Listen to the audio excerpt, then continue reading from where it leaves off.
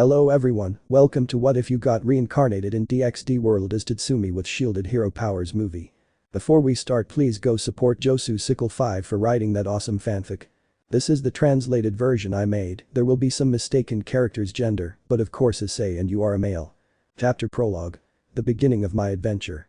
I narrate. Have you ever wondered what it would feel like to live a great adventure alone in an anime world that you like too much? Well, I'll answer that for you, since that happened to me. Give him the intro. Normal narration. It was a normal day in the country of Guatemala. It was 6:30 in the morning, and in the house we see an 18-year-old boy lying in his bed until his alarm clock would wake him up. This boy's name is Josu Del Cid Sickle. Author's note. Yes, that is my full name, but just call me Joshua as it appears in my profile. End of note. It's a new day and it's Saturday, so today is my day off, so I think I'll take a bath and have breakfast and take advantage of it to have an anime marathon and then go visit my beautiful family. So our protagonist would do what he had to do and change. Well, I'm ready and now it's time for breakfast and anime papers. So our protagonist would have breakfast while watching one of his favorite animes, School DxD, the first season, and after breakfast, he would watch another of his favorite animes, Saint Seiya. Knights of the Zodiac. I narrate. Watching anime is what I love most in the world, but not only that I enjoy everything I do in my life, and also something I love is watching fanfics, so time to watch one of my favorite fanfics of all time. Normal narration. And that our protagonist would put his fanfic with which he began to see the fanfics, which is named Godzilla in School DxD. After our protagonist finished watching the first season of his fanfic, he would start checking his Wattpad since, apart from being a designer for a very prestigious company, he had his life as a Wattpad fanfic. Wow, it seems that the Two Demons and Two Slayers fanfic in Nanatsu no Taizai is still being watched by a lot of people, in addition to the other fanfics. That makes me happy that you enjoy my stories. Well, I have to think about another story, but I'll do that later. Now I'll watch a little of my favorite YouTuber. In that, our protagonist would start watching a video of his favorite YouTuber Mike Crack in GTA 5 Online. Has seriously seeing Mike Crack and his friends is a lot of fun. Well, it's almost lunchtime, and when I go to visit my family, I'll give them part of my pay this month so they can pay the electricity and my younger sister's tuition, and also to help out around the house. Well, one last Mike Crack video, and that's it. And that our protagonist would put another video. Seriously, everyone loves the guys too much, and I knew their videos a long time ago, and the truth is I don't regret watching these funny videos. Well, lunchtime. And so our protagonist would make his lunch while listening to his favorite song. Hours later. Our protagonist was seen leaving his family's house since he had to go home and buy his dinner at the supermarket. But what our protagonist wouldn't tell us is that something would happen to him, something that would change his life. 30 minutes later. We see how our protagonist is on his way to the cash register to pay for his purchases, but then he hears some strange noises. I narrate. I was heading towards the cash register to pay for my purchases, but I noticed that there was no one in the aisles, and then I heard some strange noises, so I approached quietly, and what I saw shocked me. There was a group of thugs. They were armed, but not that much, but they had the people hostage, but then one of the thugs would say something, and also do something that would make me angry. Normal narration. At that point one of the thugs would grab a little girl, and the woman who is the girl's mother would say, "Madam. No, please let go of my daughter." Thug 1. Listen to me, if you don't give us all the money and if you call the police, the girl will die, you hear. And that our protagonist would see how the girl was crying from fear, in that he would see a broomstick and a metal pipe. I have to stop them because if I call the police I would be putting these people at risk. As Izuku Midoriya said, the duty of a hero is to save people who need it and protect the innocent. I know this is not an anime, but still, well, now I just have to distract them to knock them out. Then our protagonist saw a glass jar and an idea came to him. At that moment, the thugs would hear a noise of something breaking and would turn to look in the direction of the noise. Thugs. Whoever is there, come out or we will kill you. I narrate. While they were a little far away I slowly approach and make a sign of silence to everyone. And that I would quickly knock out one of the thugs with a broomstick and then the thugs would quickly turn around, but I would quickly knock them all out with a little effort since there were 7 thugs and I would end up knocking them all out. Normal narration. Before anyone could say anything, one of the thugs would grab his gun and shoot our protagonist several times, causing him to bleed profusely from all the places the bullets had entered. Quickly our protagonist would give a strong punch to the bully's face, leaving him unconscious. At that, everyone would get up and the woman would grab her daughter, but at that, everyone would see how our protagonist fell to the ground and bled a lot. Sir. Quickly tie up the thieves and call the police. Manager. And also an ambulance for this young man before it's too late. At that point the lady and her daughter would approach the body of our protagonist. Lady. Young man, please hold on, tell me your name. Me. My name is Josu Del Cid Sickle cough cough. Why the previous question? Ma'am. I want to thank you for saving my daughter, thank you very much. Girl. Why sir, why did you do it? Look how they left it. Me. Don't worry girl cough cough cough, I'm fine cough cough, I'm glad I was able to save you and your mom and the other people, and you know why I did it. Girl crying. Why? Me. Why is it the right thing to do? Cough cough. Besides, you have a whole life ahead of you. Cough cough. Excuse me, ma'am, could you do me one last favor? Lady crying. Yes, you need it. At that point our protagonist would take a piece of paper out of his pocket. Me. On this little piece of paper is the address of my family's house. Please tell them that I love them very much. Lady crying. Sniff sniff, I'll do it, don't worry. Me. Gra gra, thanks cough cough. Hey little one, live your life happily and always listen to your mom, take care of yourself. Thus our protagonist would close his eyes and his heart would stop, a sign that he had died. Everyone would become sad when they saw this and the girl would start to cry even more while her mother comforted her. At that moment, a man saw that the police and the ambulance had arrived. The officers would remove our protagonist's body and arrest the thugs. Our protagonist's family had begun to cry because one of their members had died. The funeral would have been held the next day and everyone would then leave. But meanwhile, somewhere else, more specifically in the sky, you can see our protagonist suddenly waking up. Ah, what's up, where am I really in heaven? On that. Unknown voice.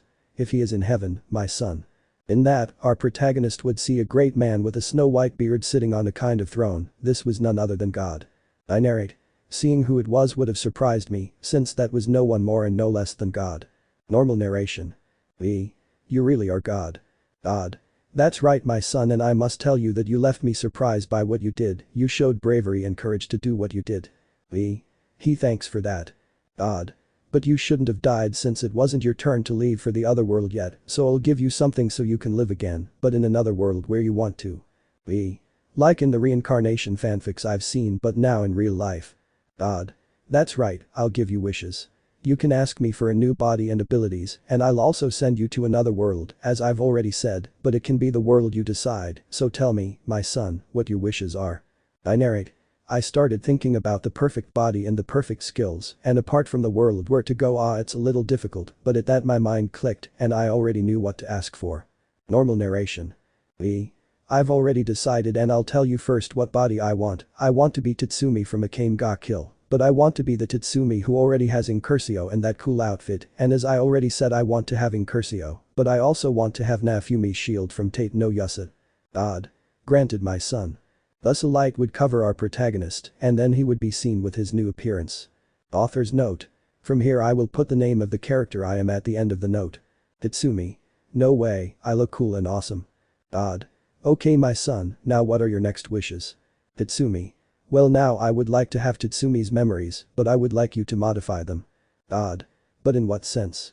Tatsumi. Since I have Nafumi's shield, I would like you to modify Tatsumi's memories that before he started training with Seo and Ieyasu, when he was in his village, he read the book that summoned the four heroes, but here the same thing would happen as with Nafumi, but here Tatsumi would not become cold like Nafumi, he would have the same attitude that he had since the first chapter of Akame ga Kill.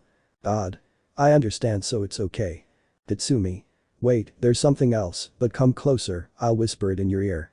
So our protagonist would whisper something in God's ear. God. I understand now, you will see Tatsumi's modified memories. In that I would see all of Tatsumi's memories, but now modified, and I would be surprised by what I saw. Tatsumi. Wow, I never thought that in the modified memories Tatsumi would have fallen in love with Raphtalia, and apart from the fact that he fell in love with Akame little by little, this reminds me of the one shot of the hero's feelings towards the assassin. God. Well, that's how it is now, my son, tell me what skills you want. Tatsumi. Well, the skills I want are these. 1. Have a regeneration like Ban, only instead of having immortality I want to have eternal life, and I also want to have the ability to give eternal life to someone. 2. Since I now have Incursio, I want to be able to control its golden evolution. 3.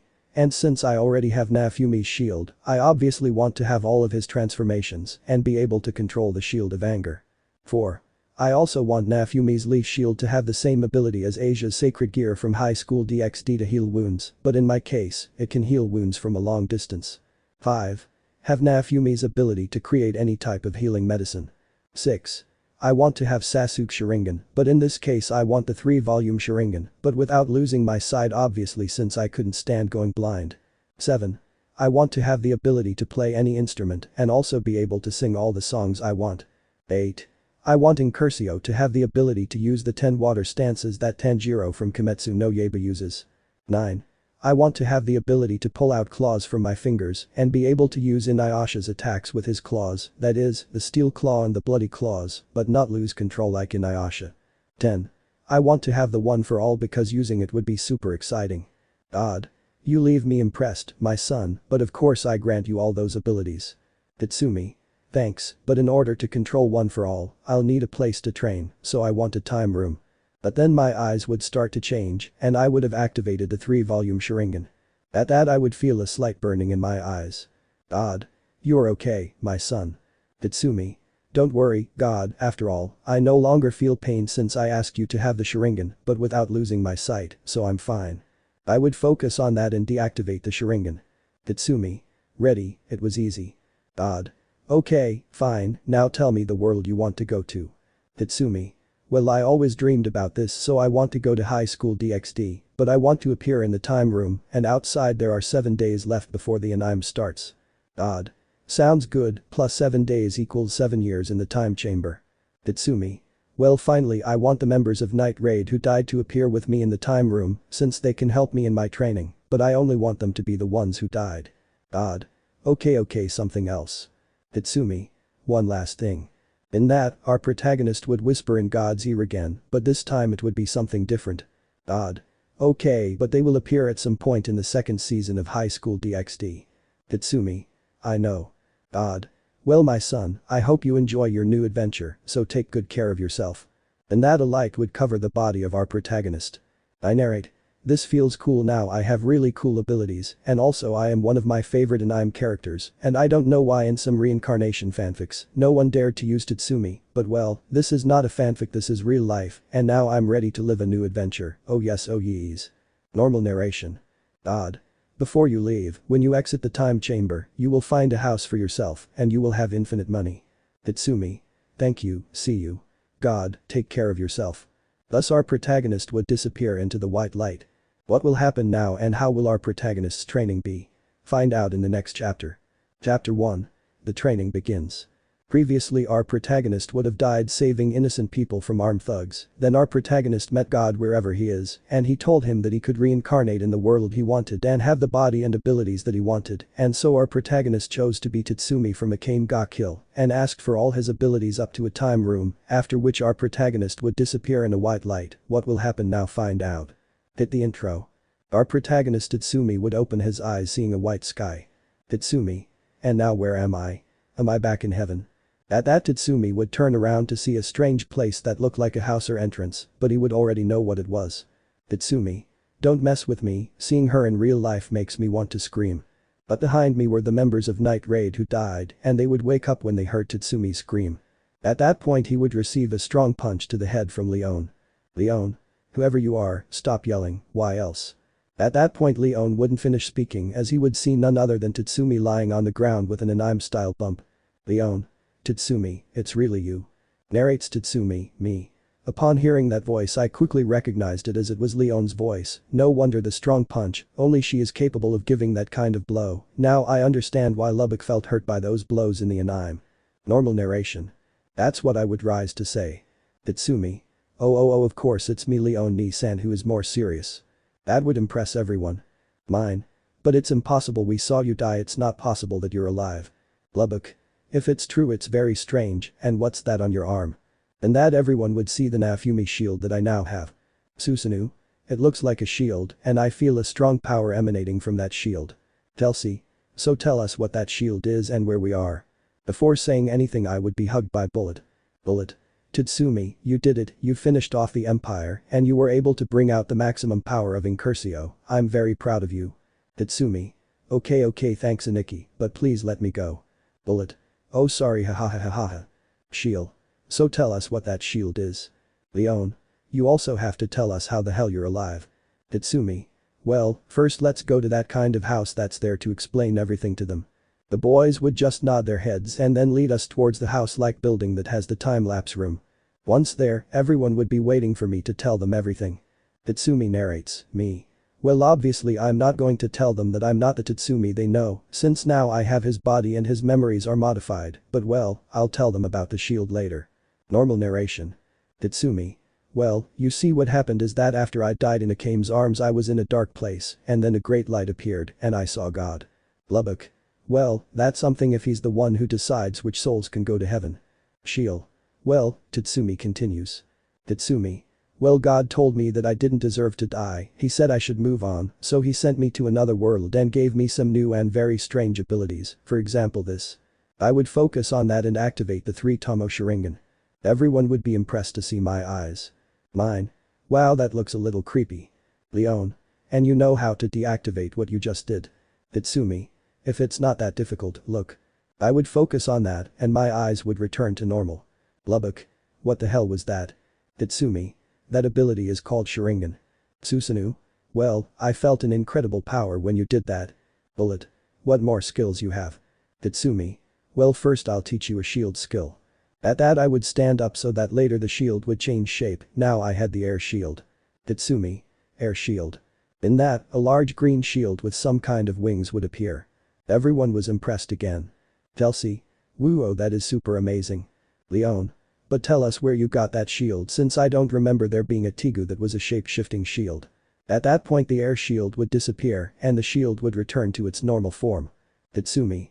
Well, this is not a Tigu but a legendary weapon. All. Legendary weapon. Tatsumi. Yes, I'll tell you everything about the shield later, but first help me train to master a power that God gave me called One for All. Leon. One for All? What the heck is that? Tatsumi. You'll already know, but then you'll help me train this power. All. Of course. Tatsumi. Then let's begin. And so my training would begin together with Night Raid. On the first day per year of training I started to do a training almost the same as the one Izuku did with All Might, of course with the help of Night Raid. I also started to train the Steel Claws and the Bloody Claws, and I discovered that I can control them perfectly. On the second day per year of training, I would continue training to master One for All to the maximum, which I was gradually achieving, since now I could use 20% without breaking my bones, since I knew that the power of One for All should be concentrated throughout the body. Then I would start training the 10 water postures with my Tigu Incursio, and I would master each water posture to perfection. On the third day per year of training, I began to train all the transformations of Nafumi's shield and discovered that I can master the power of the Shield of Wrath, and thanks to Susanoo, I was able to make the blood sacrifice without being on the verge of death like Nafumi in the Animtate no Yusa. I also tested the power to create any type of healing medicine, and the medicines did work. On the fourth day per year of training, I could already control 80% of One for All, thanks to a fight I had against Leon. I also discovered that if I activate the Incursio armor and concentrate I can activate the evolution of the armor at will. I also began to see if it was true I could play any instrument since in the time room there were several musical instruments, and I verified that I could play any instrument. On the fifth and final day per year of training, I can already master the power of One for All at 100%, but just like Izuku did against Muscular, I can use 1,000,000% of One for All. I was also able to see that I can use a Jingutsu to be able to show my memories and the memories of others to others. Basically in the time room I trained my skills for 5 years. Current events. We see Tatsumi lying on the ground tired since he had had a duel against Susanoo. Susanoo? It was a good fight Tatsumi, it seems you can now control the power of One for All. Tatsumi. If only I hadn't made it without you. At that moment Leon and the others were watching from the house and Lubbock was eating some popcorn. Author's note. Pretend that Shield and Chelsea and mine and Bullet are there. Lubbock. Wow, it seems that Tatsumi in these days or years, as we would say here, of training was able to master that power called One for All, and to the maximum. Author's note. I would have already explained to the guys in the time room here, end of note. Leon. You don't even need to say it, in addition to training those other skills he has. Shield. Hey, look at this. The boys would see that Shield had a briefcase. Mine. And what's there? Shield. Well, I don't know, but in this letter it says for Tatsumi from God. Lubbock. Wow, I didn't expect that. That's when Susanoo and I would arrive. Tatsumi. Hey guys, and that briefcase. Bullet. Well, it's for you. Leon. Open it to find out what it is. And that I would open the briefcase and see the gloves that Izuku uses in the anime, only the improved version that Izuku had in the Heroes Rising movie. Tatsumi. Woo, oh, they are gloves. Lubbock. Wow, I must admit they look amazing. Chelsea. There's even a note that says you should read it, but only you. Tatsumi. Okay, I'll be right back. I would step back a bit and read God's letter. Letter from God.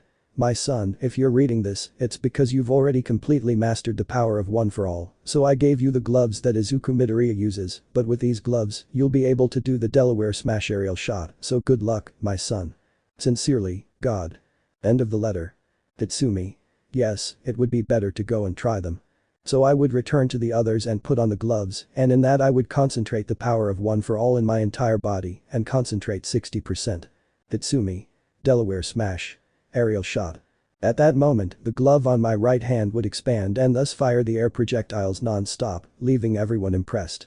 At that point, the air projectiles would stop firing and the glove on my right hand would return to normal. Leon. That was super amazing. Mine. Wow, your new skills are the best. Tatsumi. Well, now we provide something else. I would concentrate on that and suddenly black whips would come out of the golden holes. I would have activated the black whip. Leaving the boys impressed again. Lubbock. What the heck, those are black whips, but how did you do that? Tatsumi. I have no idea, but it's super cool. Bullied. Wow, you got too strong, Tatsumi. Chelsea. Wow, I even think you are much stronger than General Esdit. Tatsumi. Haha, well, thanks. Mine. Hey, will you tell us about the shield? Tatsumi.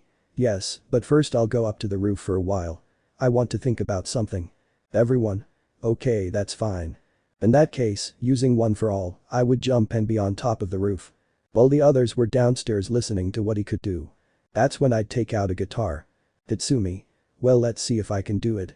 At that point he would start playing the guitar while singing the next song. Author's note. Listen to this song and you'll see why at the end of the note. In that while singing the song I would begin to see the modified memories of Tatsumi, more specifically of all the good times he spent with Raphtalia and Philo, but more with Raphtalia, and in that I would see when Tatsumi returned to his world. Flashback. Tatsumi. Raphtalia, please forgive me, but I won't be able to stay with you. Raphtalia. But I don't want you to leave me alone, Tatsumi-sama, please stay. Tatsumi. I can't, but please promise me that you and Philo will never forget me just like I will never forget you. Philo. I love you, I will never forget you, please take good care of yourself. Raphtalia crying. I will never forget you, Tatsumi-sama, sniff sniff, I hope you always remember me. Tatsumi. I always will. So she would disappear and then Raphtalia would start to cry while Philo and Melty comforted her. End of the flashback. In that while I continued singing I would remember all the good times with Akame and how I fell in love with her, but I would remember when I stopped the Supreme Tegu, that moment when I made another mistake. Flashback. At that Akame would approach me while looking at me with a look of fear. Tatsumi. Akame, forgive me for not being able to keep my promise of not dying. At that I would approach Akame and she would grab me in her arms and with my last strength I would say. Tatsumi. I'm sorry. So I would die in Akame's arms while my armor would disappear. At that Akame would hug my body tightly as she began to cry. Akame crying. You promised me that you wouldn't die, sniff sniff, Tatsumi. End of the flashback. At that point, when I finished singing the song, my face was full of tears and without realizing it, the boys had heard the song, but Lubbock had gone up to the roof and would see me as he approached, I would say. Tatsumi crying. Raphtalia, Akame, please forgive me, I was stupid for not telling you how I felt about you. On that. Lubbock. Hey, who's Raphtalia? At that I would wipe my tears and then say. Tatsumi. If you want to know, let's go down and I'll tell you about the shield. Lubbock. Okay, that's fine. In that case we would all be in the living room of the house type. Leon. Before we start, you sing very well. Tatsumi. Heh, thanks for that, but now I'll tell you everything about why I have this shield. That's when I would start telling the story. Narrates Tatsumi, me.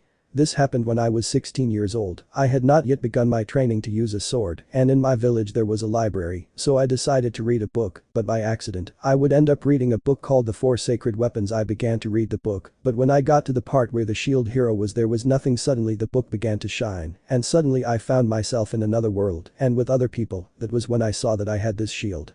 Normal narration.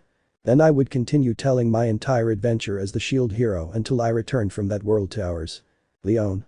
Wow, you really had a great adventure. Mine. Exactly how long did we know you? How long did it take after you lived through that? Tatsumi. Basically it was 4 years after that, and since I was 16 years old and when we met I was already 20 years old. Author's note. By asking for Tatsumi's body I would also have his age. I don't know if that is the age he has in the anime, but let's say it is, end of note. Lubbock. So before it came you fell in love with that half-human called Riftalia. Tatsumi. Yes, but I couldn't stay with her since when the waves of calamity ended I would return home, but when I met Akame, I recovered that happiness in my heart and as you knew and suspected, I fell in love with Akame. Shield. But why didn't you tell him? Tatsumi. I thought about doing it when we were already finished with the war, but it was another mistake that I made again, and not only that, but I died in Akame's arms, and now I don't know how she would be without me. Chelsea. Well if you ever meet them you should tell them how you feel about them, don't you think? Tatsumi. Yes, I guess you're right. Tatsumi's thoughts, me. Tatsumi. The good thing is that God told me that they would appear at some point in the events of the second season of School DxD, and now that I have Tatsumi's body, I don't plan on wasting the opportunity to be with two of my favorite waifus, and also for not being with other of my favorite waifus from DxD. Out of my thoughts. Bullet. And well Tatsumi, now that your training is complete, what will you do? Tatsumi. Well, I'll leave the time room since God told me that he gave me a house and infinite money. Lubbock. Lucky you. Tatsumi. But before we leave I would like to talk a little about singing. Leon. Now that I think about it, why don't you sing something that isn't sad like what you sang? Tatsumi. Well let me think. Narrates Tatsumi. I started thinking about a song until a song came to my mind. Normal narration. Tatsumi. I know, but you guys will sing with me. All. Wyatt. Mine. But we don't know how to do that. Susanoo. Well, you could teach us. Tatsumi. Of course, this will take little time. 2 hours later. I would have taught the kids how to sing, and I taught them how to play some instruments, and I also gave them the lyrics of the song. Tatsumi. Very well, remember to follow your line, okay. Everyone. See. Tatsumi. Then 1, 2, 3. At that point I would start singing the next song, while the others took over the rhythm and sang their respective lines. When the song ended, he would take the briefcase where Izuku's gloves were and then turn to look at the others. Tatsumi. Thanks guys, I would love for you to come with me, but as God told me, there may be a possibility that some of you can go out, but I'm not sure. Leon. Don't worry about that Tatsumi, we'll be here. Mine. Also, if God told you that this room is inside the house he gave you, then you can come visit us whenever you want. Shield. Exactly, so don't be sad. Tatsumi. Thank you. Chelsea. Be careful Tatsumi, if you're in another world you don't know what can happen to you. Bullet. Exactly, never let your guard down. Susanoo. Show who you are now. Tatsumi. Thanks guys. At that moment I would open the door and was about to leave, but at that moment. Lubbock. If only one can get out then let's check.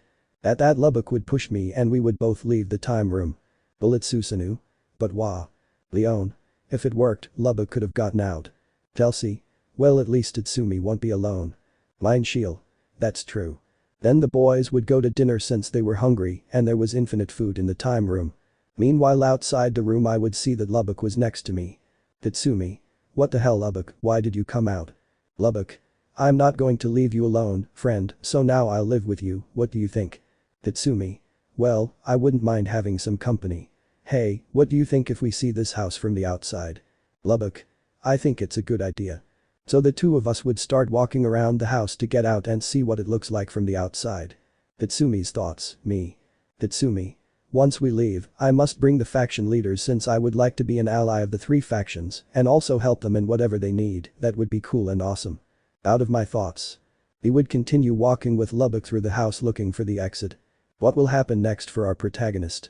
Now that he has a companion at his side, will he be able to attract the leaders of the 3 factions? Find out in the next chapter. Chapter 2. The 2 relatives meeting a fallen angel. Previously our protagonist Tatsumi was able to train in the time room with the help of Night Raid, the friends of the real Tatsumi, being able to control all of his abilities and also telling about what he experienced being the hero of the shield and after how he told about his feelings for Raftalia and Akame and after a musical number our protagonist would leave the time room but now accompanied by Lubbock and after this go and leave the house, what will happen now find out. Give him the intro. Our dear Tatsumi together with Lubbock would leave the house and would be surprised since the house was almost big. Author's note. This is the house end of note. Lubbock. Wow I must admit this looks great, no wonder the house looked big inside. Tatsumi. Yes, it's true. At that Lubbock would look up and see that the sky was a little dark and clear. Lubbock. Hey, it's normal for the sky to be like this. And that I would see the sky and I would know why it looked like that since before reincarnating, I used to get up sometimes at 5 o'clock or 5:30 in the morning. Tatsumi. Wow, it's 5:30 in the morning, no wonder the sky looks like that. Lubbock. It's very early. Tatsumi. Well, let me do something. That's what I would focus on and activate one for all. Tatsumi. One for all Flujo total. Al 40%. That would only concentrate the power of one for all so that the faction leaders would come here. Meanwhile, the leaders had gotten up early to do their homework, but they would feel my power. Surzich's Azazel Michael. Where the hell is that power from? Quickly the faction leaders would make magic circles to go in my direction. Back with me and Lubbock. I would disable one for all and then wait. Lubbock. Hey Tatsumi, what the hell are you doing? Tatsumi. You'll see, what happens is that God told me that in this world there are demons, angels, fallen angels, yakes and Nordic gods and celestial dragons, so I attracted the leaders of the factions of demons and angels and fallen angels. Lubbock. What are you doing?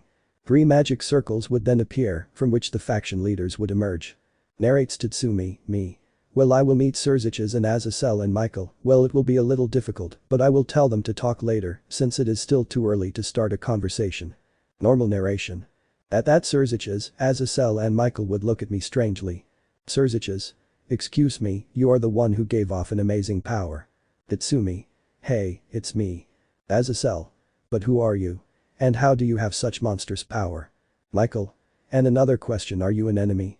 Tatsumi. Well, who am I? Well, let me introduce myself. My name is Tatsumi Hijikata and this guy here is my friend Lubbock. Lubbock. Hello, nice to meet you. Tatsumi. And well, as for why I have that power, I can't explain it to you right now, and with the other question, no, I'm not an enemy. Surzich's. Well, I am Surzich's Gremory, the current Mao Lucifer. Azazel. I am Azazel, leader of the Gregorian, leader of the fallen angels. Michael. And I am Michael, leader of the angels, and I have a curiosity, young Tatsumi, you know about us. Tatsumi. Well, I only knew about you, but I didn't know your names, but well, I brought you here to tell you that I would like to talk to you about an important matter, but you can come here later.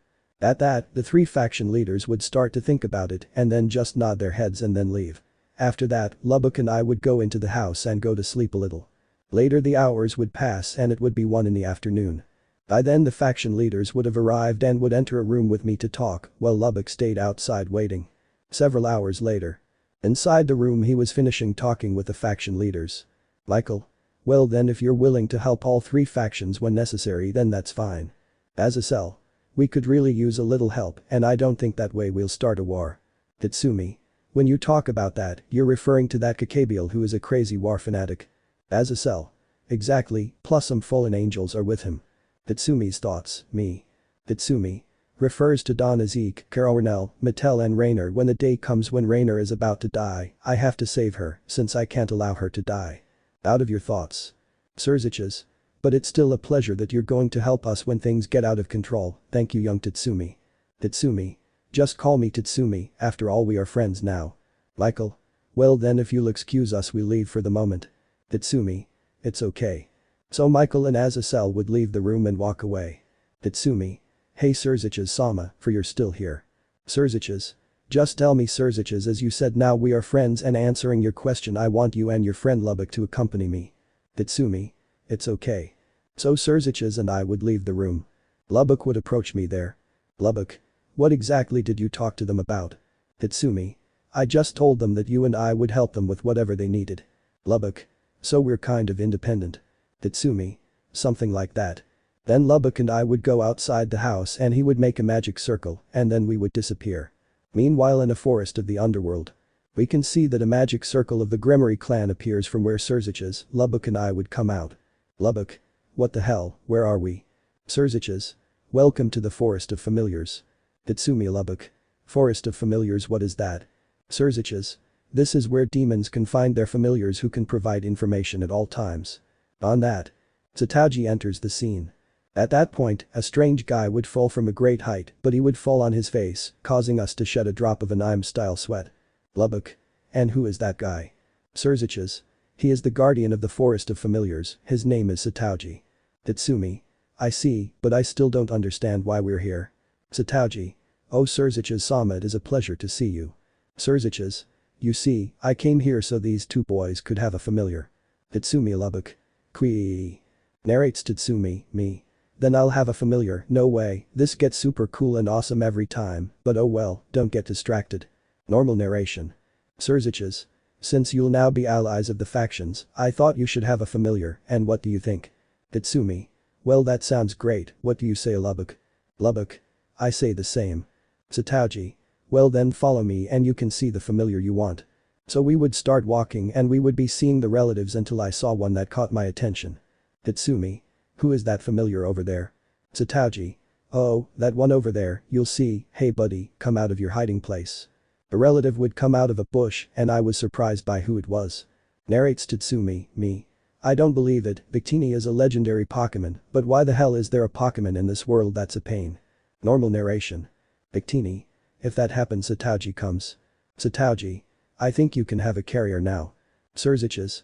Well tell me Tatsumi, are you interested in this familiar? Tatsumi. Well, it looks great. Victini.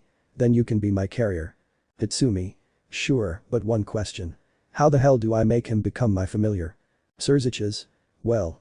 On that. Hey Victini what's up? Someone I would recognize would come out of the bushes. Tatsumi narrates, me. It's true, first Victini and now Keldeo, I can't believe it, what a pain. I think it would be cool to have them both as family members.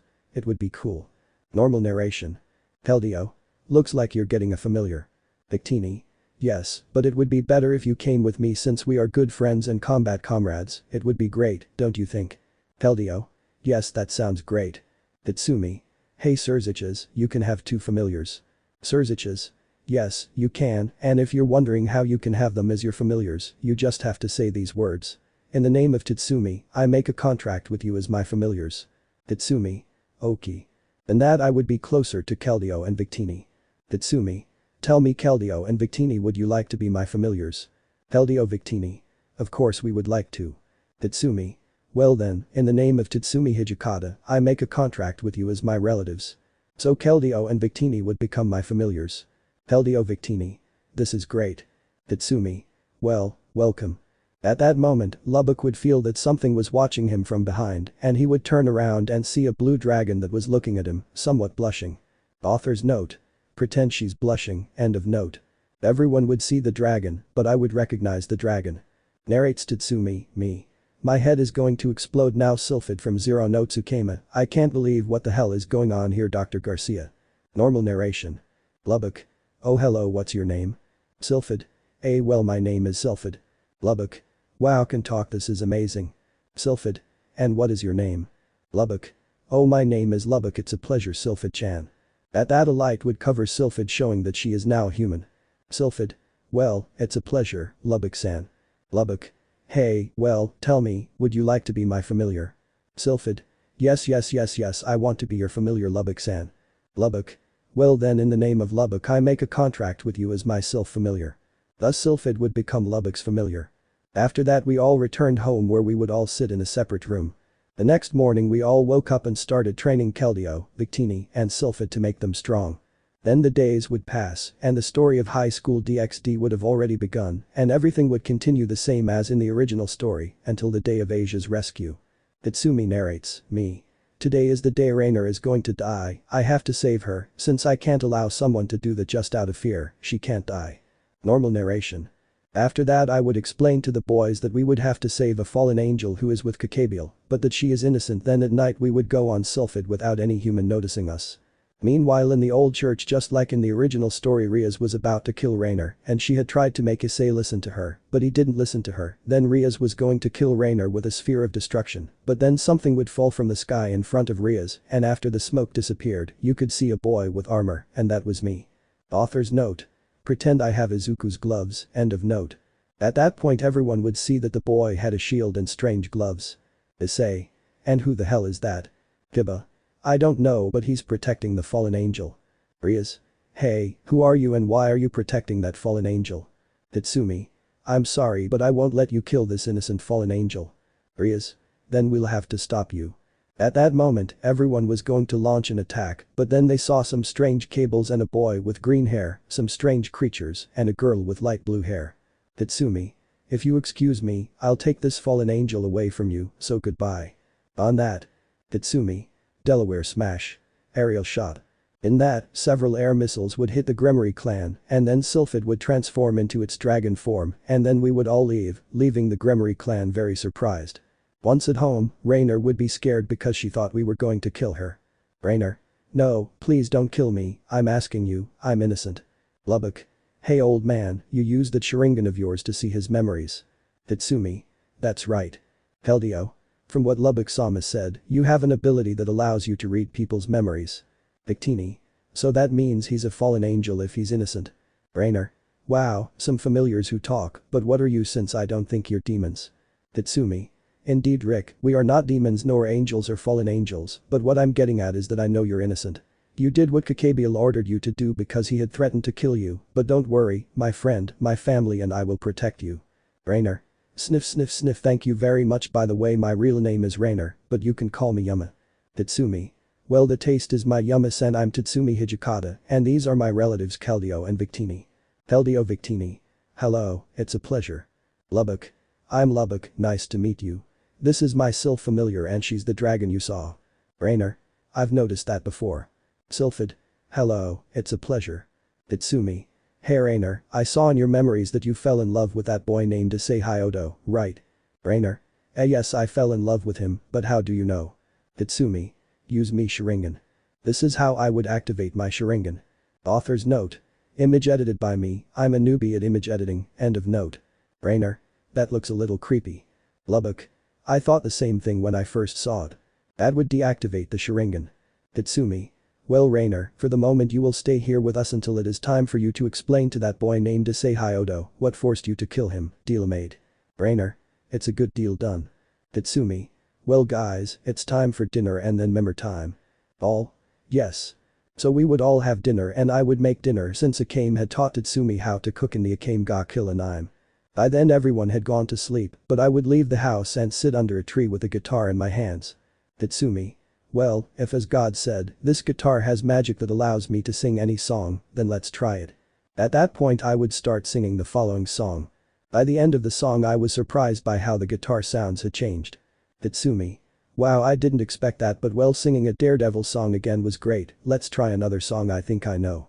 Then I would start singing another song, but this time one of my favorite songs. By the end of the song I would be looking at the starry sky while thinking. Tatsumi's thoughts, me. Tatsumi. When I'm about to start the raiding game against Razor, I should have Issei come here so I can train him, and why not maybe take away his pervertedness, since seriously his perverted attitude can be very stressful, but well I'll solve that later. Out of my thoughts. After that I would go into the house and then fall asleep. What will happen now? Will our protagonist Tatsumi be able to convince Issei to come to him? Will he be able to make Issei and Rainer reconcile? Find out in the next chapter. Chapter 3. Issei's super cool and awesome training begins.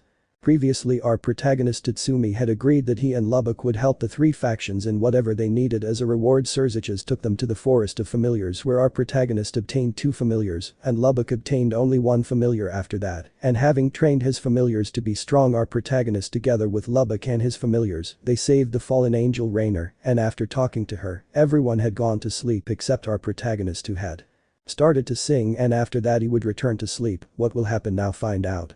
Give him the intro. The next morning. Our protagonist was still sleeping, but suddenly he would be woken up by an alarm clock.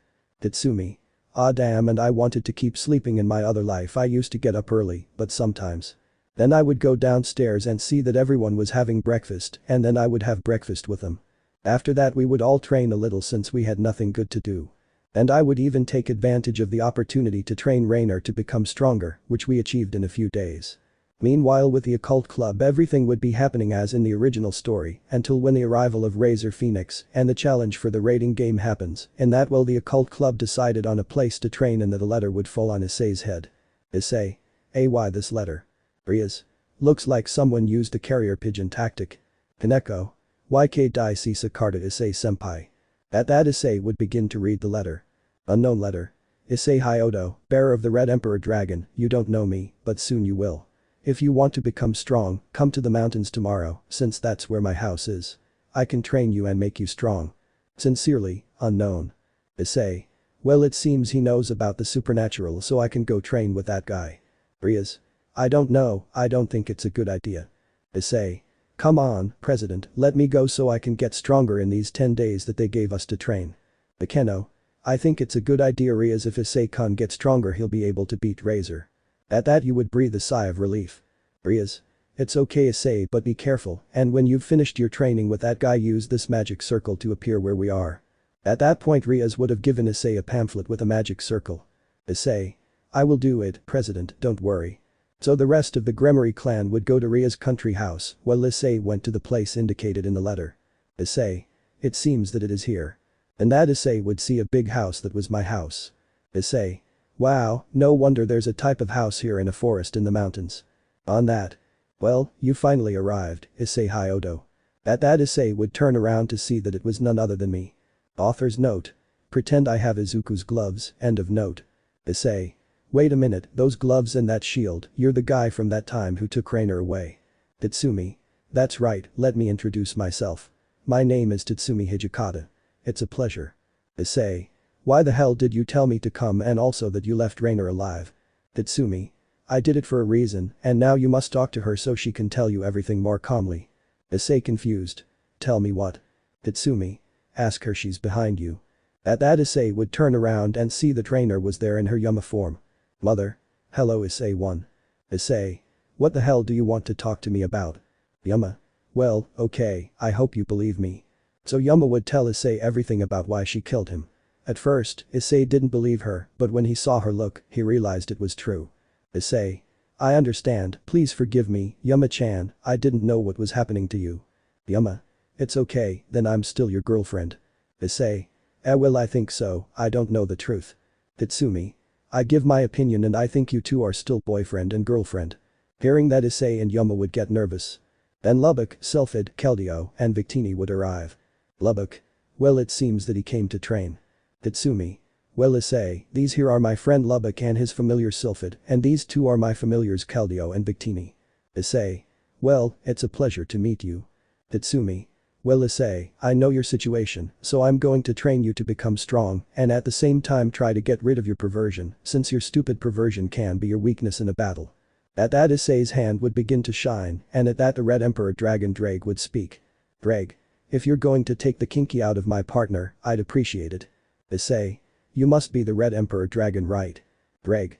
That's right, mate. Lubbock. Hey Tatsumi, remember that we only have 10 days to train this kid, and one question. How are you going to get rid of this idiot's perversion? Tatsumi. Well, if I want to give him a training almost the same as the one I did or like the one you gave me and also remove the perverted part, then I think I'm going to need a good melody, so Victini, your turn. Victini. Entendido Tatsumi-san. So Victini would put the following melody on a player. Author's note. Listen to this melody for this moment, end of note. Tatsumi. Good time to train. This is how Issei's first day of training would begin. Where first thanks to Lubbock we started giving him some training to get rid of the pervertedness and then after making Issei run without any rest and then making him do attacks with the boosted gear. The next day we now had Issei do a lot of push-ups with Yama on top of him without stopping. Then I made Issei lift 50 kilograms weights since they would help him improve his body. Then now Issei had to run while being chased by the Sylphid in his dragon form without resting. Then we would continue with the training to take away the pervertedness from Issei, something that was already working little by little. The next day now Issei could throw powerful dragon shoots thanks to what I helped him figure out how to increase his power even more, and Issei even learned a deadly technique which he called the Great Emerald Flare. After that Issei could do more push-ups with Yama on top of him. Then we continued with Issei's training so that he would stop being a pervert, something that was progressing little by little since Issei was starting to stop being a pervert. The following days that remained for the raiding game I managed to make Issei awaken his balance breaker, then I taught him how to control it correctly and how to increase his power more. Also Issei had improved his speed and resistance and strength. Also I taught Issei how to concentrate all his power in a single blow, something like concentrating the one for all in a single part of the body. In addition to remembering the events of the first season, I remembered how Issei was able to defeat Razor at the wedding, but the plan was for Issei to beat Razor in the raiding game. Even Issei's training to stop being a pervert worked 100% since Issei stopped being a pervert 100%, which makes me happy, and then we would continue with a normal exercise routine. With only 2 days left until the raiding game, Issei, after having stopped being a pervert, brought all the things from his past as a pervert and then using a little magic so that the forest would not burn, Issei set fire to all those things and thus only ashes remained. Tatsumi.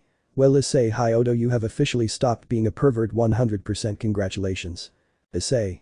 Thank you Tatsumi-sensei, but I hope to find other friends. Lubbock. I say yes old man, since everyone will know that Issei Hyodo stopped being a pervert. Yama. And since I'm still your girlfriend, they'll see that you're no longer a pervert, because if they say anything about you still being a pervert, I'll scare them. Issei. Je gracias Yama-chan pura una pregunta como entras a la academia kuo. Tatsumi. Well, when the time comes, we'll talk to your president so that everything is clear and she can join the Gremory clan, what do you think? Issei. Eso suena super genial y eso significa que Yama entra la academia kuo. Tatsumi. That's right, but now let's go rest, but first I want to show you something more about my Issei. Then I would go into the house and take out a guitar. Issei. Hey, you know how to sing and play musical instruments. Sylphid. In short, yes, true Lubbock-san. Lubbock. That's right Sylphid-chan, but hey Tatsumi, what song would you play? Tatsumi. Well, I hope you like this one. At that point I would start singing the following song. When I finished the song everyone would start applauding me. Yama. Wow, that was super amazing. Issei. That was great Tatsumi-sensei, sing another song please, you are very good at this. Lubbock. Come on, don't be mean, dude. Heldio Victini. Please sing again. Sylphid. Yes. Tatsumi. Okay fine, but let me think about the song. I would then start thinking about a song until one came to mind. Tatsumi. I already know which song to sing. At that point I would start singing the following song. When the song ended, the kids would start clapping and then everyone would go into the house and sleep. Author's note. Issei stayed at the house during his training days, end of note. The next morning in the room where Issei was sleeping he would wake up but he would feel a weight on his body and he would see a lump between the sheets and he would move them and then blush like a tomato since there was Yama naked and sleeping peacefully on Issei's chest. Issei. Yeah Yama-chan, what are you doing here? Yama. I wanted to sleep here with you since I don't want to be alone. Issei. You should have told me. At that point, Yama would quickly kiss Issei on the lips and he would kiss back. After that we would all have gone out to have a friendly fight. Tatsumi. Well Issei, let's see how strong you've become these days. Issei. I'm ready Tatsumi-sensei. That would activate one for all. Tatsumi. One for all Flujo total. Al 20%. Issei. Okay, I'm ready. Greg. Good luck, mate. So Issei and I would start to fight where we both gave each other big punches, although I was surprised that Issei could withstand my blows. Narrates Tatsumi, me. Wow, Issei really became more resistant, let's see how he does with one of the 10 water postures. Normal narration. At that I would take out the sword of Incursio and say. Tatsumi. Total concentration, water breathing, 6th pose, winding whirlpool. At that moment a whirlpool of water would hit Issei, causing him to crash into a tree. Issei. And what the hell was that? Tatsumi. Ah, just a raid skill. At that Issei would attack me again, but I easily defended myself, but the following would happen. Issei had activated his balance breaker, thus starting to hit me, but I easily defended myself since there was no need to use my armor. Tatsumi. Take this air shield. So he had thrown an air shield at Issei, damaging his armor a little. Issei. This ends now. At that Issei was going to attack me, but I would only do the following. I would raise my fist and then scream. Tatsumi. Detroit smash. Thus giving a strong blow to Issei in the stomach, destroying his armor and leaving him out of combat. Then Issei would stand up and then say. Issei. Wow, that was a good hit. Tatsumi. Well Issei, your training is officially finished, so congratulations, now you can beat Razor. Issei. Thank you Tatsumi-sensei, but now I will go with my clan since tomorrow is the raiding game, so I agreed with them to meet with them today. Tatsumi. Well then I wish you luck. Yama. Be very careful Issei-kun. Issei. Low tender Yama-chan no Teocupas. Lubbock Sylphid. Good luck and don't give up. Heldio Victini. And be the best and beat the fried chicken. Issei. Thanks everyone, well see you. So Issei using a leaflet that had a magic circle would use it and then disappear. Tatsumi. Well guys, I think we'll have to wait, plus I'm sure Surziches will come at any moment to surely invite us to watch the raiding game. And as I said in that Surziches would appear to then say. Surziches. I see you guessed it since you and the others can come to watch the raiding game, but at the Kuo Academy, and that way you will meet the heiress of the Citri clan, Sona Citri. Tatsumi. Well then that means we'll go with you tomorrow to watch the raiding game. Surziches. That's right, but well, I just wanted to tell you that, for now I'm leaving. See you tomorrow. So Surziches would leave. Hours later we were all in our rooms. Well, before going to sleep I was only thinking about trivial things. Narrates Tatsumi, me. Well, I hope Issei does well tomorrow and I and the others will be there supporting him, but anyway, let's take a moment. Normal narration. So I would fall asleep peacefully. What will happen now? Will the Gremory clan be able to defeat the Phoenix clan? Find out in the next chapter. Chapter 4. The raiding game against the Phoenix clan begins. Previously our protagonist Tatsumi managed to get Issei Hyoto to go train with him to become stronger, which thanks to the days of training worked, in addition to getting Issei to stop being a pervert after that, and after a friendly training against Issei, our protagonist Tatsumi had only stayed in his bed thinking about Issei's raiding game. What will happen now? Find out. Hit the intro. The next morning our protagonist would wake up and then go to breakfast with the others. Later everyone was ready to go watch the raiding game of the Gremory clan against the Phoenix clan. Lubbock. Ask how the hell we're going to get to that Kuo Academy. Sylphid. I was wondering the same thing. Tatsumi. Don't worry, using this magic circle that Surziches gave us we can get there. Yuma. Well then let's go, I want to see Issei-kun in battle. Tatsumi. Well then let's go. So our protagonist Tatsumi would put the magic circle on the ground and then disappear together with Lubbock, Sylphid, Yuma, Keldeo and Victini. Meanwhile at Kuo Academy. Surziches was outside the monitoring room with his wife and Queen Grafia, but then a magic circle would appear from which we would come out. Surziches. I was waiting for you. Tatsumi. Hola Surziches. Lubbock. Hey, who is she? We haven't seen her before. Surziches. She is my queen and wife Grafia. Tatsumi. Oh well, nice to meet you Grafia-sama. Grafia. The pleasure is mine. Surziches. Well, let's get in, the raiding game is about to start. So we would all enter the monitoring room where there was no one more and no less than Sona Citri together with her queen Tsubaki Shinra. Sona. Hey Surziches-sama, who are they and why is there a fallen angel with them? Surziches. Well Sona, I present to you a new ally who is now willing to help the three factions and his name is Tatsumi Hijikata. Sona. I see, and from what I can see it seems that he has two relatives. Tatsumi. Nice to meet you Miss Sona, these are my friends Lubbock and his familiar Sylphid, and my two familiars Keldeo and Victini, and there is also Yuma who is a fallen angel. Sona. Well, it's a pleasure to meet you, and I'm also surprised that you're an ally of all three factions. Tsubaki. President, the raiding game is about to begin. In that we would all see that Grafia had already left the magic circle that would transport the Gremory clan to the pocket dimension. Tatsumi narrates, me. Don't buck with me, this is going to be cool, let's go Issei, I know you'll win, that's why I trained you, although if I'm honest, I'd also like to beat the shit out of that idiot Razor, but well, that depends on Issei. Normal narration. Meanwhile with Issei. This one would be with Kaneko in the gym, but Kaneko noticed a change in Issei, but she didn't know what it was until her mind clicked. Kaneko. Issei-senpai, can I ask you something? Issei. Claro Kaneko-chan, I'm. Kaneko. You stopped being a pervert, right? I can see from your gaze that there are no traces of your perversion. Issei. You got it right, Kaneko-chan, and I stopped being that pervert you used to hit, and I stopped being a pervert since my sensei who trained me helped me get rid of my perversion so much that I burned everything from my past. The good thing is that the forest didn't burn in flames. Kaneko. Well, now that you're no longer a pervert, I'm glad to see your new attitude, Issei-senpai, but for now we have to be alert for the fight. Issei. You're right. Afterwards the fight would be like in the original story until when Issei was about to be attacked by the three razor pieces. Issei. Well, prepare yourselves, this is my final death maneuver. At that the boosted gear would begin to expel emerald-colored flames until Issei would scream. Issei. Great emerald flare. So the big flare would finish off the razor pieces and then Issei would knock out the razor tower and then grab Kaneko by the hand and then run out of the gym and then Akeno would launch a beam from above that would destroy the gym. Afterwards Issei and Kaneko were walking since they had gotten tired of running so much. Kaneko. Issei-senpai, that's your deadly skill. Issei. That's right, I learned it thanks to my sensei. Kaneko. Well then, let's go, we have to continue.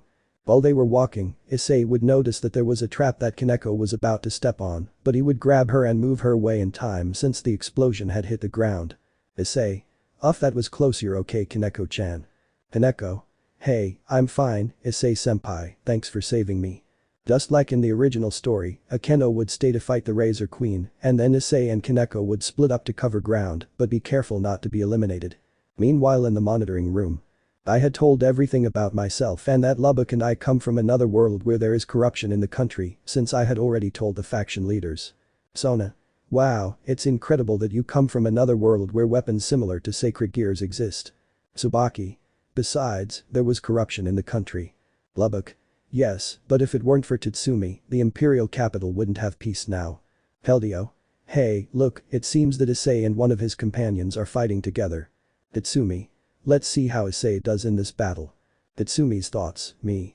Tatsumi. If I'm not mistaken here Issei awakens the second release of the boosted gear, well let's see how it goes. Out of my thoughts. In that pocket dimension the following was happening. Just like in the original story, Akeno and Kiba would have been eliminated. Issei seeing this and thanks to the training I gave him managed to face the other Razor pieces, but the Razor's sister, Ravel Phoenix, was about to attack but would be defeated by a surprise attack from Kaneko who had arrived and thus Ravel was eliminated. Kaneko. Issei-senpai, I'm glad you're okay. Issei. Thanks Kaneko-chan, but for now we have to go help the President Asia. Kaneko. T-Saigo. So the two would go to the new building. Meanwhile in the monitoring room. Lubbock. Now there are only a few of the Gremory clan left, I hope they can win. Tatsumi. Calm down Lubbock, you know the training we gave Issei, and I'm sure the Gremory clan will win. Sylphid. It's true, Issei-san is stronger thanks to the training he did. Yama. And also Razor doesn't know what Issei did during the days that were given to the Gremory clan to train. Surziches. Well it seems that Issei is already in front of Razor, look. We would all see that Issei is already in front of Razor. Meanwhile in the pocket dimension. Issei would quickly activate his balance breaker and start hitting Razor, but then he would see that Razor's queen was about to launch an attack, but Issei would quickly move and then launch a dragon shoot that would finish off Razor's queen. Voiceover. Razor Queen Phoenix has been eliminated. Tatsumi. No way, Issei is doing it. Yama. 2 Puids Issei Kun Creo NT. And that we would see that Issei would deactivate his balance breaker and then go to attack Razor, although I knew what Issei was going to do since it was a combat strategy. Flashback. Tatsumi. Listen Issei, once you've finished off the Razor Queen, deactivate your balance breaker. Issei. And that's why Tatsumi-sensei. Tatsumi. Well, Razor doesn't know your full power and he thinks you're weak, so you have to make him believe that you are, and when he's distracted, boom, he'll fall. Issei. Understood Tatsumi-sensei no low deceptioner. Tatsumi. That's how you speak, disciple. End of the flashback. And that Razor would be attacking Issei and then grabbing him by the neck. Razor. When you wake up you won't be able to do anything and your laughter will be mine. Issei. Hey let me ask you, how do you put out the fire? At that Issei would take out a bottle with holy water. Issei. Con agua. Razor. Holy water. At that Issei would splash holy water upwards and then say. Issei. Boosted gear gift. At that, the holy water would fall on Razor's face, causing him to start screaming in pain. Kaneko. Issei-senpai is managing to damage Razor. Asia. And used holy water to harm him. Rias. It's amazing Issei-kun is strong now. Issei. Asia had told me that holy water and crosses harm demons, and without you realizing it, I had a cross in my hand. At that Issei would show a pendant that had a cross. Razor. You son of a bitch. Now I'm going to kill you. Issei. No, otherwise I will finish you off now. At that Issei would pour holy water on the cross and the boosted gear and then begin to concentrate all his power, and then the boosted gear would begin to shine as if it were a rainbow. Dragon. Transfer. And that Issei would continue concentrating his power, but Razor would say. Razor. Wait a minute, you don't know what this commitment means for the entire demon race. A damn brat like you shouldn't interfere in what doesn't concern you. Issei. I don't care about that, you only want the president just for the good of the demon race, but I love her and I will protect her from idiots like you, in addition to protecting someone else who loves me too. In the monitoring room Yuma was very blushing, but she also had a happy smile. That's what Issei would say. Issei. But now it's time to finish you off. At that Issei would start running while remembering some words that he had said to him. Flashback. Tatsumi. Once Razor is weak, start running towards him and concentrate all your power in a single hit. Tatsumi. Then prepare your punch and hit him in his entire abdomen. Tatsumi. Then prepare the blow with all your power. Tatsumi. And shout this word with all your strength. End of the flashback. At that moment Issei was already in front of Razor and at that moment he would shout. Issei. Smash. So Issei would give a powerful blow to Razor in his stomach, creating a large air current. Razor hadn't been able to withstand the big punch and that's what he would say before falling unconscious. Razor. This can't be. Thus Razor would fall to the ground and then disappear. Voice from the speakers.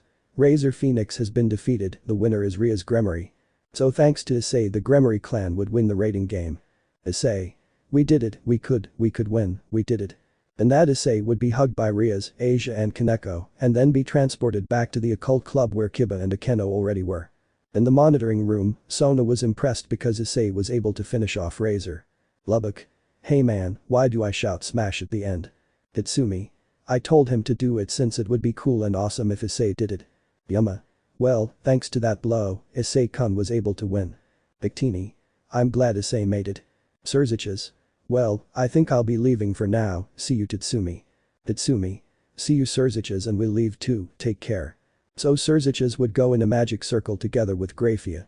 And then we would use the same magic circle that Surziches gave us and we would go to the house. Meanwhile the Gremory clan would have stayed in the occult club celebrating the victory and after a few hours everyone would leave, although the girls would leave together since they would have a sleepover, while Kiba would go to rest, while Issei would go to another place where he had to go. And on the way Issei was talking to Dreg. Dreg. Wow, buddy, I'm proud of you, without a doubt you'll be the strongest Red Emperor dragon of all. Issei. Haha thanks Dreg. A few minutes later.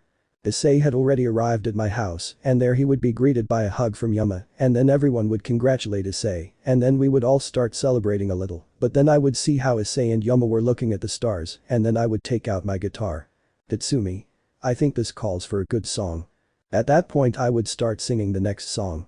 After the song ended, we would all continue celebrating until everyone went to sleep and Issei had stayed at my house since he had told his parents that he was going to stay overnight with a new friend he made. Meanwhile I was looking at the stars but in that. Tatsumi. Let's see if I can sing that song. At that point I would start singing the following song. By the end of the song I was surprised. Tatsumi. Wow and I thought I couldn't sing this song, but with this I confirm 100% that I can sing any song I want, although this song would suit Toga Himiko from Boku no Hero Academia haha. That's when I would be looking at the starry sky. Tatsumi's thoughts, me. Tatsumi. Now the events of the second season of High School DxD are approaching. I'm excited because I'll be able to meet two of my favorite waifus from this anime, but well, maybe I could form a relationship with them and I still have Tatsumi's feelings for Akame and Raphtalia. Out of my thoughts. At that point I would grab my guitar and start singing the next song. Tatsumi. Nothing better than singing a song about the throne of Mexico, but well I think I'd better go to sleep. So I would enter the house and then go to my room and then fall deeply asleep. What will happen now that our protagonist Tatsumi is about to begin the events of the second season of High School DxD? Find out in the next chapter. Chapter 5. The new mission of the church's envoys. Previously our protagonist Tatsumi met with Lubbock and his relatives and Rainer witnessed the raiding game of the Gremory clan versus the Phoenix clan, where thanks to the training that our protagonist gave to Issei, he managed to defeat Razor after that, and after a small celebration, our protagonist would leave thinking that now the next events of High School DxD are approaching. What will happen now? Find out. Hit the intro. A week had passed after the raiding game against the Phoenix clan and everything was normal. From time to time, Issei always came to train with me since he wanted to get strong, and I was surprised that Lubbock started dating Sylphid to such an extent that they are now a couple, which surprised me. Also, during that time I was also training since I couldn't trust myself if a very strong enemy appeared, so that's why I decided to continue training. Present. Right now I'm with the boys and Issei talking about how we can get Rainer to talk to the Gremory clan. Tatsumi. Well, the only thing I can think of is that we try to go to the occult club and talk to Rias. Lubbock. Dude, it will be impossible for her to believe what Rainer said. Peldio. Wait a minute, but if you Tatsumi-sama use your Sharingan, maybe you can teach him Rainer's memories don't you think? Tatsumi. I guess you're right so Issei a question the Gremory clan is at the club today. Issei. Yes, we will be here this afternoon, so it's time to act. Yama. I hope and expect that they do forgive me. Sylphid. They will, I'm sure of that. Victini. You have to trust Tatsumi-sama, he knows what he's doing. Yama. You're right. Tatsumi. By the way, Issei, one last thing, Yama will stay at your house and I hope there are no problems. Issei. Nope, it's not a bother that Yama-chan stays with me, in fact that makes me happy. Hours later. The Gremory clan was in the occult club talking about what happened a week ago, especially about how Issei had become stronger, but then someone would knock on the door. Rias. Pass is open. That's where I would get in with Rainer impressing the Gremory clan except for Issei. Rias. Wait a minute, that shield and you're also with the fallen angel Rainer, that means that. Akeno. He's the guy with the strange armor from weeks ago. Tatsumi. Hello, I'm Tatsumi Hijikata, nice to meet you. Kaneko. Why are you here and why did you bring the fallen angel? Giba. You came to deliver it or something. Tatsumi. Wow, slow down speedsters, first of all I want to tell you that maybe you don't know me, but Issei does know me. Asia. Issei-sen, do you know this boy? Issei. Yes, he is the one who trained me to become strong and be able to beat Razor. Kaneko. So you took away from Issei-senpai how perverted he was. Tatsumi. Yes, that and also his training was a complete success. Rias. But still, why are you here? Tatsumi. Well, I want Rainer to join your clan. You'll say it's crazy, but look at my eyes and you'll know what I'm saying. In that I would touch Rainer's head and the Gremory clan, except for Issei, would see my eyes, and in that I would activate my Sharingan and put the Gremory clan in a Senjutsu so they could see Rainer's memories. After several minutes I would deactivate the Senjutsu and also deactivate my Sharingan, seeing how the Gremory clan breathed heavily. Tatsumi. And now that you believe me. Rias. So that means that's why Rainer had to hurt Issei. Tatsumi. Indeed, Rick, besides I have to tell you something about myself and I hope you believe me. Kaneko. What we've already seen is enough to believe what you have to tell us. So I would tell the entire Gremory clan about my entire life and that Lubbock and I come from another world, as well as all my adventures and how I became an ally of the factions, leaving the Gremory clan very surprised, except for Issei, to whom I had already told everything. Rias. So that's why my brother had mentioned someone who became an ally of the factions, so it was you. Tatsumi.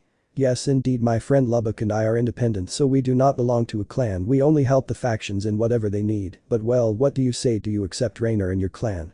Rias would start to think for a bit until. Rias. Well, your Rainer can be part of my clan, so Rainer will now be my other pawn. Yuma. Okay, but just call me Yuma or Rainer if you want. So Yuma would become a pawn, and I told them that Yuma would live with Issei. Of course, at first Rias and Asia got angry, but then they accepted. After that, I would leave, saying that if they needed help, don't hesitate to ask for it. Minutes later he had arrived home. Lubbock. And how did it go? Tatsumi. Well, everything went well, and now she is part of the Gremory clan. Sylphid. I'm glad about that. Tatsumi. Well, time for dinner and then to bed. Ball? Yes. So everyone would have breakfast, and then we would all go to sleep, or as I call it, mimmer time. The next day with the Gremory clan everything would happen as in the original story, until when you realize that Kiba is a survivor of the experiment of the sacred sword Excalibur. Meanwhile I was jumping from roof to roof since I had decided to go train a little, so I was using the one for all shoot style to jump until I would stop on a roof since I wanted to rest a little. Tatsumi. This is really cool, using the shoot style is super cool. At that moment, a magic circle from the angel faction would appear behind me and Michael would emerge from there. Michael. Good evening Tatsumi, how are you? Tatsumi. Oh, it's just you, Michael. Well, yes, I'm fine, but what are you doing here? You don't usually leave your faction much. Michael. Well, I wanted to ask you a favor, since you are an ally of the three factions, I would like to ask you to help me with a matter. Tatsumi. If it's me, it's obviously something serious. Michael. If you listen carefully you will see when Azazel told you about Kakebiel. Tatsumi. Yes, that idiot who is a fan of wars. Michael. Yes, you see, he wants to steal some sacred swords Excalibur to be able to start another war, and also my sister, and I sent 2 girls from the church who possess sacred swords to look for the other swords that Kakebiel wants to steal, and the ones he already has in his possession, but I will feel better if you help the 2 girls, so that nothing happens to them, and what do you say you accept? Hearing everything Michael told me I was surprised and I had a feeling that Michael would ask me for my help with the sacred swords. So I took a deep breath and then shouted. Tatsumi. Of course I'll help you, so don't worry, but tell me where I find the girls. Michael. Your enthusiasm and determination is incredible, but go to the abandoned church where you saved the fallen angel, and there you will find them. They will arrive a little late. Tatsumi. Don't worry, I'll wait and train a little, but I better go quickly. Michael. See you later Tatsumi, I'm sure you'll get along with them. At that Michael would leave in a magic circle, while I quickly began to jump towards the church. Tatsumi. Yees, I'll meet Irina and Zenobia, but above all my favorite waifu, my 4th Zenobia, oh yees. But then I would accidentally hit a wall. Tatsumi. Ouch, that's why my mom always told me to keep my eyes straight ahead. But out of nowhere 2 strange birds with hats would appear and say to me while playing a guitar. Then the birds would disappear, leaving me very confused. Tatsumi. What's up, those birds are from that meme I saw, but anyway, I better hurry to get to church. Minutes later. I had arrived at the abandoned church, but I was in the area where there were more trees. Tatsumi. Well, with all these trees I can train the 10 water postures, and the good thing is that I brought my guitar so I don't get so bored. At that point I would take out Incursio and get into combat stance to start using the 10 water stances. Tatsumi. Well, let's see if the water stances are stronger with one for all activated. In that I would concentrate the power of one for all. Tatsumi. One for all total flow. At 15%. In that I would start with the first water posture. Tatsumi. Total concentration water breathing, first posture surface lash. In that attack he would cut down 2 trees. Tatsumi. Go with the one for all activated. The water postures became stronger but well timed to continue. At that point I would get back into combat stance. Tatsumi. Total concentration water breathing, second posture water wheel. In doing so, the water wheel would split 4 trees in half. Tatsumi. Total concentration water breathing, third posture dance of the currents. In that the dance of the currents would destroy 8 trees that were around me. Tatsumi. Total concentration water breathing, fourth stance tidal strike. Thus the tidal surge would destroy 12 trees. Minutes later. Inside the abandoned church, 2 hooded figures would appear, which was more than obvious that they are none other than Irina and Zenovia. Zenovia. I'm sure it's here. Irina. Yes, it's here. Zenovia. Michael Sama said there was someone here waiting for us. Irina. It's strange but maybe it's around here. At that moment, both girls would hear a noise as if something had been cut. Zenovia. I think that's our answer to where that guy is. Irina. Then let's go see. At that point both girls would come out and see that some trees were cut down, but they would see me in a fighting stance. Irina. It must be the boy that Michael and Gabriel Sama told us about, since he said he was a brown-haired boy with emerald eyes and that he had a shield and a strange sword that is not a sacred sword Excalibur, don't you think, Zenovia? Hey, are you okay? At that Irina would see that Zenovia was focused on seeing what she was going to do. Irina. I understand you're seeing what that boy is going to do. Zenovia. Yes, I ask you what you're going to do. On that I would begin to concentrate my breathing until. Tatsumi. Total concentration. At that point I would start running while making incursion movements. Tatsumi. Water breathing, 10th posture cycle of changes. At that point a water dragon would appear and then I would give a big cut and split the tree in half, leaving Irina and Zenovia impressed by seeing that ability. Tatsumi. That was really difficult. At that I would deactivate the one for all, but I would realize that Zenovia and Irina were watching me. Tatsumi. Hey, I know you're there, so come out. At that Irina and Zenovia would come out of the bushes. Tatsumi. I assume you're the girls Michael told me about. Irina. Yes, that's us. At that Irina would take off her hood. Irina. My name is Irina Shidu and she is my friend. Zenovia. I am Zenovia the fourth. At that Zenovia would take off her hood and I would turn around, but Zenovia and I blushed since seeing Zenovia's beauty in person is something that was the best thing in my life. On the other hand, Zenovia was blushing since for her I was cute and besides, she was seeing my emerald eyes being enchanted until. Irina. Hey, are you okay? Zenovia. Yes, I'm fine. Tatsumi. Be well, let me introduce myself. My name is Tatsumi Hijikata, it's a pleasure to meet you. After that we would enter the church since Zenovia and Irina, like in the original story, would be taking a bath, although Irina had lost the money, so Zenovia would put on a towel and go out and she would see me looking at the stars since the roof was somewhat destroyed, so I could see the stars. Zenovia. Tatsumi, what are you doing? Tatsumi. Well, I'm looking at the stars since it's something incredible. Zenovia. And tell me why you're helping us. Tatsumi. Well, that's why even though Michael asked me to, I like to help, that's why I became an ally of the 3 factions. Zenovia. I see.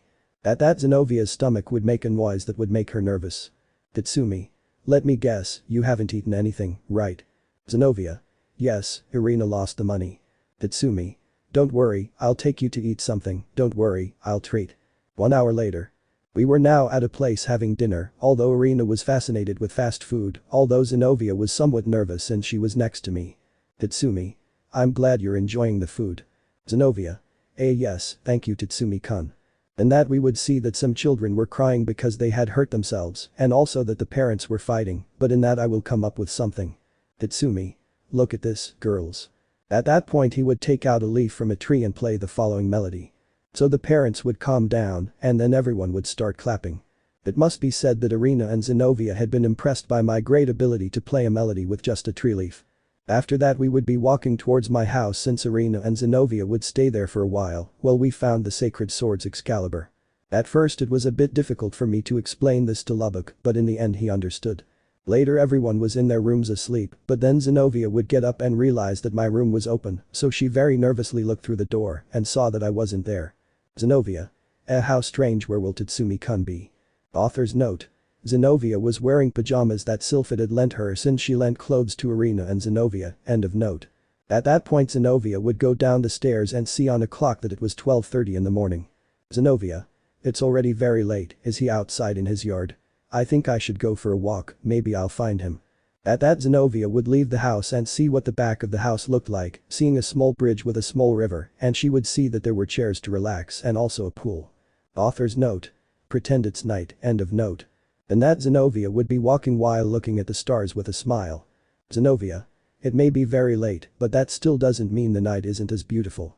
At that point Zenobia would see me looking at the stars with a guitar, so she would get a little closer to hear what I was doing. Tatsumi. Well, let's see what song I could play. I know. At that point I would start singing the following song. When Zenobia finished the song, she was surprised because she didn't expect her to also have the talent to sing. Zenobia's thoughts. Zenobia. Not only is he good at playing a melody with a tree leaf, but he also has a great talent for singing and sings very beautifully, and he is also very cute. Out of your thoughts. Thinking about that, Zenobia would blush, but she would see that she was going to play another song. Tatsumi. Well, let's see how this song turns out. At that point I would start singing the following song. By the end of the song I was shedding a few tears that I would wipe away. Tatsumi. Wow, what a good thing you must sing from time to time. At that point I would feel someone hugging me by the neck, something that would make me nervous, and I would realize that it was Zenobia. Tatsumi. Zenobia-chan, what are you doing here? Zenobia. Well, I couldn't sleep and I was also looking for you, and by the way, your voice is very beautiful. That had made me blush, since one of my favorite DxD waifus had given me a very nice compliment. Tatsumi. Thank you, Zenobia-chan. Zenobia. Hey, I can. Tatsumi. Yeah, sure. At that Zenobia would grab my guitar and sit next to me. Tatsumi. Do you know how to play the guitar like me? Zenobia. Well, I was talking before and in fact I think I still remember the lyrics of the song that I like to sing. At that surprisingly Zenobia would start playing the guitar while singing the next song. While Zenobia was singing I was surprised because I knew that song, but while she was singing she would put her head on my shoulder, something that would make me nervous.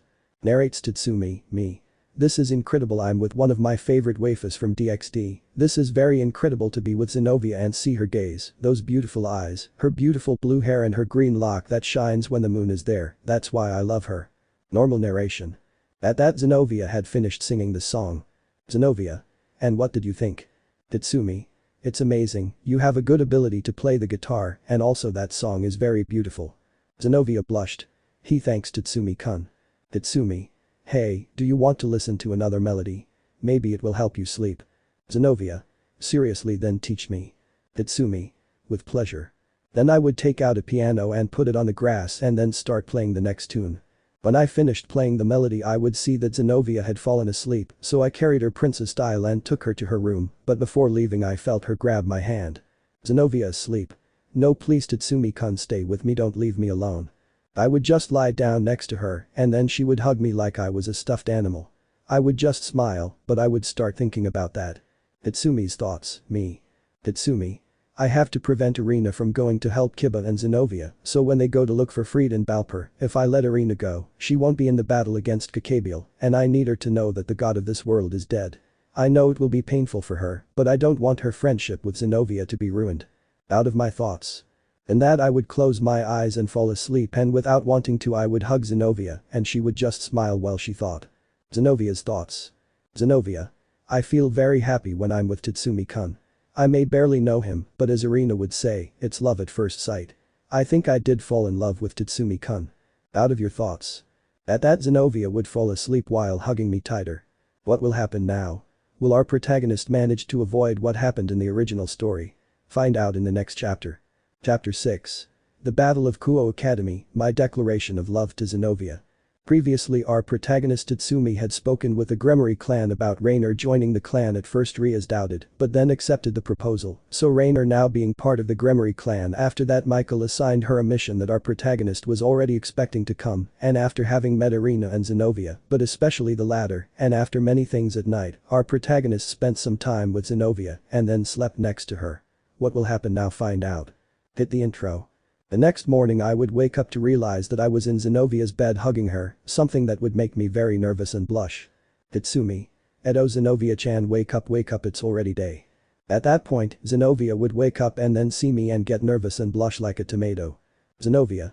This Tatsumi-kun, sorry about yesterday, is that I didn't want to be alone. Tatsumi. Well, don't worry, but we better go down to breakfast, what do you think? Zenovia. Yes, that's fine by me. After that we would go down to have breakfast with the others and then the girls would leave since Irina and Zenovia had to see Rias and Sona like in the original story while we stayed home. Lubbock. I see that Zenovia attracts you, isn't it? Tatsumi. What are you talking about, old man? Peldio. That's true, it seems that you and she have something in common. Victini. Of course, that's obvious. Tatsumi. Don't exaggerate, besides I'm still not sure what I feel for her, but without realizing it, I had fallen into the pool. Lubbock. Ha ha ha ha, bucking bitch. Then the two birds with hats would appear again and then tell me while one played the guitar. At that the birds would disappear, leaving the boys confused. Sylphid. Where did those birds with hats come from? Tatsumi. I don't even know. After several hours everything would happen as in the original story. Then Irina and Zenovia had arrived. Victini. And how did it go? Irina. Well, I would say more or less. Victini. Tatsumi. Well, something bad happened. Zenovia. Turns out the Red Emperor Dragon defeated us. Lubbock. Well, that's why he received training from Tatsumi. Irina. Hey, you trained Issei-kun, Tatsumi-san. Tatsumi. Yes, I trained him so he could defeat an ultimate class demon called the Phoenix Razor. Zenovia. Well, no wonder her fighting style. Sylphid. Well, come eat. Hours later I found myself looking at the stars again and with the guitar and Zenovia, I would be secretly watching myself. Tatsumi. Well, let's see if it works. At that point I would start singing the following song. At the end of the song Zenovia would appear. Tatsumi. I see you can't sleep again, right Zenovia-chan? Zenovia. Well, actually I like spending time with you because I feel calm. Tatsumi. Well then take a seat. At that Zenovia would sit next to me. Tatsumi. Hey, do you want to hear another song? Zenovia. Yes please, your voice is very relaxing and beautiful. Tatsumi. Well then let's see I know. At that point I would start singing the following song.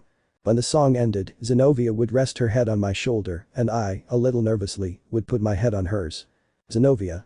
It feels good to be here with you, accompanying you. Tatsumi. I also like that you keep me company. Zenovia. Tell me something Tatsumi-kun, what do you think of me? Tatsumi. Well, what do I think of you? Well, you're a kind girl with great determination, a little cold at times, but that characterizes you, and you're also pretty. I'm not someone who only looks at your body. What I like to see about you are your beautiful eyes and your beautiful smile. That's what I like about you. Hearing that, Zenovia was surprised and blushed since she liked everything I told her. Zenovia. Thank you Tatsumi-kun, and I also think the same about you. I like your way of being and your beautiful smile and your beautiful emerald eyes. Tatsumi. Haha, thanks. Hey, do you want to go rest? Zenovia. I'd like to stay with you a little longer. Tatsumi. Well, that's fine.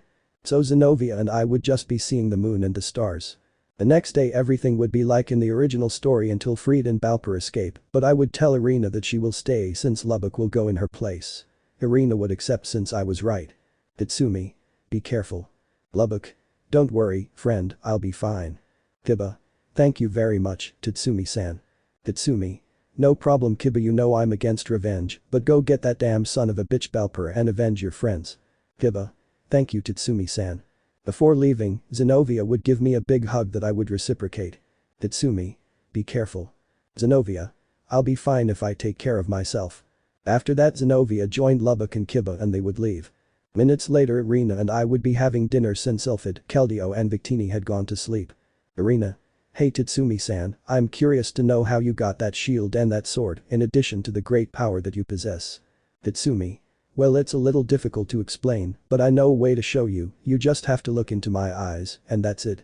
At that moment Irina would see my eyes and activate my Sharingan and put Irina in a senjutsu so that she would see my memories, that is, Tatsumi's. After a few minutes I would deactivate my Sharingan, removing Irina from the senjutsu. Irina. Woo, your whole life has been very sad, you suffered a lot and you couldn't tell those girls Riftalia and Akame how you felt about them. Tatsumi. Yes, I know that's a mistake I made. Irina. A question Tatsumi-san, do you like Zenovia a lot? Hearing that would make me very nervous. Tatsumi. Well, it's me. Irina. Come on, I know you two have feelings for each other, but you don't dare say it. Tatsumi. Well, yes, I like Zenobia, she is very special to me. Irina. Well, I hope you can make Zenobia happy. I'm sure that when you tell each other your feelings, you'll be a good couple. Tatsumi. Thanks, Irina. Irina. You're welcome, and if you go back to see those girls called Akame and Riftalia and tell them how you feel about them, I'm sure Zenobia won't mind sharing you, but you have to tell her about yourself. Tatsumi. If you're right, I'll tell him about me after we're done with Kakebiel, but for now, let's go to sleep. After that we both retired to our rooms to sleep. The next morning everything would be as in the original story until the battle had already begun. And that Zenobia and Kiba were fighting against Fried and Balper, but in that a Cerberus of Kakebiel was about to eat Zenobia, but Tatsumi. Smash. And that he would appear giving a strong punch to the Cerberus, surprising those who were there. Author's note. Pretend I have Izuku's gloves, end of note. Zenobia. Tatsumi-kun is you. Tatsumi. Good thing I arrived on time. Listen, Irina, Sylphid, Keldeo, and Victini are helping the others. Zenobia. That makes me happy. Fried. And you idiot, who the hell are you? Tatsumi. Hey Kiba, you kill that damn Balper, I'll take care of this dog. Zenobia. I guess I can kill Fried. Tatsumi. Finish that guy off, he doesn't deserve to have the name of priest. Zenobia. Understood. Then that Zenobia would go to fight Fried while I was face to face with the Cerberus. Tatsumi. Well, time to finish you off, let's see what you think of this water position. At that I would run towards the Cerberus and then say. Tatsumi. Total concentration water breathing, 6th pose winding whirlpool. And that the whirlpool of water would hurt the Cerberus. Tatsumi. Okay, that's it. That would activate one for all. Tatsumi. One for all total flow. At 30%. At that point he would run towards the Cerberus and then scream. Tatsumi. Centuri smash. Author's note. I think this is what Izuku's attack is called in the Latin American Spanish dub of My Hero Academia Heroes Rising, end of note. But that, with a strong kick he would end up killing the Cerberus. Tatsumi. Well, it wasn't that difficult. Zenobia. Well, we're done. And that we would see that the souls of Kiba's friends were with him and then disappeared. Tatsumi. Well, we better go help the others. Kiba and Zenobia would only nod and then the three of them would go with the others.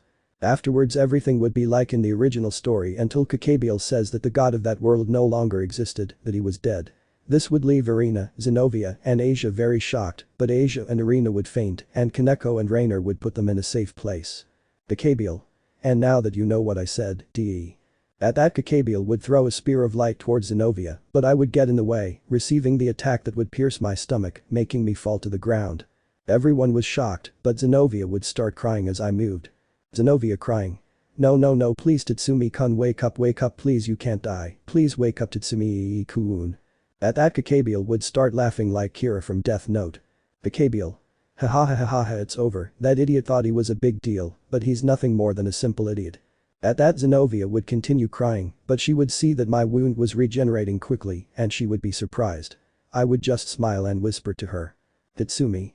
SHHH, don't worry, one of my abilities is that I have very fast regeneration and also eternal life. Zenobia. You scared me, I thought sniff sniff that I had lost you. Tatsumi. Don't worry, I'll take care of this lunatic. At that Kakebiel would continue laughing like crazy, but at that I would activate the black whip and would crab a black whip to Kakebiel, impressing everyone. Issei. Wow. Lubbock. One of Tatsumi's abilities is that he has great, very fast regeneration as well as eternal life. All. Wow. Tatsumi. That's right. Kakebiel. Damn son of a bitch, I'm going to kill you and then I'll kill that blue-haired girl and take her sacred sword Excalibur. Tatsumi. If you lay a finger on him, I'll kill you. I won't allow anyone to hurt those I loved. Now I'll finish you off. At that I would take out my raiding sword. Tatsumi. Zenobia-chan, you better back off. Zenobia. It's okay. So Zenobia would go with the others. Tatsumi. Now it's time to finish you off. The following would happen. At that everyone would see my raid armor again, impressed. Kakebiel. But who the hell are you really? Tatsumi. It's not worth it for you to know, but I'll tell you, I am Tatsumi Hijikata, bearer of One for All, the hero of the shield and the bearer of the Tiguin Curcio, and now I will defeat you, Kakebiel. He would quickly start punching Kakebiel hard since he had One for All at 60% and Kakebiel couldn't defend himself from any attack. The Keno. Incredible, he is managing to defeat Kakebiel. Issei Rainer. That is the power of Tatsumi-sensei. Lubbock Sylphid. Yeez, come on Tatsumi-san, kill that idiot once and for all. LDO Victini. You can Tatsumi-sama. At that he would quickly hit the ground to make Kakebiel back up. Tatsumi. It's now or never. At that I would activate the shield of anger and aim at Kakebiel. Tatsumi. Burn in hell Kakebiel, flame of wrath. Thus a great flame of fire would end up incinerating Kakebiel, giving me the victory. At that everyone would run to celebrate me, but Zenovia would give me a big hug that I would reciprocate. And just like in the original story, Vali would appear to tell Issei that he is the strongest and that sooner or later he would come to fight him, but Issei would accept the challenge, but Vali would see me before leaving. Vali. I also hope to be able to fight against you since I see that you are very strong. Tatsumi. Well, I don't think you can beat me, but if you want me to humiliate you, I don't mind. So Vali would leave, and then Sona and her entourage would arrive seeing that I was also there. Sona. Oh, thank goodness Tatsumi was here to help. At that I would deactivate my armor and the one for all. Tatsumi. Well, like I said, I always like to help, hahaha, hahaha. After that we would all go to our homes, although on the way Arena was a little sad, something that Zenovia didn't like. After arriving at the house, Zenovia and Arena would start talking about what they are going to do. I just hope that Zenovia would manage to convince Arena to join the Gremory clan. After several minutes Zenovia would leave the room. Tatsumi. And what did you tell him about your idea that you told me? Zenovia. Well, I accept since she would feel better if she was with her best childhood friend and she and I owe Asia an apology. Tatsumi. Calm down, by the way, would you like to go out for a bit? Zenovia. Of course. Then Zenovia and I would go outside to see the stars. Zenovia. Hey Tatsumi-kun, could you tell me a little about yourself? Tatsumi.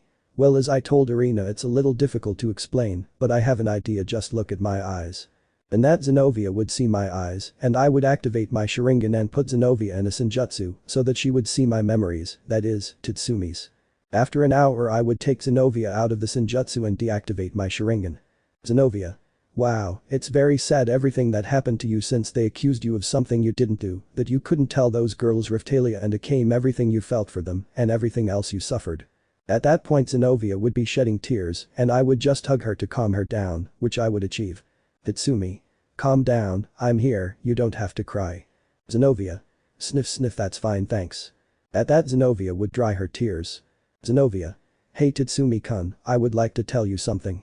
I know we have only known each other for a few days, but I started to feel something for you, something I have never felt in my life, and that is that I fell in love with you. I love you Tatsumi Hijikata. At that I was surprised and blushed, but. Tatsumi.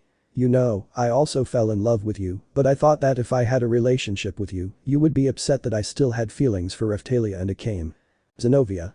I know they are very important to you, so if they appear I don't mind sharing you, but tell me, do you accept my feelings towards you? Tatsumi. Tell me, this answers your question. At that I would give Zenovia a tender and loving kiss on the lips, something that would make her blush, but she would reciprocate the kiss. Well, we began to have a small battle of tongues, well the moon illuminated us, then we would separate while a thread of saliva united us. Tatsumi. I loved you my Zenovia-chan. Zenovia. And I love you my Tatsumi-kun. Narrates Tatsumi, me. This is the best, I'm the happiest boy in the world, this is the best. Normal narration. Zenovia. So we are officially a couple. Tatsumi. Of course, in fact, come, I want to show you an incredible place. Then he would take Zenovia by the hand and lead her to a place that was well decorated. Zenovia. What is this place? I would release an album then. Tatsumi. You see, in this album I wrote a song for you and I would also like you to dance with me while the moonlight illuminates us. Zenovia. I don't know how to dance much, but I would like to dance with you and also be able to listen to that song. Tatsumi. Well, I hope you like it. Then I would put the record in a record player and the next song would play. In that moment we both danced to the rhythm of the music while the moon and stars illuminated us. And at the end of the song we would both put our foreheads together. Tatsumi. Ready for another song. Zenovia. Is there another one? Tatsumi. Yes, I hope and you're ready to dance again. Zenovia. I'm always ready with you. The next song would then play. After the song was over, we would both just sit on the grass. Zenovia. That was very beautiful. Tatsumi. I know. Zenovia. Edo Tatsumi-kun wanted to tell you something I was thinking about a few moments ago. Tatsumi. And that's it? Tatsumi's thoughts, me. Tatsumi. No way, is that what I'm thinking? If that's it, I must say that I didn't expect that. Out of my thoughts. Zenovia. Would you like to have a child with me? Tatsumi. And what is the reason for that question? Zenobia. Well, I never had experience in this, but I know that this can be seen as if it were a sin, but now that I know that my purpose in life has vanished, I would like to have a new purpose, to have a child, but I want to start my family with you. Tatsumi. Wow, I didn't see that coming, but this sounds incredible, but this would be my first time doing this. Zenobia. Well, as I told you, it would also be my first time, but as long as you are with me and you are the father of my children, I will always be yours. And that we would both give each other a passionate kiss and then go to the house and carry Zenobia princess style. Once inside the house we would be in my room, which was large, and luckily thanks to Surziches, I managed to make silent seals by putting them on the door and walls of the room. Tatsumi. Well, I think that will be enough. I would see that Zenobia was sitting on the floor a little nervous. Tatsumi. You know you're not the only one who's nervous, this is our first time, you know. Zenobia. Yes, but I'm glad it will be my first time with the boy I love because I love you with all my heart, Tatsumi. At that point we would both give each other a passionate kiss. Author's note. Wattpad people, as I already mentioned, I don't write lemon and I'm not going to do it again, so to see what this scene would look like, I'll leave you this video from one of my favorite soap operas, end of note. Author's note. If it appears that you cannot see the video, just click on the option to watch on YouTube. If it does not appear, watch the video from minute 4:17 to minute 7:23 and pretend that Salvador and Sofia, the protagonists of this novel, are Zenobia and I, end of note. And that Zenobia and I would be lying down while a sheet covered us. Zenobia. That was very beautiful, being my first time it was the best. Tatsumi. If you're right, I felt the same. Zenobia. Yes. And that I would see that Zenobia had a kind of mark of a silver dragon. Tatsumi's thoughts, me. Tatsumi. What the buck, no, that's the dragon mark that I remember. The only one who could do that is Issei in the Rebuilding My Heart fanfic. Wait a minute, now I understand, maybe he's half human and half dragon, and that means she's mine now. Out of my thoughts. Saying that would make me nervous and blush. Zenobia. Hey Tatsumi-kun, are you okay? Tatsumi. Yes, I'm fine, what happens is that you have a dragon mark on your back. Zenobia. And what is that mark for? Tatsumi. Well, it's my dragon mark. That mark, dragons put that mark when having hex. The mark has a spell that prevents another type from approaching the female. Zenobia blushing. In short, it means that I am yours. Tatsumi. Yes, it is a little uncomfortable to say. Zenobia. Hehe, you're right. At that Zenobia would yawn and I would do the same. Tatsumi. I think it's better to rest. Zenobia. You're right. At that Zenobia would put her head on my chest while I hugged her. Tatsumi. Good night, my Zenobia-chan. Zenobia. Rest, my dear Tatsumi-kun. So we would both fall asleep with a big smile on our faces. But I would think about that. Tatsumi's thoughts, me. Tatsumi. The faction meeting is coming up and now I'll be able to meet Seraph, that will be Exitingie, but still being with Zenobia now in a relationship with her is very exciting and happy. Out of my thoughts. I would just stop thinking and then go back to sleep peacefully. What happens next? Find out in the next chapter. Chapter 7. Meeting Seraph Leviathan, a magical girl. Previously our protagonist Tatsumi had fought against a Cerberus of Cacabial in addition to facing him and would end up winning in battle. After that our protagonist showed Zenobia all his past, and after that both told each other what they felt for each other, and after a happy moment and a passionate moment our protagonist and his now girlfriend Zenobia would fall asleep while hugging each other happily. What will happen now? Find out. Hit the intro. The next morning it was approximately 8:30 AM and someone would knock on my door and Lubbock would go down to see who it was. Lubbock. Oh, that Tatsumi is already becoming as lazy as mine, I hope that doesn't rub off on him because it would be unbearable. Then Lubbock I would open the door seeing that it was Rias and Akeno together with Yuma. Lubbock. Aiuommm Rias-san and Akeno-san, and with Yuma, what are you doing here so early and how did you find the house? Rias. Well, Yuma and Issei told us where Tatsumi-san's house was. Lubbock. I see, and what the hell are you doing here so early? Akeno. Well, the president wants to talk to Zenobia and Irina to propose something to them. Lubbock. I'll guess that they are part of the Gremory clan, right? Yuma. Wow, you're very clever. Lubbock.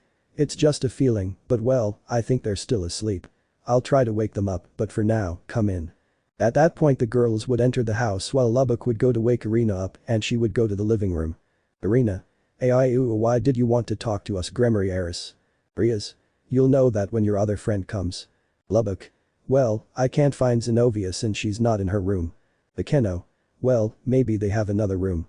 Lubbock. I don't know what the hell where he could be. Meanwhile in my room the sunlight would illuminate my eyes, making me wake up. Tatsumi. Ju dear why son why do you always have to wake me up? At that I would try to get up, but I would see a lump on top of me, and I would quickly remember what had happened with Zenobia a few hours ago, something that made me nervous, but I would remove the sheet seeing how Zenobia was sleeping with a big smile of happiness, something that would make me smile. Tatsumi. Hey Zenobia-chan, the sun has already risen, it's time to get up. Zenobia asleep. 5 more minutes Tatsumi love I want to continue with you. Tatsumi. Well, that's fine, just that and that's it. At that I would only begin to caress Zenovia's head while she just settled on my chest, but at that the door had opened. Lubbock. Hey Tatsumi, get up lazily. At that Lubbock would see that I was with Zenovia in my bed sleeping, well I had pretended to be asleep. Lubbock. Well, I think I'll let them sleep for 5 more minutes. At that Lubbock would leave the room. Tatsumi. Uff that was close no kidding. Zenovia. Hey Tatsumi-kun, I think we should get up now, don't you think? Tatsumi. It's only been a minute, I thought you wanted to keep sleeping. Zenovia. You're right then I'll keep sleeping. At that point, Zenovia would settle back down on my chest and then continue sleeping peacefully. Tatsumi. Well that was very fast, but oh well, what can you do? That's when I'd go back to sleep. 5 minutes later. I had woken up with Zenovia and we had dressed and then gone down to the living room to see that Rias, Akeno and Rainer were there in their Yuma form. Tatsumi. And now what are you doing here, Rias? Rias? Well, I wanted to come and propose to Irina and Zenovia if they wanted to join my clan. Tatsumi. Oh, that was it and that's why you had to come so early. Rias. Well I'm sorry but tell me you want to join my clan girls. Irina and Zenovia would start thinking about that, although they would talk about joining the Gremory, they were not sure yet, but. Irina. Okay, I accept being part of your clan. Zenovia. I accept too. Rias. Well then you will be my new knight pieces. Tatsumi. Well, since they have swords, I think it's obvious that they have those pieces.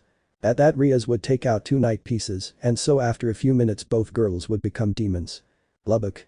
Hey, by the way, Tatsumi, you're quite the gentleman, huh? Tatsumi. And what the hell are you talking about? Lubbock. Well, when I went to your room I saw you with Zenovia-san in your bed. Irina. That means Tatsumi-san and Zenovia are now a couple. Lubbock. You are correct. At that Irina would quickly scream with excitement and quickly hug my now Zenovia. Irina. I knew you two would become a couple and I'm glad you'll find someone to love Zenovia. Although Zenovia and I were blushing from embarrassment, we would hug her back. Peldio Victini. Noseborn how handsome. Tatsumi. You two shut up. Hours later, everything would happen just like in the original story until we had finished having a little fun in the pool. And Issei had said that he ran into Azazel, something that would upset Rias. Tatsumi. Wow calm down Rias what happens is that thanks to the great training I gave Tatsumi, I made him strong. Issei. So what he really wants is to observe me. Tatsumi. Indeed he is interested in your great power that you have. Rias.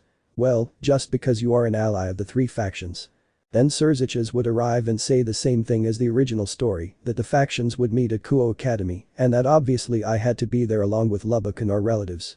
Then the next day Zenovia and Irina had decided to stay at my house since they felt good there and Zenovia didn't want to leave me. Zenovia. You really must be close to Kuo Academy. Tatsumi. Of course I want to be with you all the time. Zenovia. Thank you, love. So Zenovia and I would give each other a tender and loving kiss. Irina. Love never ceases to exist and it has no boundaries. Tatsumi. You do know. Hours later. I had managed to infiltrate the Kuo Academy without anyone seeing me. Tatsumi. The good thing is that I can hide Nafumi's shield. Then I would see the boys talking and I would approach them to talk to them. Tatsumi. Hey guys what are you doing? Issei. Hey Tatsumi-sensei, how did you manage to infiltrate here? Tatsumi. I have abilities. At that someone would cover my eyes and I would hear a little giggle. Who am I he? Tatsumi. You are my dear girlfriend and my Zenovia-chan. Zenovia. You got it right my love. At that I would turn around and give Zenovia a kiss that she would reciprocate. Asia. They really look cute together, don't you think? Yuma. I do believe so. Irina. They are right. Akeno. Hey lovebirds, remember we're still here. Zenovia. Oh he sorry. Tatsumi. And how are you doing? Issei. Well, everything is fine. By the way, everything has changed here since I stopped being a pervert. I have new friends and Murayama and Caddis have also become my friends. Tatsumi. Well that's something obvious now everyone knows that Issei Hyodo stopped being a pervert. Rias. But I still don't understand why you're here. Tatsumi. Well, I wanted to be with my girlfriend and I received a letter from Lord Citri and Lady Citri. Tiba. Kaichu's parents. Tatsumi. Yes, they also know that I am an ally of the three factions and they told me that someone close to Sona might come today. Tatsumi's thoughts, me. Tatsumi. Well, today is the day. I'm a little nervous. I already got very nervous when I was with Zenobia. I'll feel the same when I'm around Serafel. Out of my thoughts. At that point, we would see many students running around mentioning something about a photoshoot with a girl in magical girl cosplay. Issei. Did he say magical girl? Tatsumi. Indeed, Rick. Rias. It can't be. The Keno. Ara. Minutes later. We would all enter the gym seeing a girl with a magical girl cosplay, and there was my second favorite waifu from DxD, Seraph Leviathan, my magical girl. Issei. That's a cosplay from an anime. Asia. How do you know Issei-san? Arena Yama. We are also curious to know. Issei. Well, a regular customer made me watch the entire anime. Zenobia. Wait a moment, you know who she is, Tatsumi-kun. Tatsumi. Well, not much to say. And that we would see that all the students had left and we would see that Saji was talking to Serafel. Issei. Wow, Saji, you're always working hard. Saji. Shut up, Hyodo. Tatsumi. What's up, Saji, what's up? Saji. Oh, Tatsumi-sama, it's a pleasure to see you again after what happened with Kakabiel. Serafel. Wait a minute, are you the boy who is an ally of the three factions? Tatsumi. Yes, nice to meet you, I'm Tatsumi Hijikata, it's a pleasure. And that I would make my shield appear, impressing Saji and Serafel. Serafel. It's like my mother told me, it's really you, Tatsumi-sama. At that, Serafel would jump and hug me tightly, as if I were a stuffed animal, something that would make me nervous, and Zenobia would get a little jealous. Seeing what Serafel did, she would turn red with embarrassment and then separate. Serafel. Haha, sorry about that, Tatsumi-sama. Tatsumi. Don't worry, but just call me Tatsumi, that Sama, I'm not very used to being called that. Serafel. Okay, but maybe you don't know who I am, but let me introduce myself. My name is Serafel Leviathan, I am one of the four mass of the underworld. Everyone was surprised by what Serafel said. After that it would happen like in the original story, but when Sona was going to leave I would stop her. Tatsumi. Wow, calm down Sona, you shouldn't be ashamed of your sister. Sona. Sorry about that, but I felt that way sometimes. Tatsumi. Well, don't worry, but you should apologize to your sister. At that, Sona would apologize to Serafel and she would accept it. Serafel. Hey Tatsumi-chan, I have a question, what else can you ask other than what my parents told me? Tatsumi. Well, apart from all my skills, I can also play any instrument I want, but I prefer the guitar the most. Serafel. Oh really, I would like to see your talent please. Tatsumi. Well, it's fine Serafel-sama. Serafel. Hey, if I can call you Tatsumi-chan, you can call me Serafel-chan if you want. Tatsumi nervous. Well, that's fine, but hey Zenobia-chan, would you like to hear another song? Zenobia. Of course, it doesn't bother me, besides I always like to hear your beautiful voice. Tatsumi. Okay then. In that magic circle I would take out a guitar and other instruments. Tatsumi. Issei and Saji, I'm going to need your help. I hope you know how to sing. I would put silent seals in the gym so only the boys would hear. And that there was a microphone where I would speak. Tatsumi. Well, I call this song Pretty Girl, I hope you like it. At that point I would start singing the song. When I finished the song everyone would applaud me and Serafel would be impressed and she was also blushing. Serafel's thoughts. Serafel.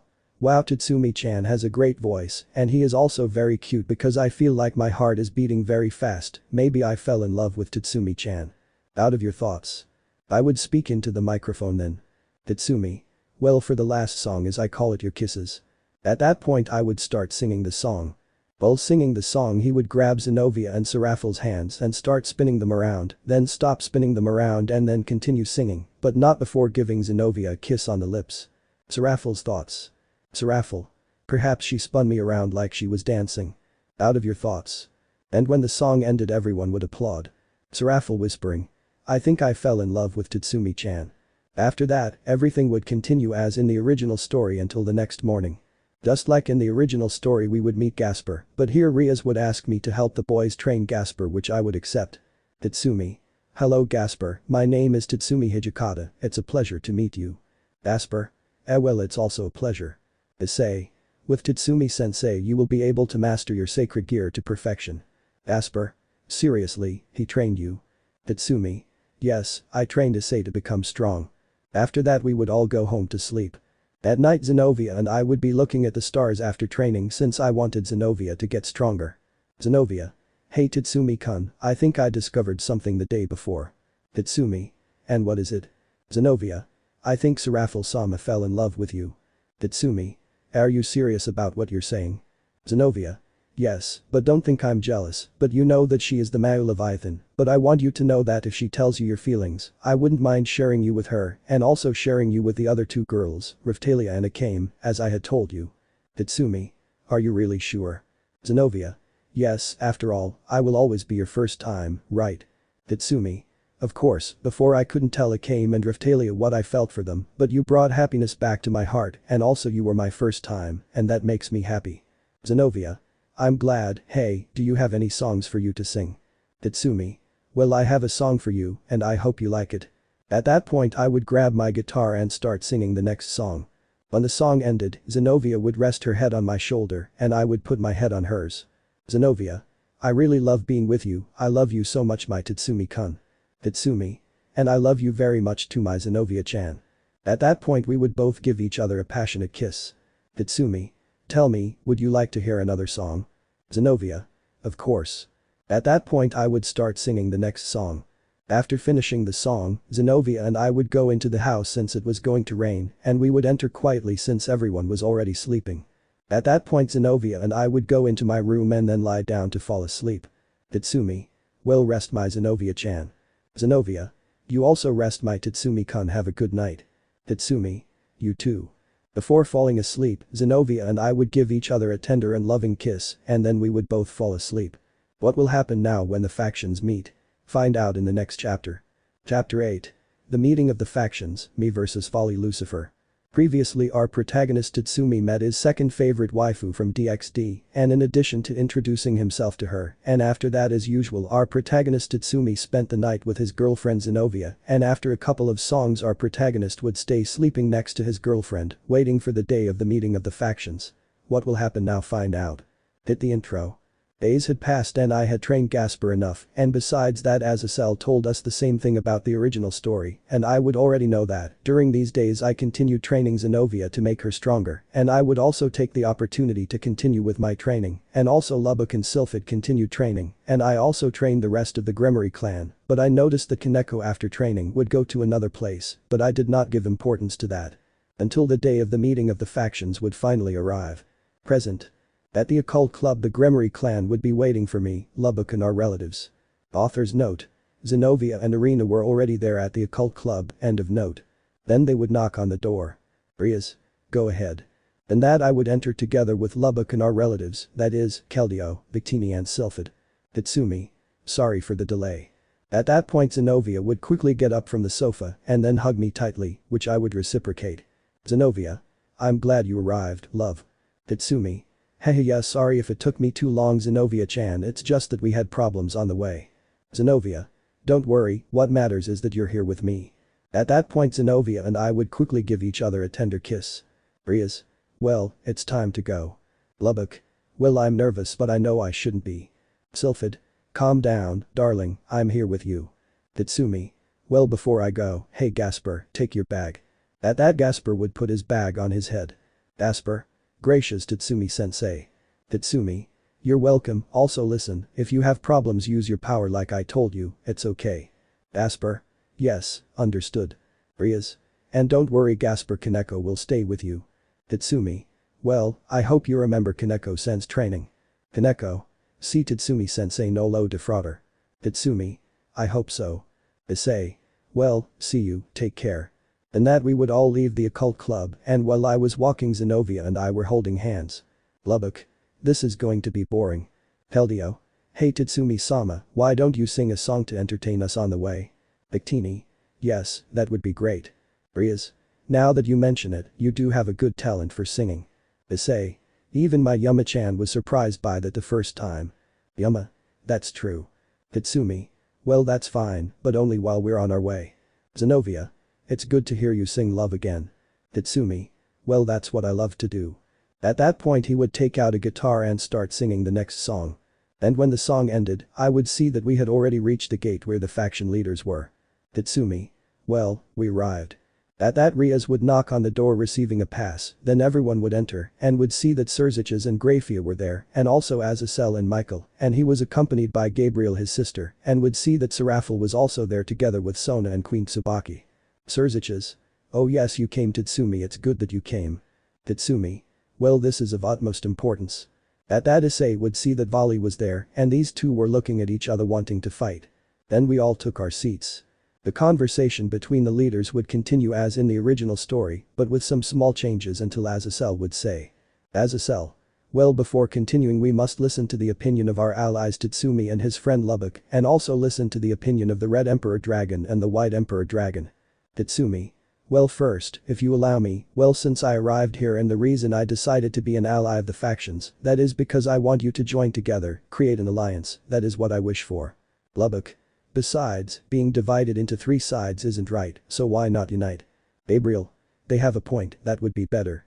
Michael. You're right, but well, Red Emperor Dragon, what do you want? Issei.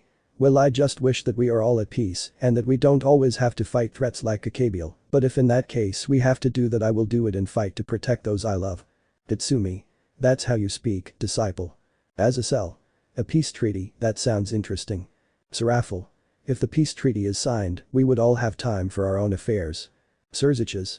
Exactly, but White Emperor Dragon, and what do you want? Ali. Do whatever you want for me, I just want to fight the Red Emperor Dragon and that guy with the shield. Then, just like in the original story, time would stop, but luckily it wouldn't affect me, and some would be affected. Issei. And now what happened? Yuma. It's like time has stopped. Lubbock. Hey, we have a situation here. At that moment, we would all see hooded individuals through the windows. Tatsumi. And who the hell are those? Serafel. They are sorcerers. All. Sorcerers. Lubbock. Wow, I didn't expect that. Sylphid. And now what do we do? Heldio. Hey Tatsumi-sama, do you think that sorcerers are responsible for time stopping? Tatsumi. I don't think so. Tatsumi's thoughts, me. Tatsumi. Obviously I know they have Gasper, but I don't want to say anything. Out of my thoughts. Victini. Hey, isn't Casper the only one who can control time supposedly? At that, everyone became upset when they heard that, since the sorcerers now have Gasper in their power and can make this get out of control. Just like in the original story, Issei and Rias would go after Gasper while the others, along with me, Lubbock, and our family members, would fight the sorcerers. Defeating the sorcerers was super easy, but I would see that Catheria Leviathan had appeared and she was facing Azazel, and the truth is that seeing Azazel's balance breaker is super cool. Afterwards we had finished with all the sorcerers, but I would see that Azazel had finished his fight, and in that Issei and Rias would appear along with Gasper and Kaneko who looked tired.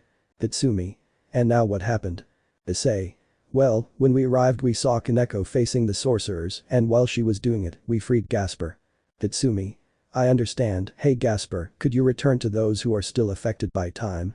Gasper? Yes, understood. And that Gasper would make everyone who was affected by his power come back. And just like in the original story, Vali would reveal that he was a descendant of an ancient Lucifer and that he was half demon. Tatsumi. Wow, I suspected you, but now I see that my suspicions were true. Vali. You will be next, but first Hyodo Issei Destiny wants you and me to face each other, I want you to show me how strong you are. Issei. Fine, if that calms you down, that's fine, I accept your challenge. That's when the fight would start like in the original story, but thanks to the training I gave Issei, he managed to defeat Vali, but he would get up. Vali. Wow, you are strong, Issei Hyodo, but it's time for the ally of the 3 factions to face me, Tatsumi Hijikata, it's time for me to defeat you. Tatsumi. Well, one thing is that you're an idiot since you're just an arrogant piece of shit, but well, I'll make you lower your spirits. Vali. Let's see if you're really strong. The following would happen. At that everyone would see in amazement how Vali had become bigger, or rather how his armor had become bigger. Tatsumi's thoughts, me. Tatsumi. That son of a bitch activated his Juggernaut drive, but hey, I shouldn't underestimate him, I guess I only need one for all at 70% and my Sharingan, but hey, I better finish him off. Out of my thoughts. Vali. Come and show how strong you are. Tatsumi. Well, that's fine. And that before leaving Zenobia would hug me tightly. Zenobia. Be careful Tatsumi-kun. Tatsumi. Don't worry, I'll be fine. You know my abilities and you've seen me in combat. At that point I would quickly get to the front and then activate my raid armor. Vali. I remember when I saw your armor and I must say I was impressed. Tatsumi. And you haven't seen everything. And that I would begin to concentrate the one for all throughout my body until. Tatsumi. One for all Flujo total. Al 70%. Ali. You think that 70% of it will work, well let me tell you, it won't work for you. At that moment Vali quickly flew up to me and started hitting me, which I let him do, but after a few minutes I started hitting him back. Everything was shaking as my battle was causing a lot of tremors. Issei. Wow, those two are very strong, it seems they are at the same level. Greg. You're wrong, my friend. In reality, Tatsumi-sama hasn't unleashed his full power yet and even though he's using 70%, he can already finish off Vali. Issei. You have a point. And that everyone would continue watching the battle, although Zenovia and Serafel were worried since at any moment Vali could finish me off. And that I would give Vali a powerful Detroit smash, causing part of his armor to begin to break. Tatsumi. Well this is over, okay. At that I would take a big leap to try to give him a powerful 5% smash, but Vali would grab me and start hitting me against the ground, causing blood to start coming out. Everyone watched in horror what was happening, but Zenovia and Serafel could not stand to see it anymore. They wanted to stop the fight, but they couldn't. At that point I would be trying to get up since Vali had me on the floor just as muscular he had Izuku in his fight. Vali. It's over, I'm stronger than you and they say you're very strong, you're nothing but damn trash in my eyes, but this ends now. At that point, Vali would start to put more force into his blow, and I was already the same as Izuku was in his fight against Muscular, but at that point, Vali would say something that would make me angry. Vali. And when I'm done with you, I'll kill everyone here and make everyone suffer, including your girlfriend and your two little relatives. That had been the straw that broke the camel's back, and with all my might, I would begin to raise Vali's fist in the style of Izuku in his battle against Muscular. Tatsumi angry. What do you do and put a finger on the people I care about? Vali. What the hell is going on? Tatsumi angry. I will never forgive Yaoyai. At that I would raise one of my arms. Tatsumi. It's time to finish you. On that. Tatsumi. One for all 1,000,000%. At that Vali had become scared seeing that I had unleashed all my power. Issei. That is the complete power of Tatsumi-sensei. Greg. Something like that since he is stronger than you think. At that quickly while Vali held my fist I would just smile and say. Tatsumi. It's over now, Delaware. But that, a blast of air would destroy Vali's armor arm. Vali was afraid. No, it can't be like that. And that I would see that he was preparing a coup. Tatsumi. Detroit smash. But the powerful Detroit smash, he would end up destroying Vali's juggernaut drive and then hitting him hard in the face, sending him crashing into the Kuo Academy, where he remained embedded in the wall. At that everyone would be amazed that I had been able to beat Vali, although the leaders knew of my abilities, so they knew that I would win, but everyone would see that I was standing and that I had a broken arm, but in that. Tatsumi. I did it. At that, everyone would smile at my great happiness and great determination despite having a broken arm, but at that, I would sit on the floor and everyone would approach me. It's worth noting that my raid armor was somewhat destroyed, but I would later take it off knowing that it could repair itself. Lubbock. Hey Tatsumi, are you okay? Your arm is broken. Tatsumi. Don't worry, I just have to do this and watch. And that I would take out the shield from Nafumi's blade. Tatsumi. Healing leaf shield. At that, everyone would see that my shield was giving off a green aura all over my body and my wounds would quickly heal and my arm would return to normal. Tatsumi. What did you think? Issei. For a moment I thought his arm was completely broken. At that Zenovia would quickly hug me tightly while she was shedding tears. Zenovia crying. You're an idiot Tatsumi-kun, you worried me too much, I thought they would crush you and that I would never see you again. And that I would just hug Zenovia while stroking her head. Tatsumi. Don't worry, I'm fine and I'll never leave you alone. I'll always be with you and protect you, since a dragon always protects its female. Lubbock. Dragon, what the hell are you talking about now, old man? Greg. I can explain it, you see, maybe you don't notice it, but Tatsumi-sama is half human and half dragon, and that may be due to his weapon called Incursio. Everyone was surprised to hear Drake's explanation. Lubbock. This is incredible, old man, you are a dragon, and besides that, you are someone strong. Heldio. Well I think it makes sense why I felt dragon energy in Tatsumi-sama. Victini.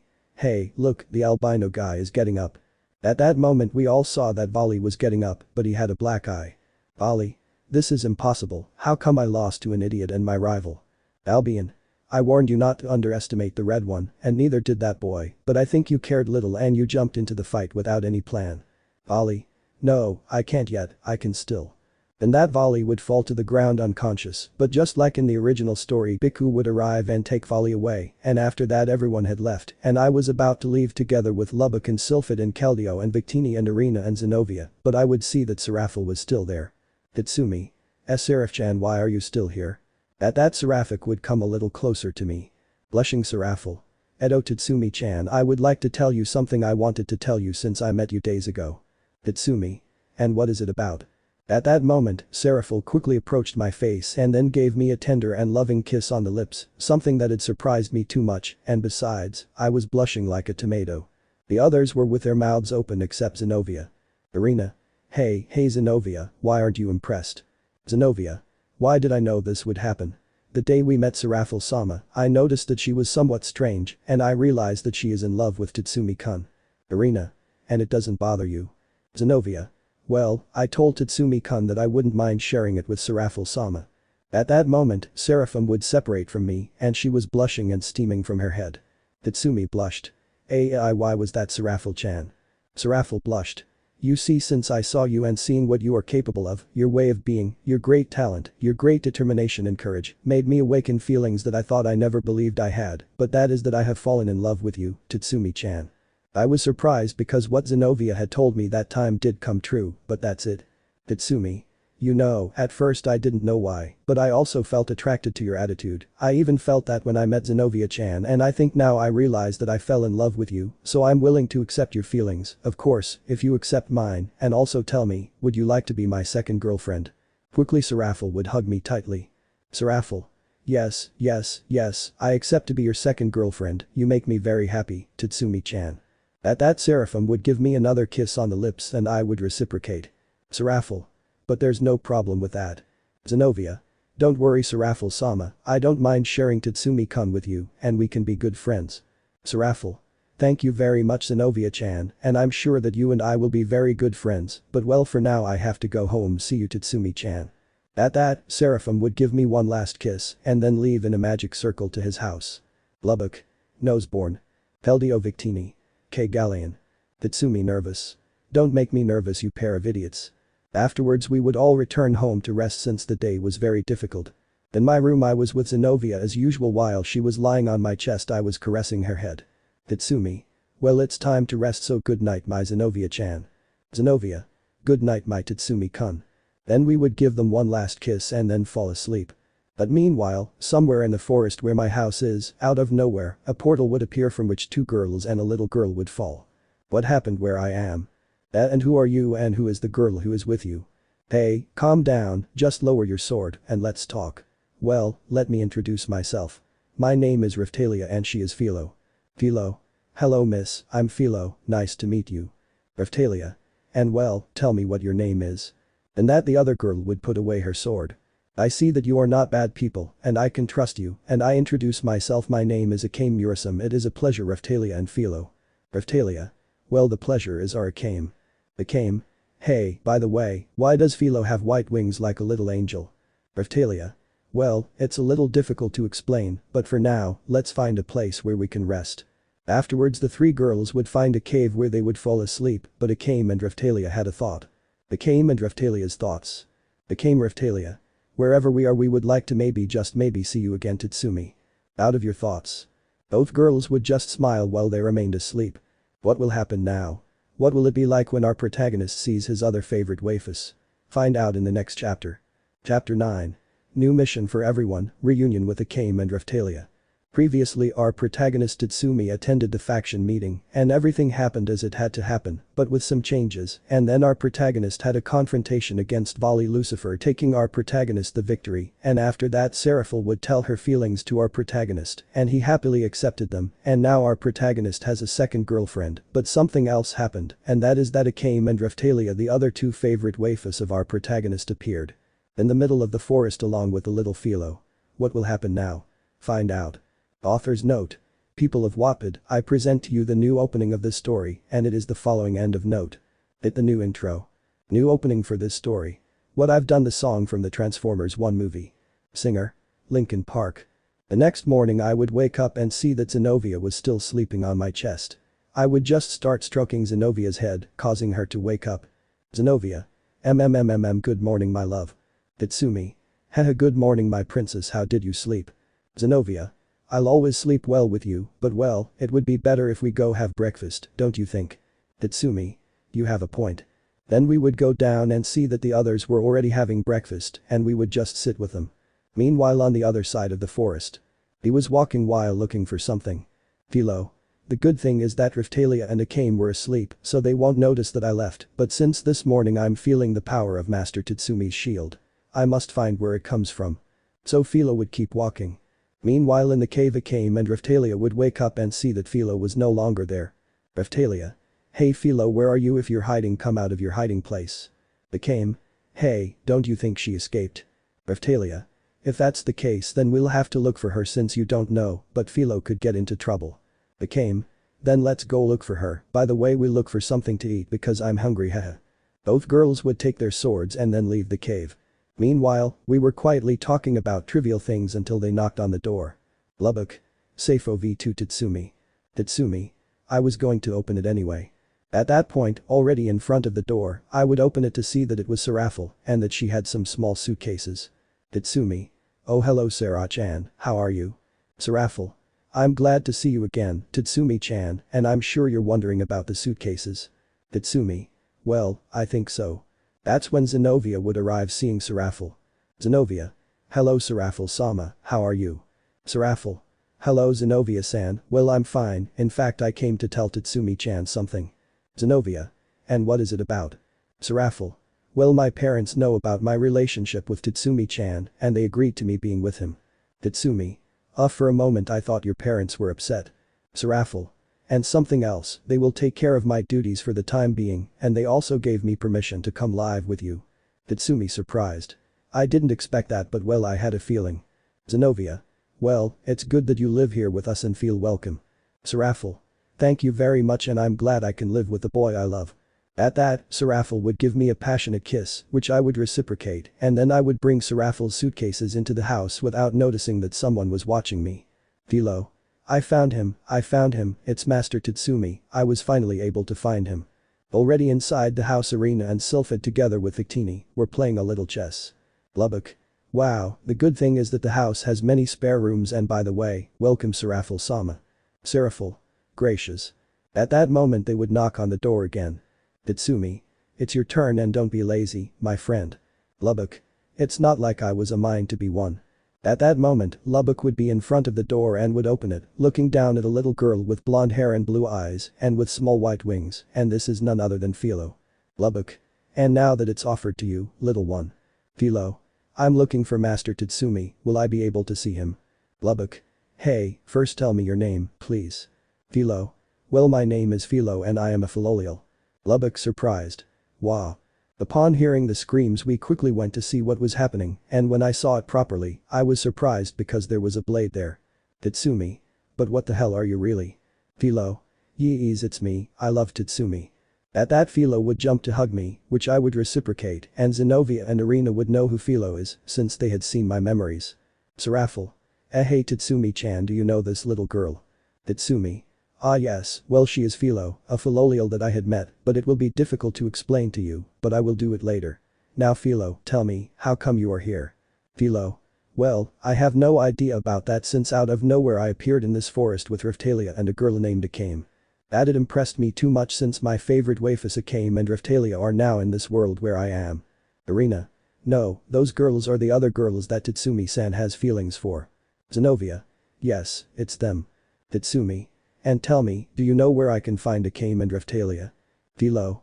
If they must be in the forest looking for me, we just have to go there. Tatsumi. I follow you. At that point everyone would start following me while I followed the edge. Meanwhile Akame and Riftalia had eaten a little and continued walking looking for Philo. Riftalia. Where did you go, Blade? Akame. He must be around here, don't despair. While they were talking we were watching them. Zenobia. Hey love, how do you plan to approach them if they have to believe that you are dead? Tatsumi. I don't know honestly. Lubbock.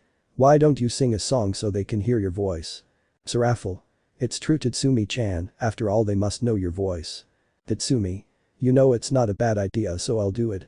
With that, with a magic circle I would take out a guitar while I thought of a song, and I was nervous since I would meet some of my other favorite waifus from all the anime. Meanwhile Akame and Raphtalia continued talking and were sitting on a log while they thought, but then they would hear a noise in the bushes. Akame and Raphtalia would quickly get into combat pose. Akame. Whatever's there, come out of hiding. Raphtalia. If you don't, you'll regret it. On that. Wow, calm down, just listen to what I'm about to do. Both girls were impressed that they would recognize my voice. Akame surprised. That voice is from. Raphtalia surprised. Could it be him? Then I would hear the next song.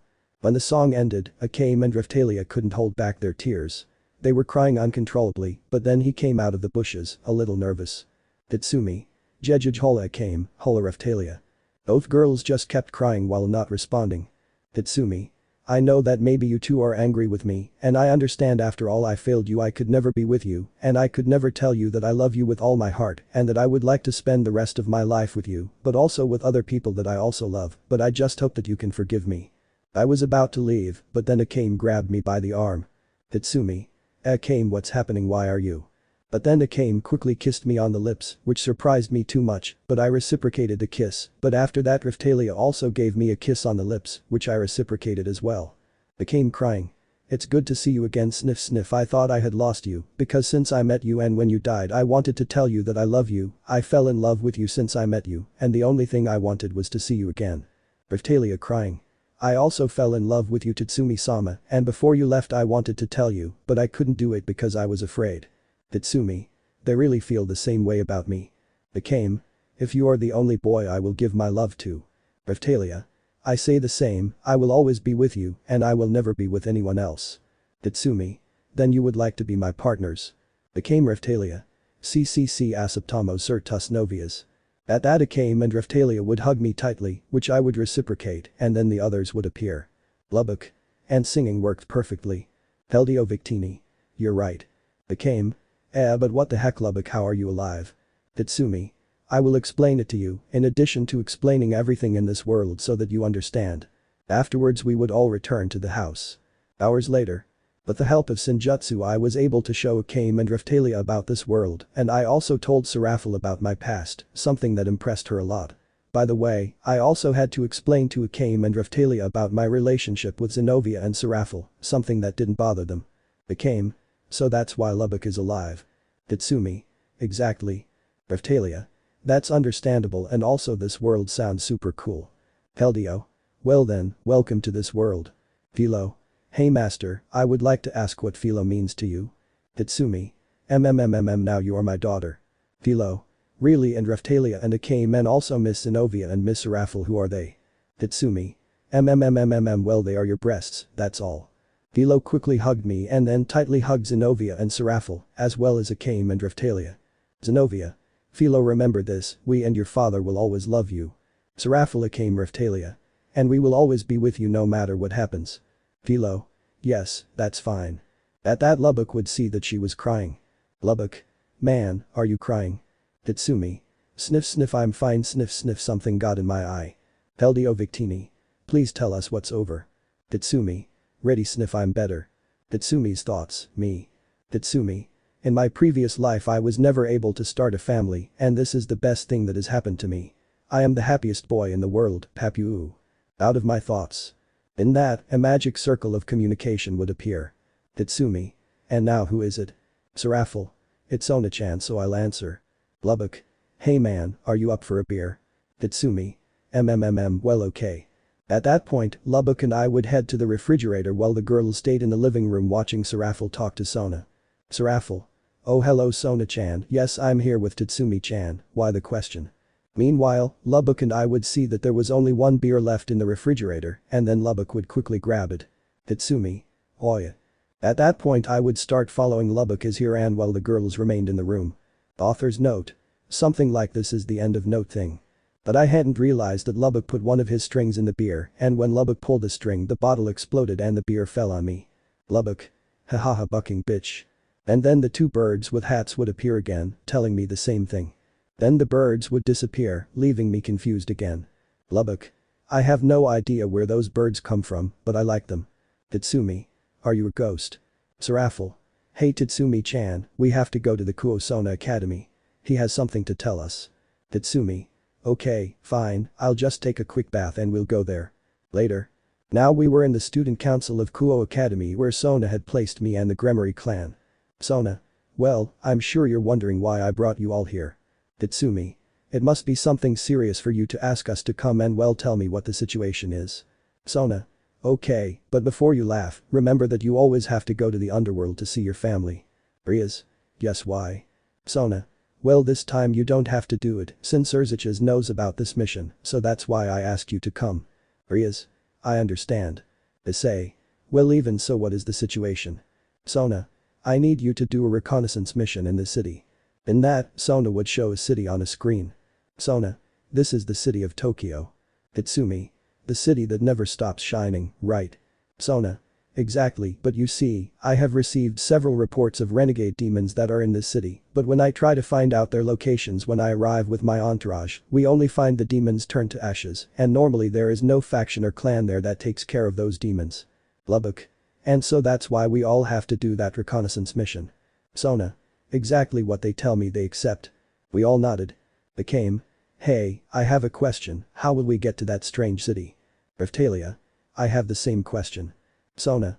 So don't worry, the underworld train will take you to Tokyo. Tatsumi. It means that to get to Tokyo we have to go through the underworld. Sona. Exactly, for the moment I give you today and 2 more days to get ready for the mission, and now you can leave. After that we would all go to our homes. Minutes later. We were already at home deciding what we should do when it was time to leave. Zenovia. I hope we can handle whatever is killing the renegades. Tatsumi. Don't worry, love, I'm sure we'll make it. Riftalia. Tatsumi-sama has a point. Became. Still, who will take care of this house? Tatsumi. Don't worry about that, Keldeo and Victini will stay here just in case. Keldeo Victini. Exactly, no one will be able to enter us here. Serafel. The good thing is that he just made a reservation at a hotel in Tokyo, so we don't have to worry. Sylphid. How great, this mission will be incredible. Lubbock. Hey Tatsumi, I think we'll need more help. Tatsumi. Yes, and what do you suggest, friend? Lubbock. Well, we need a little more power, some precision, and some camouflage. Tatsumi. Wait, you're not thinking about. Lubbock. Exactly. Sylphid. What are you talking about, honey? Lubbock. You all already know, come on, follow me. 2 minutes later. Now we were in front of a door in the house, which is where the time room is. Arena. A question there? Tatsumi. That's where I train to get stronger. Lubbock. Exactly, and I hope we can get the people we need out. At that, Lubbock would enter the time room and then the door would close, and after 3 minutes the door opened and Lubbock brought mine and Chelsea and also Susanoo. Tatsumi. Amazing, if it worked the others can leave the room. Became. But what the hell, are you guys still alive too? Tatsumi. Yes, they are alive too. Zenovia. But who are they, Tatsumi-kun? Tatsumi. Well, they are my classmates, they are mine and Chelsea, and the big guy with horns and a cane is Susanoo, an organic Tigu. Mine. Hello Tatsumi, how long has it been since you and Lubbock left the time room? Chelsea. I'm curious to know that too. Tatsumi. I'll tell you later, for now I need to tell you something. Then we would go down to dinner and after that I would explain to mine and Chelsea and Susanoo about the mission and they would agree to help. Already at night I found myself in my bed sleeping with Zenovia but also with Serafel, Akame and Riftalia who hugged me. Tatsumi. Well, for now we have to rest, so rest girls. Zenovia, Serafel, Akame, Riftalia. Descansa Tatsumi-kun-chan sama. At that point the girls would fall asleep and I would fall asleep too. What happens next? Find out in the next chapter. Chapter 10. The journey to Tokyo begins. Previously, our protagonist Tatsumi reunited with Akame and Riftalia, his 2 favorite waifus from the anime, and both girls are now our protagonist's other partners. After that, Sona assigned them a reconnaissance mission in Tokyo, and our protagonist now has 3 members of Night Raid to help him on the mission. Find out what will happen now. Hit the new intro. The 2 days that Sona had given us had finally passed, and now we were at the station where the Gremory family train was, but that's it. Chelsea. Hey, hey, hey. At that moment, mine, Chelsea, and Susanoo were looking at the train with an incredulous and surprised face. Susanoo? What kind of animal is this? Mine. Its size is very large and colossal, it must be the king here. We just looked at the 3 of them with what the buck faces. Chelsea. It's incredible, it seems like he's asleep, but don't trust him. Tatsumi. Hey guys, this is a train, not an animal. At that mine would put his hand on my mouth. Mine. Shhhhhhh, shut up, don't talk if you don't want to release the beast I carry inside me. At that mine would aim at the train with his Tigu pumpkin ready to shoot but. Lubbock. Hey mine, stop. Mine. And now what? Lubbock.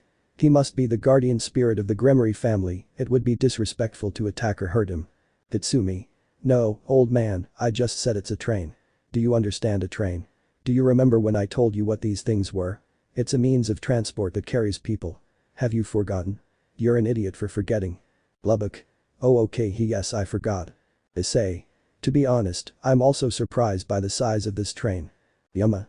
Even for me, this is the first time I'll be traveling on the Gremory family train. Tatsumi's thoughts, me. Tatsumi. Now that I think about it, mine, Chelsea, and Susanu's reaction reminds me of Inosuke from Kimetsu no Yaiba when he first saw the infinite train. Out of my thoughts. Rias. Hey and Kaneko. Asia. I don't know, he said he would catch up with us. Asper. I just hope nothing bad happened to him. Arena. It's not worth exaggerating, Gasper. In fact, look, there he comes. And that we would see that Kaneko was carrying a lot of luggage, so much that even a person could fit in the suitcase. Kaneko. Sorry for the delay. Tatsumi. And now why is the suitcase so big? Are you carrying a person in it? Kaneko nervous. And no, why does Tatsumi-sensei say that? Issei's thoughts. Issei. Something is wrong with Kaneko-chan, but it shouldn't be something bad. Out of your thoughts. Tatsumi. Well, if we're all here, then let's go. All. Understood. As everyone got on the train I realized that Kaneko was calm and not like in the original story. Tatsumi's thoughts, me. Tatsumi. This is strange. If I remember correctly, in the original story Kaneko was nervous and insecure about the trip to the underworld, but now I see her calm and normal, this is strange. Out of my thoughts. Minutes later. We were calm on the train, although I kept noticing that Kaneko was calm and not like in the original. Zenovia. Hey Tatsumi-kun, are you okay? Tatsumi. Yes, I'm very calm. And that Zenovia would sit next to me, and Akame and Raphtalia would sit to my right, and Seraphiel would sit to the right where Zenovia was. Akame.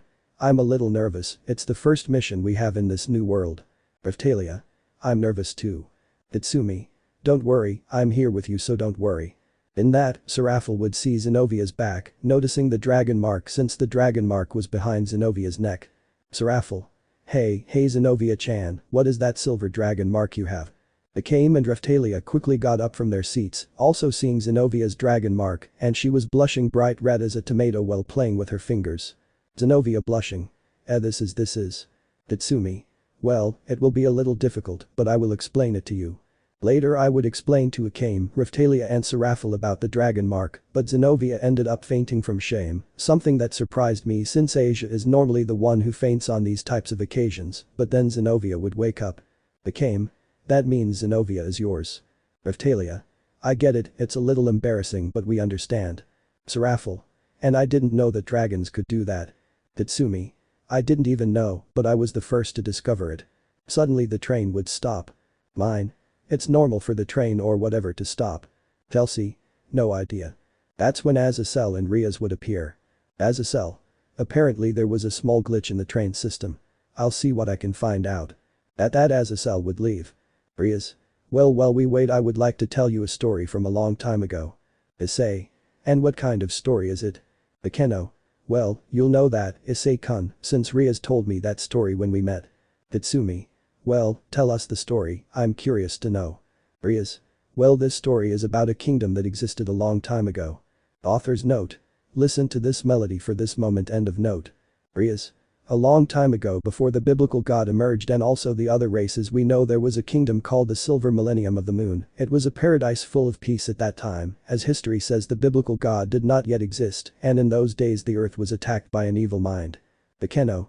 It was when those evil energies attacked that kingdom to obtain the wonderful power of something called the silver crystal that at that time belonged to the peaceful millennium. Rias.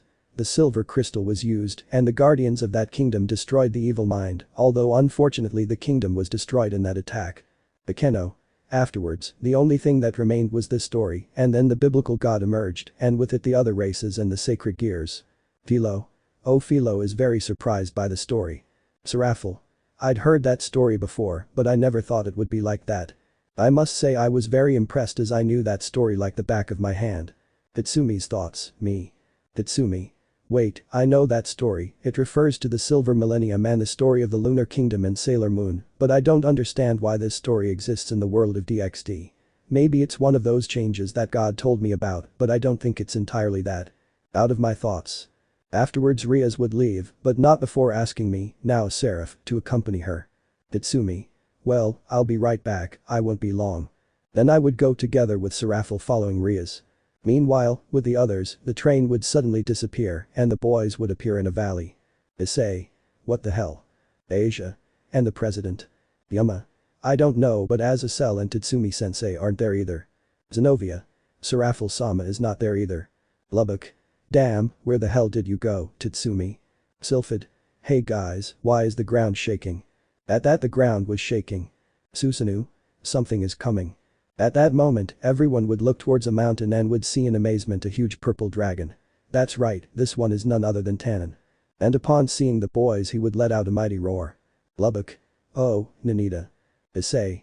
I think he doesn't have good intentions. Yuma. You think Issei-kun? Mine. Hey Susanoo, could you finish that thing? Susanoo? I could try, but I can't guarantee anything.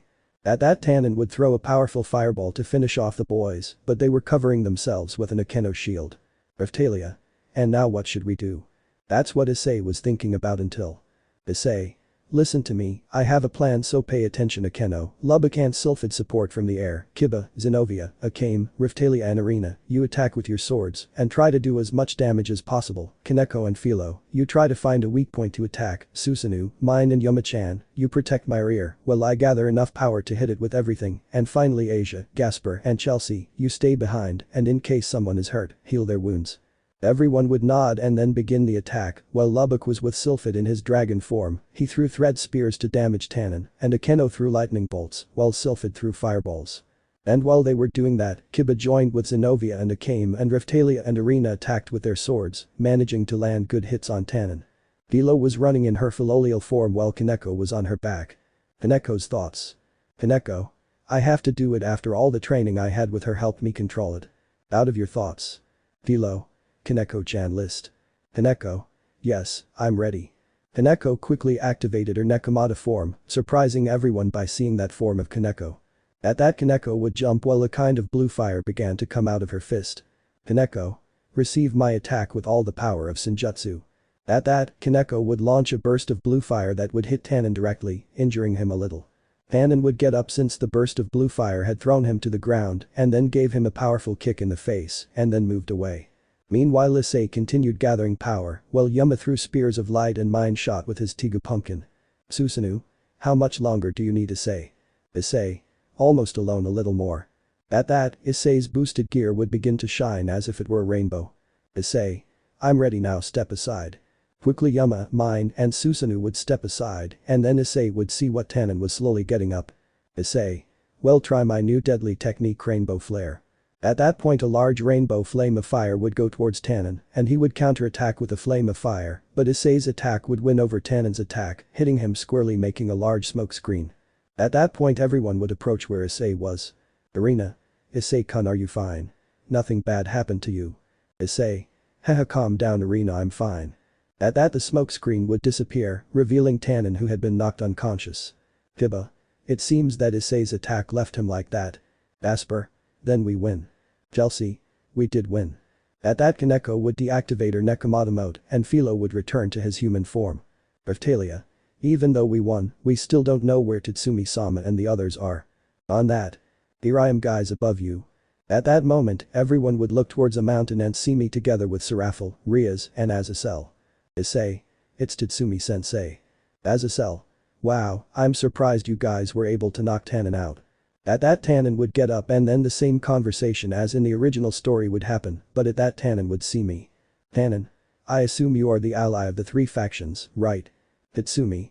That's nice to meet you. I'm Tatsumi Hijikata. Tannen. It's a pleasure to meet you. But out of nowhere a portal would appear from where Vali would come out along with Biku and Arthur. Vali. Hello again Tatsumi. Tatsumi. Ah, it drives me crazy, you had to show up. Tannen. Chaos Brigade members, I didn't expect you to come here.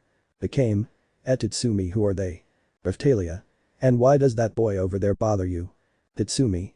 Well, they are the Chaos Brigade, a group of rebels led by Office Ouroboros, and the albino guy over there is Volley Lucifer, a conceited idiot whom I defeated. Issei. Hahaha, it's true, he gave him a big punch in the face, and that was incredible. Volley. Make fun of it all you want, but someone wants to take you on, and it's not me. Tatsumi. So who is it? From that portal someone would emerge that I would recognize, and that was none other than the goddess of infinity Office Ouroboros. Everyone surprised. SSS Office Ama. Philo. Oh look, she's the size of Philo, she could be my friend too, like Asia and Kaneko. Tatsumi. I don't think so. Then that Office would approach me, staying at a slightly distant distance. Office. So you're the guy who can beat me, my big red. Tatsumi. Yes, and what does that have to do with you being here? Office. Volley told me everything and I couldn't allow you to defeat me, a red. I won't allow that. Author's note. In this story I decided that Office and Big Red will be a couple, end of note. Tatsumi. Either that or you want to defend your partner because that's the most obvious thing I see. Everyone was surprised by what I said, and Office went from having a serious and emotionless face to one of maximum blush and nervousness. Office nervous. Coco, how the hell do you know that Red is my partner? Tatsumi. Well, I know how to tell when someone is in love just by listening to their words, and you can tell from miles away. Issei Lubbock. What a good ability. Office.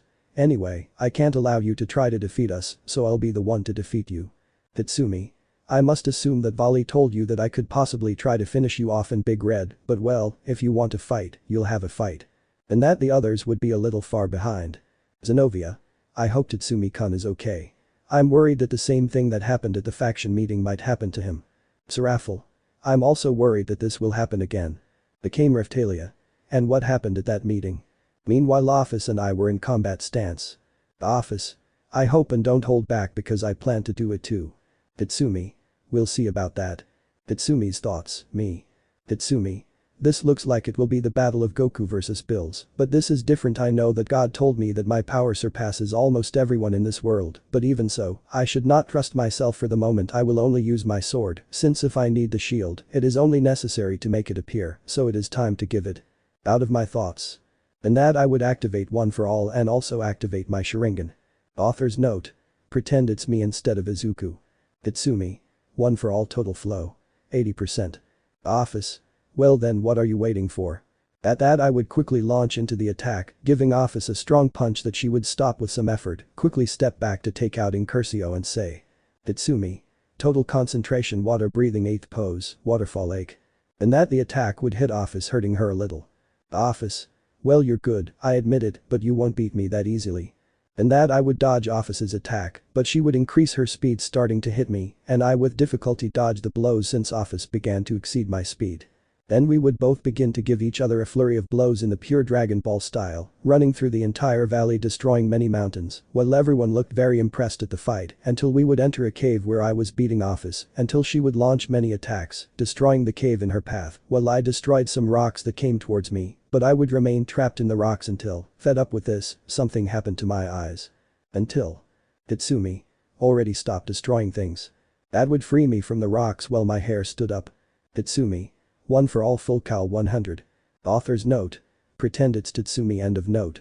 At that I would leave the cave while Office followed me and from my back some grey dragon wings would emerge. Lubbock surprised. But what the hell, not only does he have One for All activated, but he also has dragon wings. In that, Office and I would continue fighting, but this time in the air, rising higher and higher until we reach space. As a cell. Someone manages to see them. Dibba Gasper. No, nothing is seen. In that, Office and I would continue to give each other several bursts of blows. Tatsumi. Let's see what you think about this. In that, Office would dodge my blows until I hit him on the head. Office. Oh, that really hurt. We would continue fighting on that. Tatsumi. Come here. At that, Office could hardly dodge my blows. Tatsumi. Take this, Goddess of Infinity.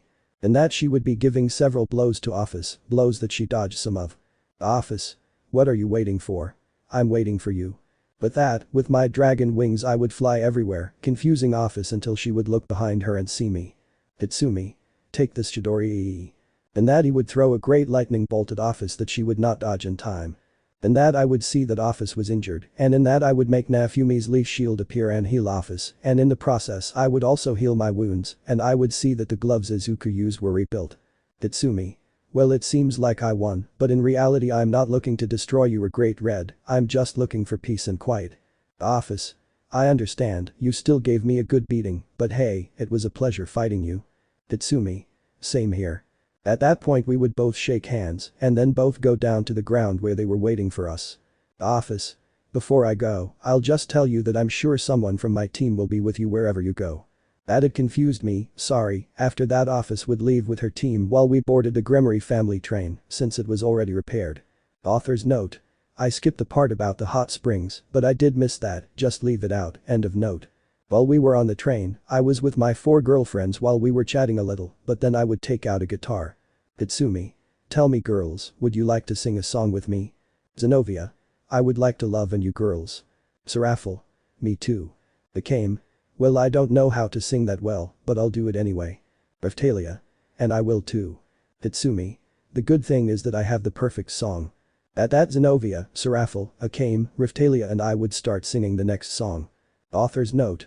Enjoy the song, people of Wapid, end of note. Zenobia. I have so much heart, I know that if my lives are not 9, I am happy with 1. Tatsumi.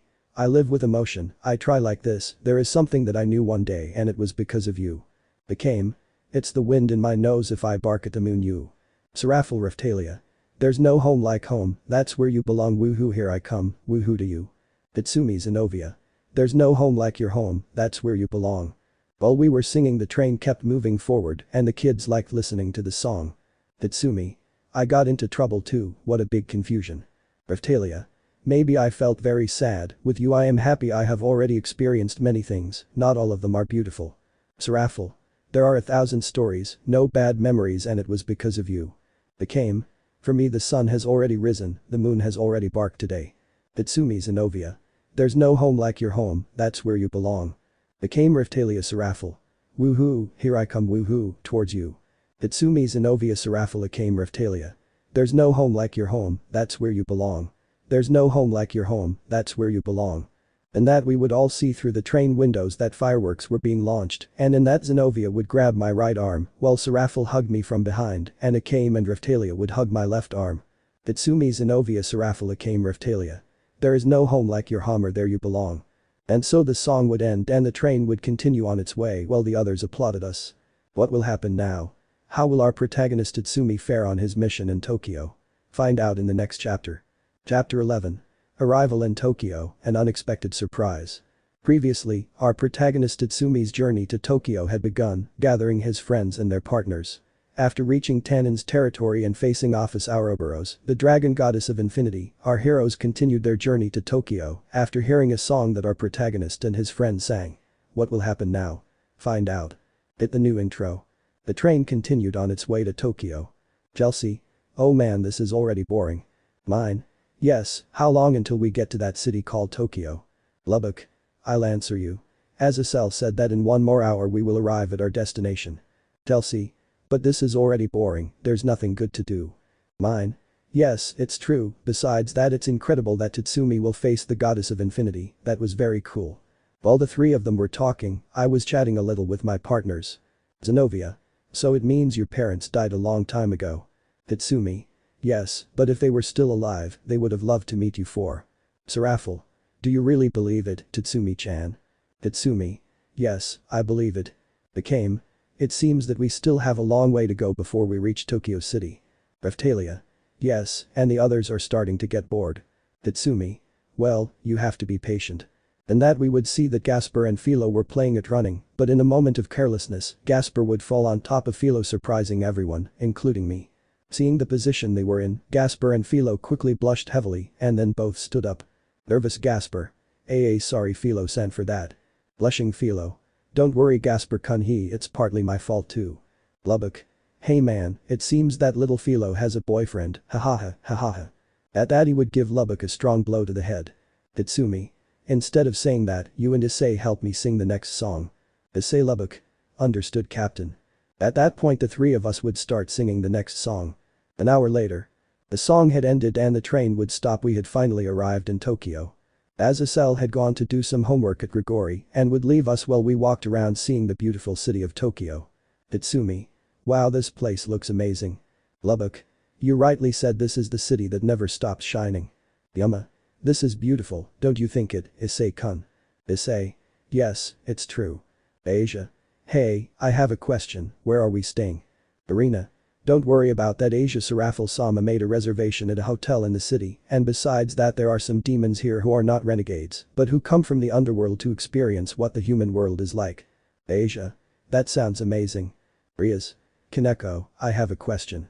You're carrying so much in that suitcase that I don't understand why the suitcase had to be so big. Kaneko. Well, I only wanted to bring what was necessary, that's why I decided to bring a large suitcase. Akeno. And you don't get tired of bringing so much? Kaneko. No, because after all the training that Tatsumi-sensei gave us improved my strength. Tatsumi. Well, if it was your decision, no one can judge you. Zenobia. A question, Sarafel-san, how long until we get there? Sarafel. Not much, we're almost there. Lubbock Sylphid. Hey, and where are mine, Chelsea, and Susanoo? Tiba. Look behind you. At that we would all look back, seeing how the three of them were watching everything with a what the buck face, making us all shed a drop of anime-style sweat. Minutes later. Philo had fallen asleep, so Raphtalia was carrying her, while Gasper was carried by Rias. Sarafel. We've arrived. At that point we would all look and be surprised to see the hotel. Everyone. But wow. Became. It's huge. Raphtalia. Seriously, this is where we'll be staying while we're in Tokyo. Sarafel. If luckily the room at the top has several more rooms for the rest. Zenobia.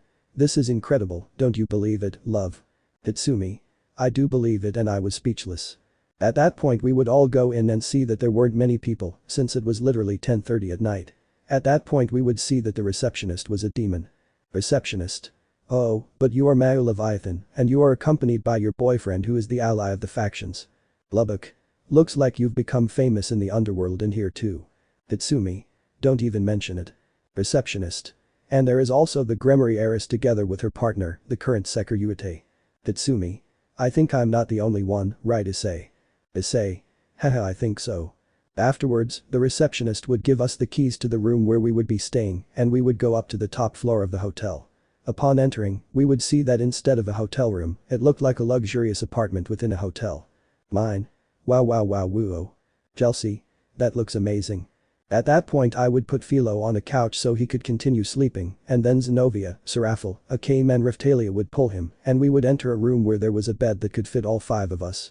Tatsumi. Wow, what a nice room. Sarafel. I'm glad you like it because this is where we'll sleep with you. Raphtalia. It always feels good to sleep with Tatsumi-sama. Akame. Same here. Zenobia. It's very true, but well, we should go with the others. President Rias said that she would assign 3 of us to patrol the city. Tatsumi. It's true, I had forgotten, thanks for reminding me, my Zenobia-chan. Zenobia blushed. Hey, you're welcome, my Tatsumi-kun. Afterwards we would all be in the living room together, although Philo and Gasper and also Sylphid were asleep, but Kaneko was missing. Rias. It seems that Kaneko is taking a while. Issei. Maybe he's looking for something. Meanwhile in Kaneko's room. At that Kaneko would drop the large suitcase to the ground, but. Ouch, that hurt me, be careful, Shiranaya. Kaneko. You can come out now, Nissan, but don't make so much noise. In that suitcase, no one else but Kaneko's sister Kuroka would come out. Kuroka. It's good that I was able to get out.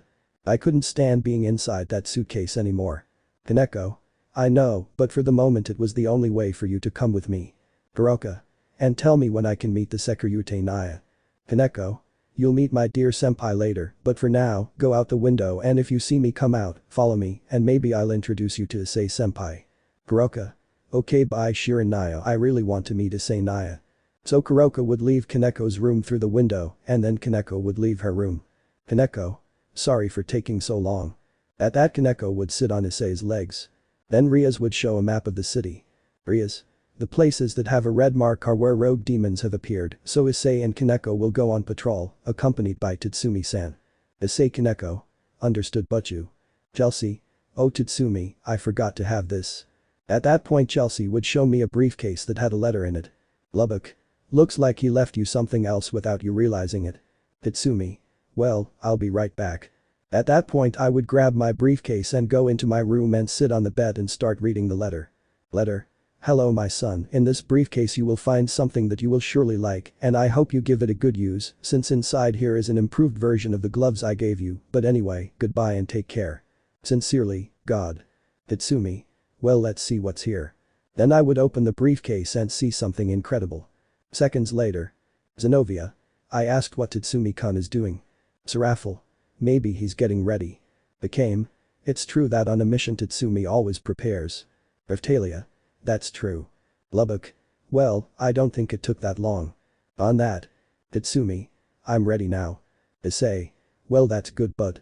At that everyone would be amazed to see what he was wearing, and Zenovia and Seraph and Akame and Revtalia would blush heavily, and what he was wearing was nothing more and nothing less than the suit that Izuku wears in My Hero Academia, but in the New World Heroes mission movie. Author's note. Pretend it's Tatsumi and not Izuku. End of note. Tiba.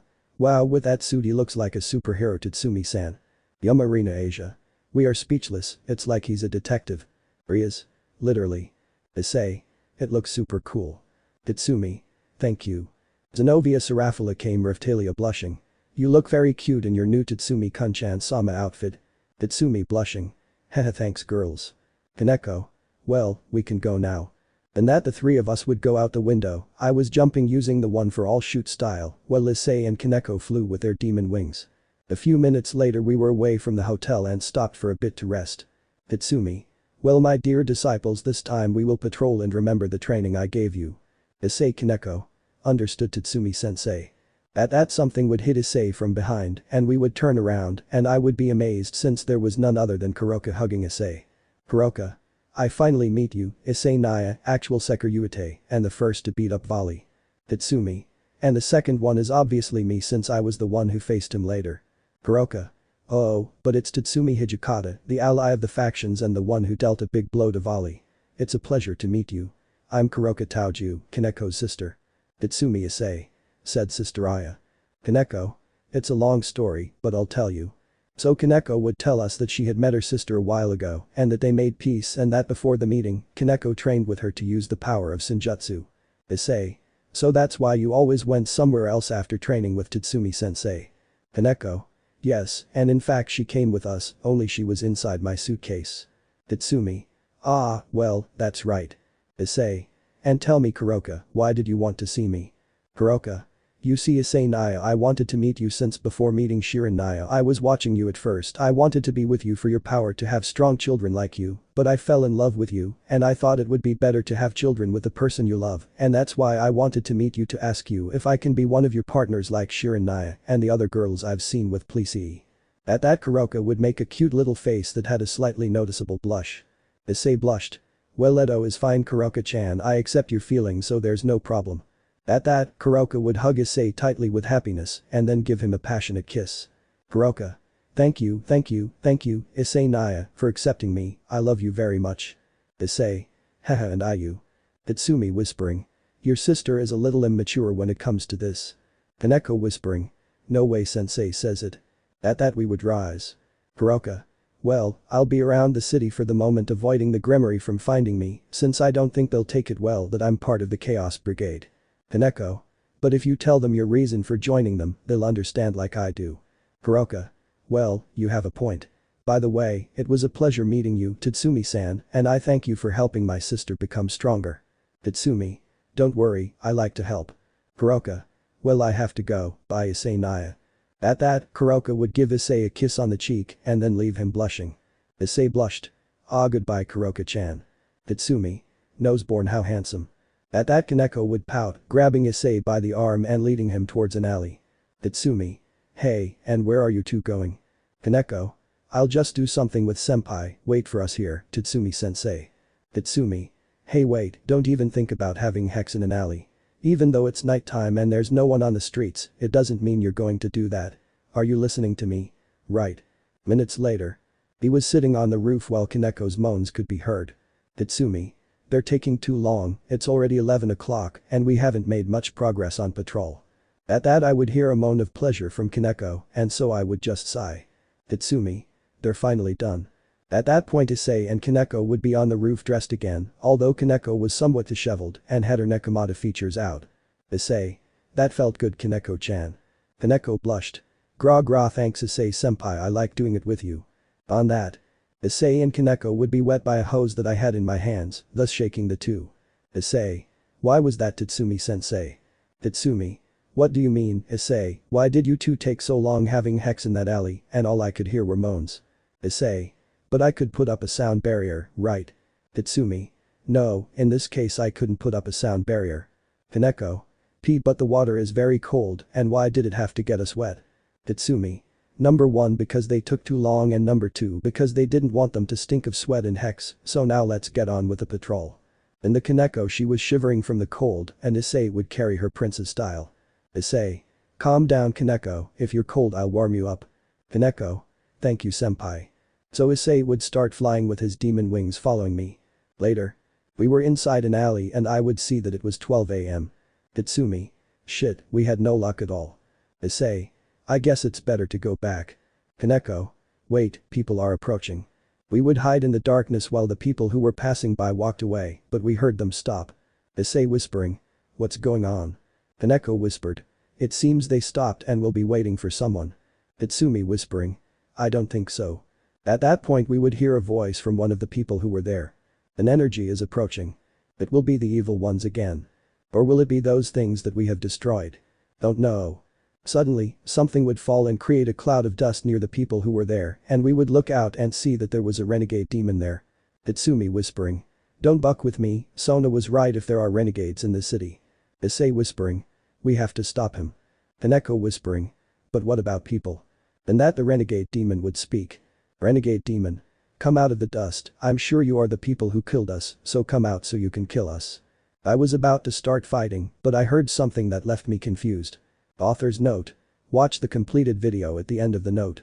In that, colored lights would be seen and there was no more dust, but Issei and Kaneko would see the people who were there impressed, but I was left with a face of what the heck since there in front of the renegade demon were none other than Sailor Moon and the Sailor Scouts, and there was also Tuxedo Mask and surprisingly Sailor Chibi Moon.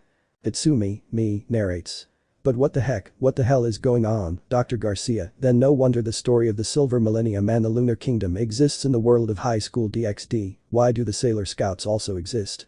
What the buck, what kind of changes are those that God was referring to? Normal narration. The renegade demon would be confused when he saw the Sailor Scouts, Tuxedo Mask, and Sailor Chibi Moon. Renegade demon. And who the hell are you supposed to be? That's what Sailor Moon would talk about. Author's note. Watch the video up to 0:14 end of note. Sailor Moon. And together with my companions the Sailor Scouts and Tuxedo Mask and Sailor Chibi Moon, we will punish you in the name of the moon. Renegade demon. How pathetic, try it if they want to, they won't be able to stop you. But the renegade demon would not finish speaking because he was hit by an attack from Tuxedo Mask that would make him crash into a wall, and then Sailor Chibi Moon would use her pink heart's attack, making an explosion that would make the renegade demon be in the air. Then Sailor Mars would use the fire of Mars, and then Sailor Mercury would use the mercury bubbles, damaging the renegade demon more. Then Sailor Jupiter would use the thunder of Jupiter, and then Sailor Venus would use the crescent lightning of Venus, making the renegade demon stay in the air. Sailor Moon. Well, it's time to finish it. Thus Sailor Moon using her lunar tiara would disintegrate the renegade demon, leaving only ashes. Sailor Moon. Well, we did it, we were able to defeat another one of those monsters. Sailor Mercury. And he was an evil one. Sailor Mars. No, that was a demon, his spiritual energy gave him away. Sailor Jupiter. We've already defeated too many of those demons. Sailor Venus. They must come from somewhere. Tuxedo Mask. For now let's go home, tomorrow is Saturday, so we'll have more time to find out more about those demons and also continue searching for the silver crystal. Sailor Chibi Moon. Yes, and I'm also very sleepy. Sailor Moon. Haha, okay, let's go back to our homes. Luna and Artemis would approach, but Artemis would look in a specific direction. Luna. Artemis, is something wrong? Artemis. They saw us, they saw us. At that everyone would turn to see where Artemis was looking at us. Issei. Oh shit, they saw us. Kaneko. And now what do we do, Tatsumi-sensei? Tatsumi. Just one word. Issei. Kaneko. And what is it? Tatsumi. That you guys start flying with your demon wings, and the other word is. On that I would say the following. So quickly Issei and Kaneko would fly away while I jumped using the one for all shoot style. Luna. Don't let them escape, they must know something about the silver crystal. Sailor Moon. Then after them. So the Sailor Scouts, Tuxedo Mask and Sailor Chibi Moon would start following us. Issei. Shit, this is getting really bad. Kaneko. We mustn't let them catch us. Tatsumi. Well, keep running. So we would continue running while the Sailor Scouts and Tuxedo Mask and Sailor Chibi Moon launched their attacks at us, which we dodged with some difficulty, but Tuxedo Mask would appear in front of us. Tuxedo Mask. They're not going anywhere. At that, Issei would activate his boosted gear and dodge a blow from Tuxedo Mask while concentrating his power. Issei. Take this. So Issei would spin on his axis, giving a strong punch to Tuxedo Mask, causing him to fall into an alley. Tatsumi. What a good hit, Issei. Issei. Thank you very much, sensei. At that, Sailor Mars would launch the Fire of Mars, but Kaneko would launch a burst of Senjutsu destroying the Fire of Mars. Kaneko. We have to go quickly. So we would continue running while the Sailor Scouts and Tuxedo Mask, who would come out of the alley along with Sailor Chibi Moon, would still be chasing us. Sailor Mars. The energies I feel in them are different because one is demonic energy and the boy who releases green rays seems to have a different energy. Sailor Moon. Then we have to follow them, we mustn't let them escape. And that we would reach a high jump. Tatsumi. Kaneko-san, get on my back and Issei hold you up. At that, I would grab Issei and Kaneko would climb onto my back and jump. Tatsumi. Black whip. At that, the black whips would come out of my fingers, starting to swing me like I was Spider-Man. Tatsumi. Yee, be careful, I'm swinging. Woo-joo. So the Sailor Scouts, Tuxedo Mask and Sailor Chibi Moon would still be chasing us. Sailor Venus. Sailor Jupiter, help me use your attack and I'll use mine. Sailor Jupiter. Understood. At that point, the two sailors would be preparing their attacks. Tatsumi. Any ideas for escape? That's what Drake would talk about from the boosted gear. Drake. Tatsumi-sama tries to make a big smoke screen, maybe with it we'll lose them and we can escape. Issei. That's a good idea. Kaneko. What are you saying, sensei? Tatsumi. Let's do it.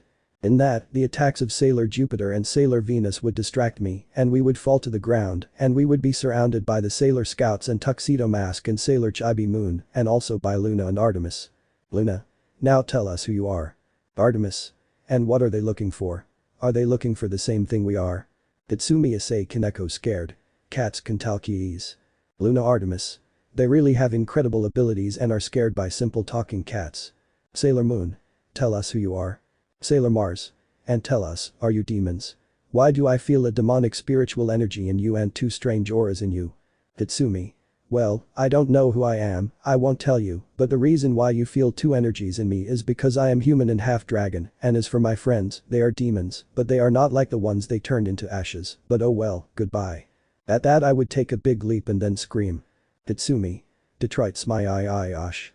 And that I would hit the ground causing a large smoke screen and quickly I along with Issei and Kaneko would escape.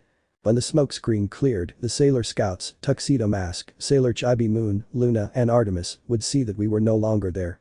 Sailor Moon. They escaped. Sailor Mars. Damn, what did he mean by half human and half dragon? Sailor Jupiter. I have no idea, but let's go home, I'm tired. Luna. Tomorrow we'll find out about those boys. So the Sailor Scouts and Tuxedo Mask and Sailor Chibi Moon and together with Luna and Artemis would leave. Later.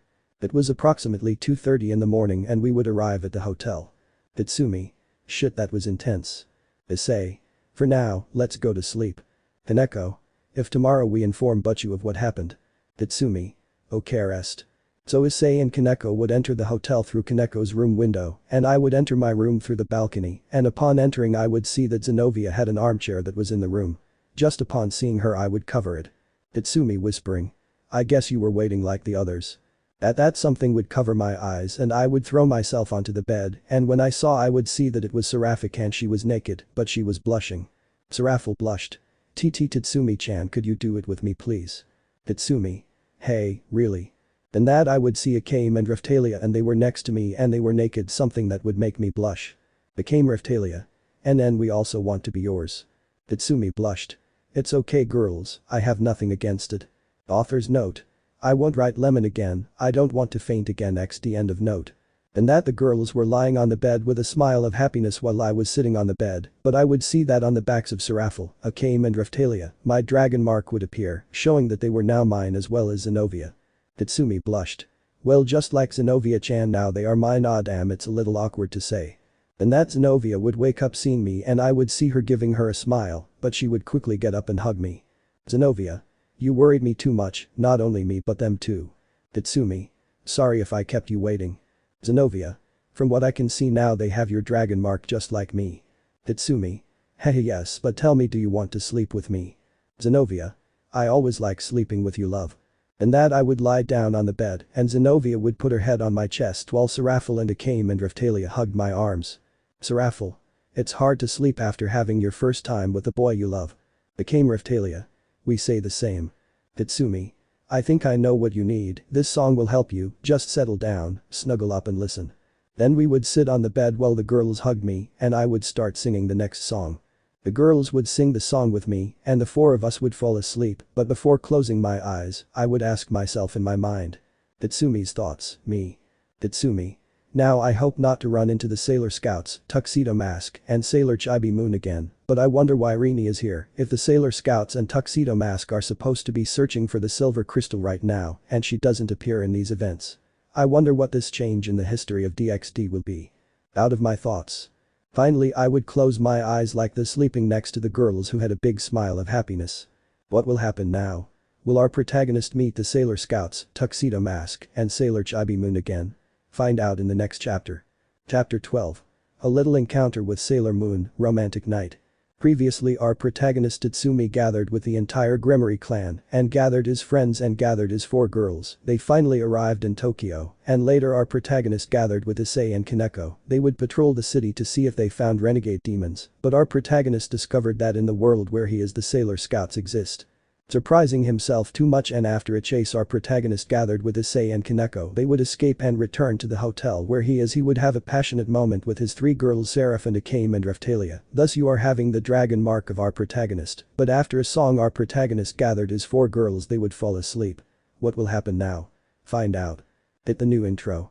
The next morning everyone would wake up and have breakfast, and after breakfast. Rias. And how was the patrol yesterday? Issei. We had some small problems, right? Kaneko. Yes, it's true, but you. Rias. Could you explain to me, Tatsumi-san? Tatsumi. Well, you see, we discovered that some strange girls in sailor suits and a little girl in the same suit and a masked man who looks like a magician are the ones who were destroying the renegades and they started chasing us, but luckily we were able to escape. Rias. It will be difficult, but we have to find out more about those strange girls. Tatsumi. Well, for now I'll go out for a bit. Then I would go to my room, seeing Zenovia and Serafel and Akame and Raphtalia talking a little. Tatsumi. Hello my dear princesses. Zenovia, Serafel, Akame, Raphtalia. Hello dear Tatsumi Kunchan-sama. Tatsumi. I have something to give you and I hope you like it. Raphtalia. Oh, I love surprises, what is it? Tatsumi. Turn around and you'll know and close your eyes. So the four of them would turn around and close their eyes and then I would approach them and put a necklace around each one's neck. Tatsumi. You can open your eyes now. At that moment, the four of them would open their eyes and see that they had dragon-shaped necklaces. Zenovia's necklace is the one up here. Serafel necklace, which you will see below. The Kame necklace, next one down here.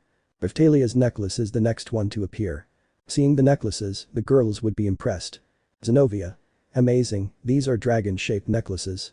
Tatsumi. Before the second day to come here to Tokyo, I decided to buy them some gifts and they liked them. Zenovia, Serafel, Akame, Raphtalia. Knows in Canton much as gracious Tatsumi Kunchan-sama. At that point the four of them would each give me a kiss and I would reciprocate. Tatsumi. Okay, I'll go out with Issei and Kaneko for a walk. Any of you want to join me? Zenovia. Me, Akame, and Raphtalia will stay here to be with the little Philo. Serafel. I can go with you if you want. Tatsumi.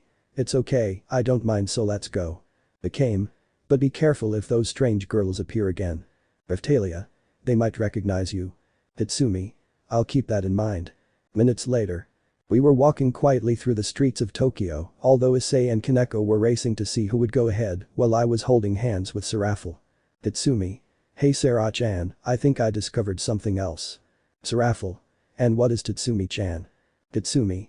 Well, you see, when I do it with Zenovia, you, Akame, and Raphtalia, it seems that I use one of my abilities, which is to give eternal life to someone, and apart from the fact that you also have accelerated regeneration like mine. Serafel. Oh, I understand, that's why I accidentally cut myself this morning and it healed quickly. Tatsumi. See, that's why I discovered it, and that makes me happy because I wouldn't want to lose them. Serafel. You always protect us, you are very protective, but I understand that dragons always protect their partners, right? Tatsumi. Exactly. And that we would see that Issei and Kaneko would collide with a girl and we would approach. Tatsumi. Are you okay? Issei Kaneko. See Tatsumi-sensei. Ouch, that hurt me, watch where you're going. But then the girl would see us and would be surprised, and this girl is none other than Serena Tsukino and Issei Kaneko, and I would be surprised since we weren't so blind as to not realize that she was Sailor Moon. But she would have a really impressive face. Pensamientos de Issei Kaneko Tatsumi, yo. Issei Kaneko Tatsumi.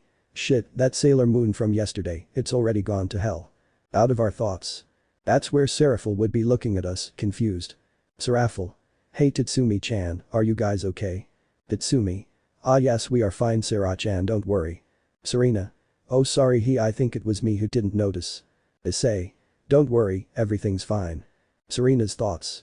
Serena. It can't be possible, they are the boys from yesterday, there is no doubt, although now that I see them well I don't think they are from around here, but I wonder who that girl with violet eyes is, but well, concentrate Serena, and don't be an idiot like Ray always says. Out of your thoughts. Serena. I'm supposed to assume you're not from around here, right? Tatsumi. And no, we are not from around here. Seraphil. We come from the city of Kuo. Serena. Oh, Kuo City, I've heard something about that city. Issei. I see, by the way, my name is Issei Hyodo, and she is Kaneko Taoju, my girlfriend. Serena. Oh how great, a couple in love, and you two are also a couple. Tatsumi. That's right, my name is Tatsumi Hijikata, and she is Seraphil Citri, my girlfriend. Seraphil. And what is your name? Serena. That's true. At that Serena would make a sign of greeting. Serena. Hello, it's a pleasure to meet you. My name is Serena Tsukino. Tatsumi. Well, it's a pleasure Serena. Seraphil. You are the first person from the city we have met. Serena. I see, but well, I have to go. I'm meeting up with my friends and also my boyfriend to go out, so see you, bye. So calm she would run away. Issei. Off we were saved from that. Seraphil. Is she that Sailor Moon? Tatsumi. You noticed it too, right? Seraphil. That's right, we saw that image in the newspaper in the city, but it's strange that no one can see it. Kaneko. Maybe they are blind, but well it will be better to keep walking. So we would continue walking. Meanwhile Serena had arrived at the Ikawa temple, the temple where Rei Hino always is in case you don't know, and upon arriving, she would see her friends Rei and Lita and Mina and Amy playing with Rini. Rei. Serena, why did it take you so long? Mina. And also because you look worried. Lita. Did something bad happen? Serena. I found out who the guys we saw last night are. Amy. Which means you saw them again. Serena. Yes, and I know their names.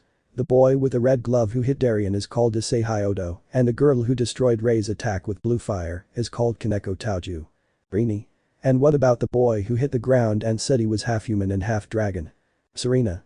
Issei Lama Tatsumi Hijikata. Then Luna and Artemis would appear. Luna. Is there anything else we should know? Serena. They come from a city called Kuo, and I think they are students at the school in that city. Artemis. We could try to find out a little more about them. Serena. Okay, I'll let Darien know. Author's note. Here Darien knows that Serena is Sailor Moon, but what happened in the original story doesn't happen here, end of note. Later. Our protagonist had returned with Seraphil, Issei, and Kaneko after a grand tour of the city of Tokyo. Tatsumi. We're back. He would quickly be hugged by the little Philo. Philo. Hello, I love Tatsumi. Tatsumi. Haha hello little Philo, and how did you spend time with your three moms? Philo. Well I had a lot of fun with them. Zenobia. Yes, she is full of energy. Issei. Excuse me, and President Rias. The came. It doesn't take long for her to arrive with the others, since they had to give Chelsea and Susanoo and mine a tour of the city of Tokyo, so they wouldn't get lost. Kaneko. It's understandable. After a few minutes the others would return. Tatsumi. Hey Rias, I have a question. We'll have to patrol again. Rias.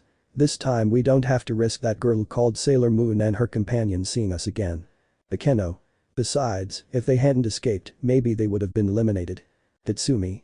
You have a point. Later. After dinner I would be in the living room with Zenobia, Akame and Raftalia watching some TV. Akame. It's incredible that there are things in this world that didn't exist in ours. Raftalia. These things didn't exist in mine either. Tatsumi. Hey, a question, where is Sarah-chan? Zenobia. She said she would go get some fresh air on the hotel rooftop, but I noticed she was a bit sad. Tatsumi. And why would that be? Zenobia. I don't know, but a few days ago before starting the journey to the city, I told him about your battle against Kakabiel, and I also told him that you saved me from dying on that occasion. Tatsumi. Well, she had to know after all, but I'll go talk to her, I'll come back later. So I would get up from the couch and go to my room and go out through the balcony of the room. Author's note. Everyone else had already gone to sleep, end of note. And that I would be looking at the hotel rooftop, and a little close to where the balcony of my room was, I would see that Serafel was sitting there looking towards the horizon, and I would get closer, but I would see that Serafel had a serious face, but I would see that she had a few tears in her eyes. Tatsumi. Hey Sarah-chan, are you okay? Serafel triced. Oh hola Tatsumi-chan. In that case I would sit next to Serafel. Tatsumi. Hey, what's up Sarah-chan, why are you sad? Sad Serafel. Tatsumi-chan, tell me, do you think I'm someone weak? Tatsumi. Hey, why do you say that? You're not weak. You're the male Leviathan, and you're also my magical girl, Sarah-chan. Sad Serafel. I know, but I can't help but feel sad. After all, you always protect me and Zenobia, Awaken and Raphtalia, but I can't take care of you when you faced volley. You ended up with a broken arm. I wanted to stop that fight, I couldn't stand seeing you get hurt, I was afraid that he would destroy you. Serafel couldn't stand it any longer and started to cry. Serafel crying. I know you don't want to lose us, but we couldn't bear to lose you. Sniff sniff, I don't want to lose the boy I love so much. At that I would hug Serafel tightly while she continued to cry. Tatsumi. You shouldn't feel that way, I will always protect you, I will never let anything happen to you despite everything. Author's note. A seraphic thing is wearing the clothes it always wears to meetings, and that's the end of the note. At that Seraphim would lift her face, showing that she had a small blush slightly noticeable, but still had a few tears. Serafel. Thanks Tatsumi-chan, but I still feel a little sad. Tatsumi. I know how to cheer you up. So I would quickly go down to the balcony of my room and then go and looking for many colored lights, something that would be noticed by Zenobia, Awaken and Raphtalia. Zenobia. Hey Tatsumi-kun, what are those lights for? Tatsumi. Oh, I'm going to do something to cheer up Sarah-chan. So I would go to my room and go out through the balcony. Awaken. We must help him, after all Serafel is our friend. Zenobia. It's true, she must feel sad and she also needs our support like her friends. Raphtalia. Then let's go. So the girls would go to the balcony, but the little Philo would watch a little television. Back on the rooftop of the Serafel Hotel, she continued to look at the horizon with tears still in her eyes, without noticing that I was putting up the colored lights around the rooftop. At that point I would come over and start singing the next song. Tatsumi. What are you sad about? At that moment, Seraphim would turn around and see me. Tatsumi. Don't be discouraged. In that case I would sit next to Serafel. Tatsumi. I understand you, it's not easy to be strong, among all the people you think you won't make it, doubt tells you that you're going to fail.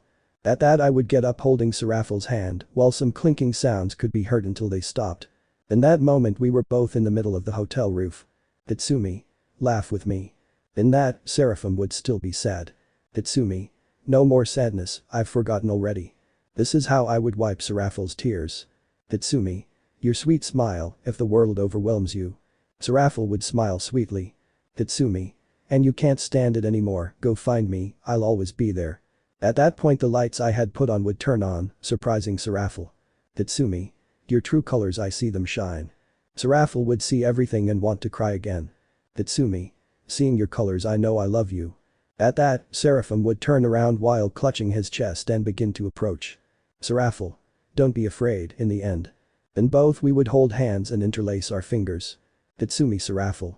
The days are longer. At that, we would both put our foreheads together. Tatsumi. Serafel. Your colors real, how beautiful they are. So the two of us would start dancing. Tatsumi. True colors, I see them shining. But I wouldn't notice that Zenobia, Awaken and Raphtalia were looking at us with a smile. Tatsumi. Serafel. Seeing your colors I know I love you. And that we would turn around. Tatsumi. Serafel. Fear not, for at last the days are longer. And that we would take samples of wings starting to float a little. Tatsumi. Serafel. Your colors royal, how beautiful they are. Then we would gently lower ourselves to the ground and touch our foreheads together. Tatsumi. Of rainbows. Serafel. Oh the rainbows. And that we would hear someone playing a harmonica and we would see that it was Awaken accompanied by Zenobia and Raphtalia, so the three would approach and hug me, now Serafel and Awaken would finish playing the harmonica. Tatsumi's thoughts, me. Tatsumi. That was amazing, I loved singing that song so much, I remember it very well, and I also think it helped Seraphim not to be sad anymore. Out of my thoughts. Tatsumi. Are you feeling better, Sarah-chan? Serafel. Yes, I feel better thanks to you, my dear Tatsumi-chan. Zenobia. You always find a way to make us feel good. Tatsumi. I love doing it and tell me you don't want to go out and fly a little after all it's 11:30 at night at this time there's no one on the streets. Became. But what will we do if we don't have wings? Raftalia. That's true. Tatsumi. I have an idea, I'll take you, you just hug me tightly and that's it. Minutes later. We would be flying through the streets of Tokyo while Akame and Raftalia hugged me tightly. At that point I would start singing the next song. While I was singing the song, Zenobia, Serafel, and I were racing to see who could fly the fastest, passing through many places until we climbed up to the sky while the moon illuminated us, and I would finish singing the song, giving Zenobia and Serafel a smile, and then continue flying. Meanwhile at the hotel Gasper had gotten up because he saw that the television in the living room was on, and when he looked he would see that Philo was lying on the couch with a beautiful smile that would make Gasper blush. Gasper whispering. How pretty Philo-san looks, this is strange. I had never experienced much about love, but now that I see it clearly, I feel like I fell in love with Philo-san. In Gasper I would see that Philo was shivering from the cold so he would grab a blanket to cover Philo. Gasper whispering. Well I better go back to sleep. At that, Gasper, a little nervous, would give Philo a kiss on the forehead. Gasper whispering. Rest Philo-san good night. So Gasper would leave, but not before turning off the television. Meanwhile with me. Now I was with Zenobia and Serafel and Akame and Raftalia in the Eiffel Tower they had here in the city of Tokyo, and we would be seeing the city. Akame. It's very beautiful, the whole city never stops shining. Raftalia. That's why they call it the city that never stops shining, right Tatsumi-sama? Tatsumi. Yes Raftalia-chan. Zenobia. Hey Tatsumi-kun, would you like to hear a song sung by the four of us? Tatsumi. Yeah why not I would love that very much. Then I would see a chair and sit down. Serafel. I hope you like the song. Raftalia. Zenobia-san and Serafel-san call her perfect too if I'm not mistaken. Akame. Yes, that's what that song is called. Zenobia. Okay, 1, 2, 3. At that the girls would start singing the next song. When the song ended I would start clapping while blushing a lot. Tatsumi. That was amazing girls I like the song. Zenobia. With the song we tell you that you are everything to us. Serafel. And that you're the only one we want to marry. Akame. And with whom we want to form a beautiful family. Raftalia. And be happy always. So the girls would hug me tightly and I would hug them back. Tatsumi. You guys are everything to me too and you guys are the only ones I want to marry and start a family with the four of you and be happy, plus there's little Philo who's my daughter and you guys are her moms. So after that we would return to the hotel, but on the way I would tell Zenobia, Akame and Raftalia what I told Serafel in the afternoon, surprising her greatly.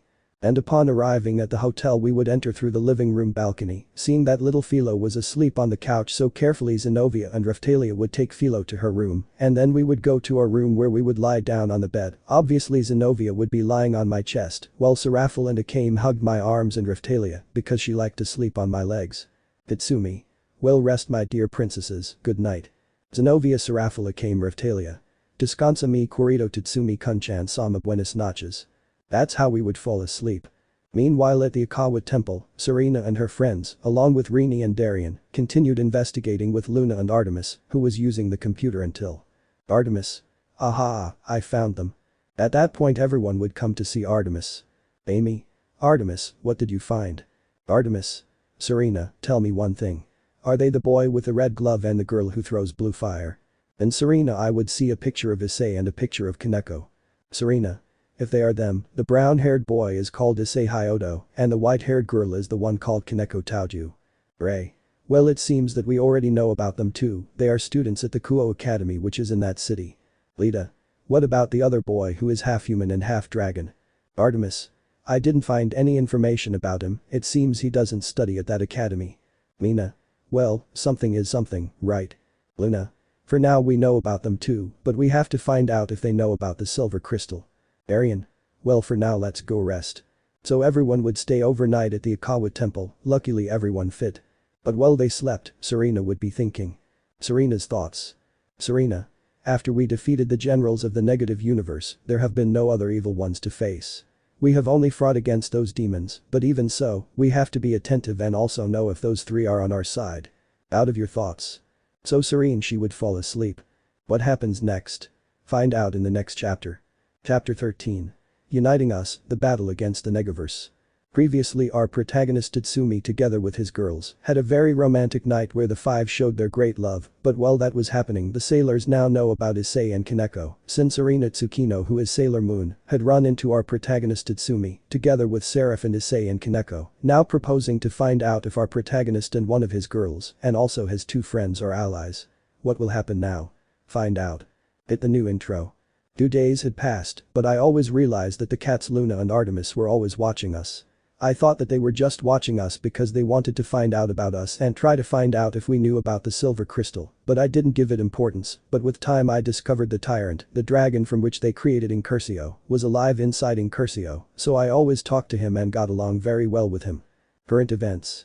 It was early morning and I was sleeping with Zenobia, Seraphil, Akame and Riftalia, but I would get up without waking up my girls and I would be in the bathroom looking at the mirror. Tatsumi's thoughts, me. Tatsumi. I still don't understand why Luna and Artemis are watching us as suspicious, but we don't know much about the silver crystal. Tyrant. It seems you are very thoughtful, my friend. Tatsumi. Well, I can't help it, this confuses me and I want to help train my girls to make them stronger. Tyrant.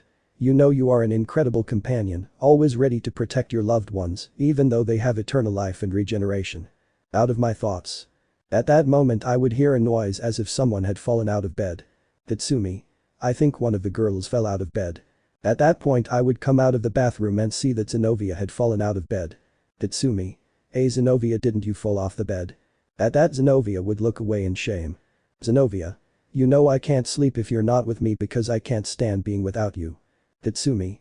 Haha, sorry, I was just looking at something and also I need you to get dressed and wake up Sarah-chan and Akame and Riftalia-chan since I will take them to a place where I will teach them how to use some techniques. Zenobia would find that strange but would accept it. Minutes later.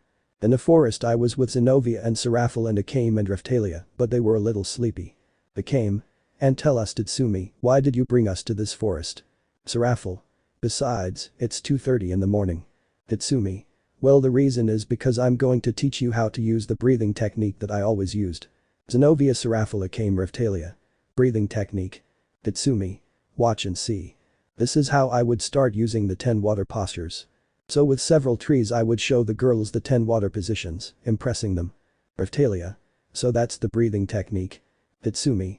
That's right, and you both have swords and Sarah-chan has a magic scepter, so I think you can do all 10 water stances. The girls would be surprised to learn that they would learn to use the 10 water postures, but they would accept. Hours later. It was 4:30 in the morning and the girls were resting while I looked at the sky. But then I would hear footsteps approaching me. Nice to see you again, Tatsumi. Hearing that voice I already knew who it was, so I just took a deep breath and turned around and saw Vali, who was looking at me with a smile. Tatsumi. What the hell do you want now, Vali? I'm not going to fight you again. Vali. In fact, Kuroka convinced me to ally with you since she told me that I could be stronger, not as strong as you, but almost at the level of the red. Tatsumi. I never expected that, but oh well, what can you do? Vali. So friends. Thus Vali would extend his hand. Tatsumi. Friends.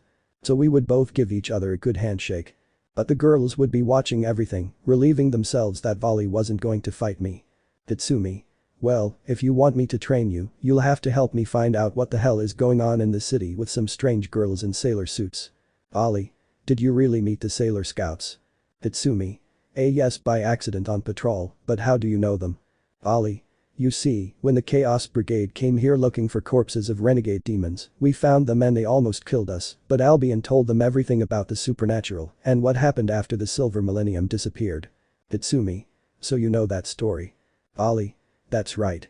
At that the girls would approach me. Zenobia.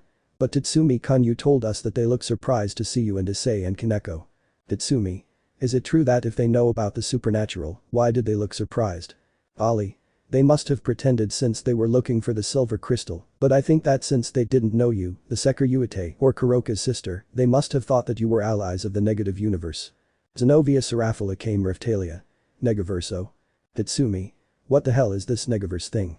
At that the wings of Albion would appear. Albion.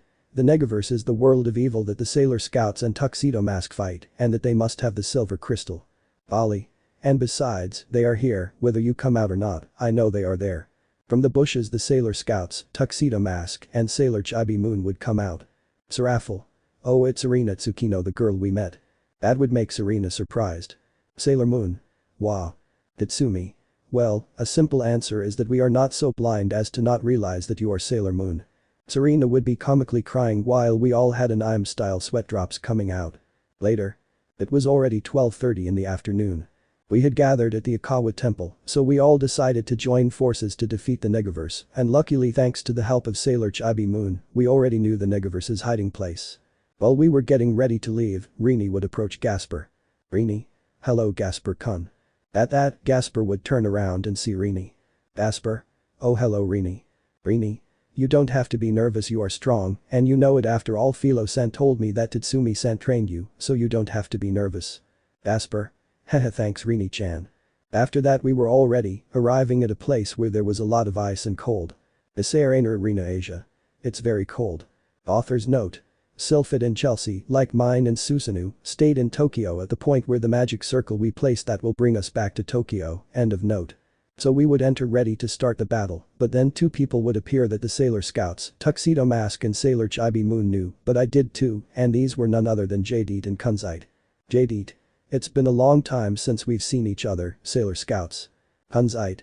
This time your friends won't help you because we are stronger than before. Sailor Mars. Sailor Moon, you and Tatsumi-san, look for them and finish off Errol, we'll take care of it.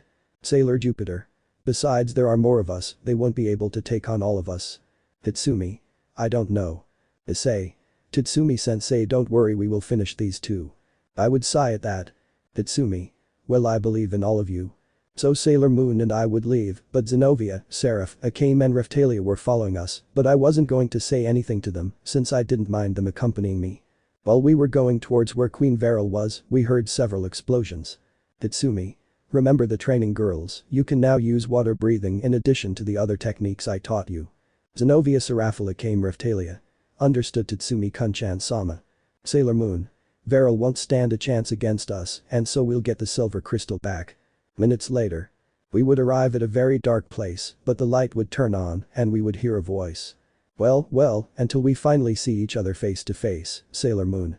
Then that we would see a throne where Queen Veril was. Sailor Moon. It's you Queen Veril. Queen Veril. And I see that you brought allies and also that others are facing the improved Jadeit and Kunzite. Tatsumi. We won't allow you to hurt innocent people and we'll get the silver crystal back. Queen Veril. What an impertinent brat, but I have some soldiers who will finish you off. Then two people would appear that I would recognize and that I didn't believe were with the Negaverse, besides it being impossible for them to be here, they were none other than Yaga the Knight of Orion. And Beelzebub, one of the angels of death of Lucifer of the Knights of the Zodiac. Tatsumi's thoughts, me. Tatsumi. What the hell is going on here, how the hell are these two here? It's assumed that they were defeated in their world by Sia and his friends, and why the hell are they with Veril?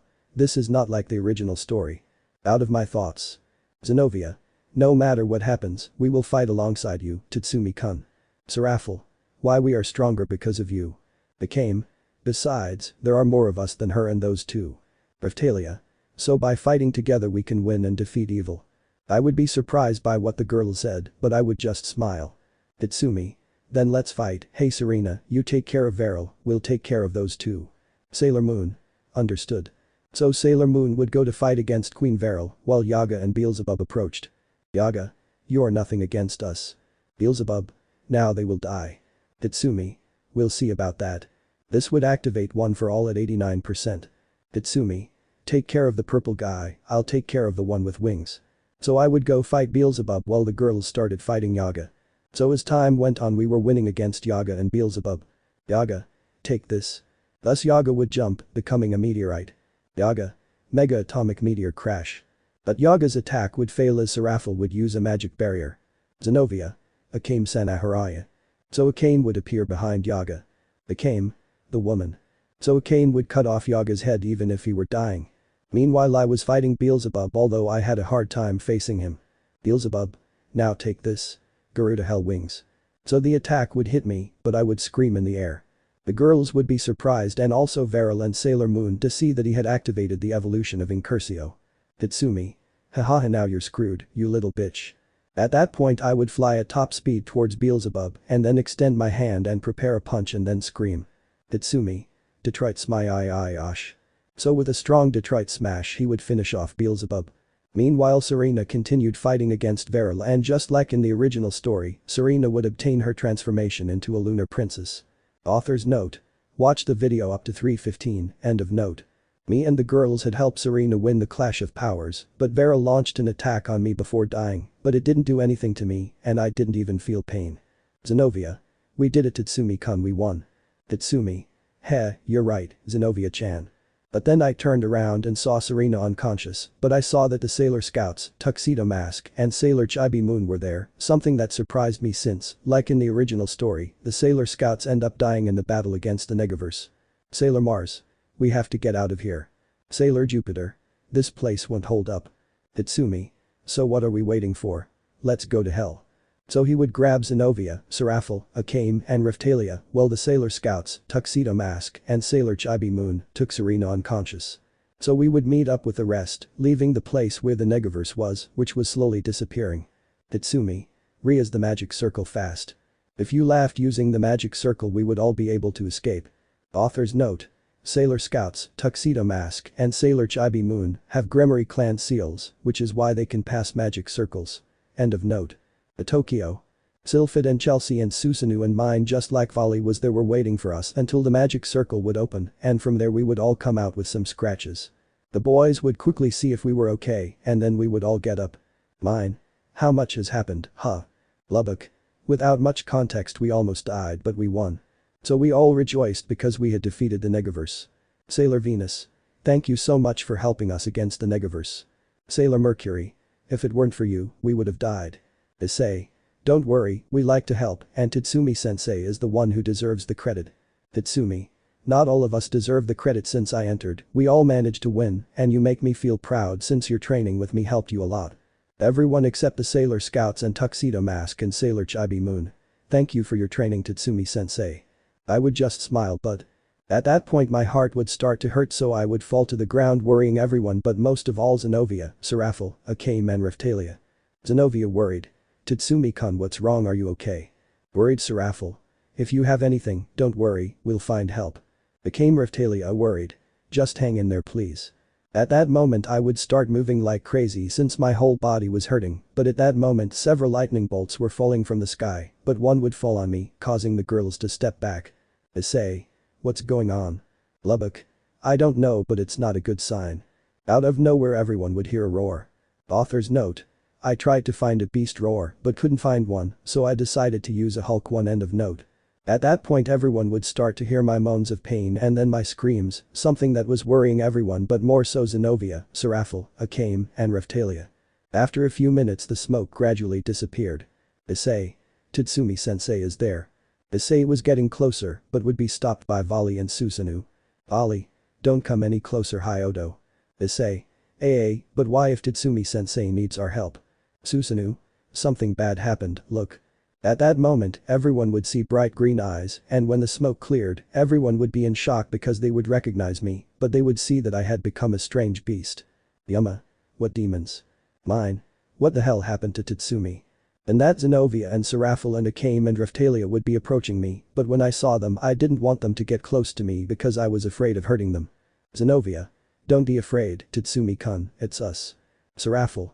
Don't worry, we'll find a way to help you. Akame. Raphtalia. Just come with us. And that I would still be scared, I didn't want to hurt the people I love, and neither the girls I love with all my heart, but out of nowhere I would grow horns, and then a lightning bolt would strike me, which would make my body start to shine, and then bat wings would sprout which would amaze everyone.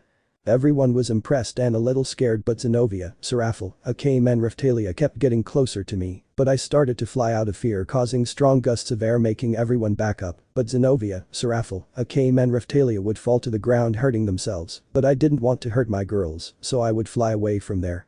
Everyone seeing that would worry too much about me, but due to the blow Zenovia and Seraphiel and Akame and Raphtalia were about to be unconscious. Zenovia, Seraphiel, Akame, Raphtalia crying. No please Tatsumi-kun-chan sama, don't go, come back, we can help you. At that point the girls would see that Incursio was lying on the ground, so Zenovia, Seraphiel, Akame and Raphtalia would grab Incursio, and little by little they were falling unconscious. Zenovia, Seraphiel, Akame, Raphtalia. QQQ, stay with us please, come back our beloved Tatsumi-kun-chan sama. So Zenovia, Seraphiel, Akame and Raphtalia would be unconscious, worrying everyone present. Meanwhile I would land in a forest seeing the moon. Tatsumi's mental space, Tatsumi. Damn Varel cast a spell on me before dying and that turned me into Gruff the Never Beast. But I would see the tyrant was still in my headspace. Tyrant. Calm down, buddy. There's a way to break the spell the witch cast on you. Don't get upset. Tatsumi. I hope so, but for now I can't go back. I don't want to hurt anyone, much less my loved ones. Tyrant. Boy, you are a great boy who is willing to protect his loved ones despite everything, that's what we dragons do too. Tatsumi. I know and that's why I don't want to go back, not until I can find a way to be me again and be able to be with Zenovia-chan, Sarah-chan, Akame-chan, and Riftalia-chan, since I don't plan on leaving them ever again, they are everything to me. Out of my headspace. At that I would start howling in sadness. What will happen now? Will our protagonist Tatsumi be able to return to normal? Find out in the next chapter. Chapter 14. The spell is broken, I'm back. Previously our protagonist Tatsumi joined with the Gremory clan and the Sailor Scouts and Tuxedo Mask and Sailor Chibi Moon fought against the Negaverse winning the battle, but Queen Varel cast a spell on our protagonist Tatsumi so he would end up turning into a strange beast and out of fear he would escape since he did not want to hurt anyone or his beloved girls. What will happen now? Find out. Hit the new intro. 4 days had passed since I disappeared, but I always saw that Lubbock and Issei and also Vali and Kuroka and Kaneko were always looking for me, but I didn't want them to find me since I didn't want to return until I could find a way to break the spell that Varel cast on me before she died. Current events. At the Ikawa temple in a room were Rias and Irina watching Zenovia and Serafil and Akame and Riftalia who were sleeping since they were still unconscious from what happened, but Irina had a worried face since the girls had not woken up since I disappeared. While Rias was watching the girls worried since they hadn't woken up yet. Narrates. Since Tatsumi-san left, Zenovia, Seraph, Akame, and Riftalia have not woken up since they became unconscious. That worries us all, and besides, not even Ice-kun and the others have been able to find Tatsumi-san. I just hope that we can find Tatsumi-san soon. Normal narration. Irina. President, do you think they will wake up? At that point, you would see the girls and then smile. Rias. You don't have to worry Irina, I'm sure they'll wake up, but for now we have to look for Tatsumi-san. Later. At night. In the room where the girls were, everyone was waking up, but tears were visible on the girls' faces, but Akame was also about to get up, but she was crying. Akame. Hey, where are we? Hey girls, wake up. At that the girls would wake up with a sad face. Zenovia. Hey, here you are. Serafil. What happened to us? Riftalia. And where are the others? At that moment, Rias and Irina would come in, seeing the girls and smiling when they saw that the girls had woken up. Rias. They finally woke up. Irina. We were worried about you. At that Zenovia would get sad, something that the others would notice, and Serafil and Akame and Riftalia would get sad. Rias. Hey, is something wrong? And that Zenovia would see Rias and Irina with a sad face. Sad Zenovia. And where is Tatsumi-kun? Rias. Well, we haven't found it yet. Irina. You were unconscious for 4 days, but during this time and with the help of the Sailor Scouts and Tuxedo Mask and Sailor Chibi Moon, who became allies of the Gremory clan, we have been looking for Tatsumi-san, but we have not found him. Sad Zenovia. I see. Sad Serafil. Could you please leave us alone? Rias. Yes, don't worry. So Rias and Irina would leave, but they would see the door to the room. Irina. Do you think they're going to look for him? Rias. I understand the great love they feel for Tatsumi, besides they have Tatsumi's dragon mark, and knowing that dragons always protect their females, I'm sure they will do everything possible to find their dragon. So Rias and Irina would leave. Later it was night and all of Tokyo was getting ready as they were about to release their floating lanterns into the sky. Author's note. I don't know if they do this thing with lanterns floating in the sky in Tokyo, but let's just say they do. End of note. In the room where Zenovia and Serafil and Akame and Riftalia are. The girls were very sad and depressed, but then the 4 of them started singing the next song. When the song ended the girls would get up and Zenovia would grabbing Curcio putting her on her back. Zenovia. Let's go for our dear Tatsumi-kun. Serafil Akame Riftalia. Yes. So the girls would leave the Ikawa temple without anyone seeing them. Minutes later. The girls would arrive at a forest that was near the city of Tokyo, so the girls would start looking for me until they would find me looking at the moon and the stars. Zenovia. Tatsumi-kun. Hearing that voice would make me happy, but I would get scared since being turned into a beast I didn't want to hurt the girls I loved, and I would turn around seeing Zenovia and Serafil and Akame and Riftalia who were approaching me, but I was scared. Serafil. Don't be afraid Tatsumi-chan. Akame. Maybe you're afraid because you surely think you'll hurt us. Raphtalia. But you would never hurt us because you are our beloved dragon. Then the girls would touch my head so I would calm down a little. Zenobia. Come back to us, we'll find a way to help you. I would just hang my head in sadness as I didn't believe there was a way to be myself again. Seraphil. Calm down, I know there must be a way to make you come back, don't give up. Then the girls would walk towards the cliff where they were looking at the stars and the moon. Zenobia. Soon the sky will be filled with floating lanterns, you're going to like this, Tatsumi-kun. Besides, it's good that we can see this with you. Out of nowhere, several floating lanterns would appear, illuminating the sky, and I would be surprised to see that. The whole sky was filled with floating lanterns. The girls, seeing that, would start singing the next song that I would recognize. Zenobia. That time, looking into the distance time was seeing inside time that I didn't imagine what I missed. Seraphil. And today here, looking at the stars and today here everything is clear from here, I can already see that this is where I should be. Became Raphtalia. And I finally find the light, that fog cleared and I finally find the light, now the sky is blue. Zenobia Seraphil. It's real, shining like that, it's already changed my whole life. From my mental space I looked at the girls wanting to cry and the girls would turn around seeing me. Zenobia Seraphil came Raphtalia. This time, everything is different, I see the light in you. From my mental space I was seeing this, but behind me there was a symbol that represents Queen Beryl. Tatsumi. I do not regret having reincarnated in this world, I have some girls who love me too much, just like I do, I seriously love them too much, Zenobia-chan, Sarah-chan, Akame-chan and Raphtalia-chan.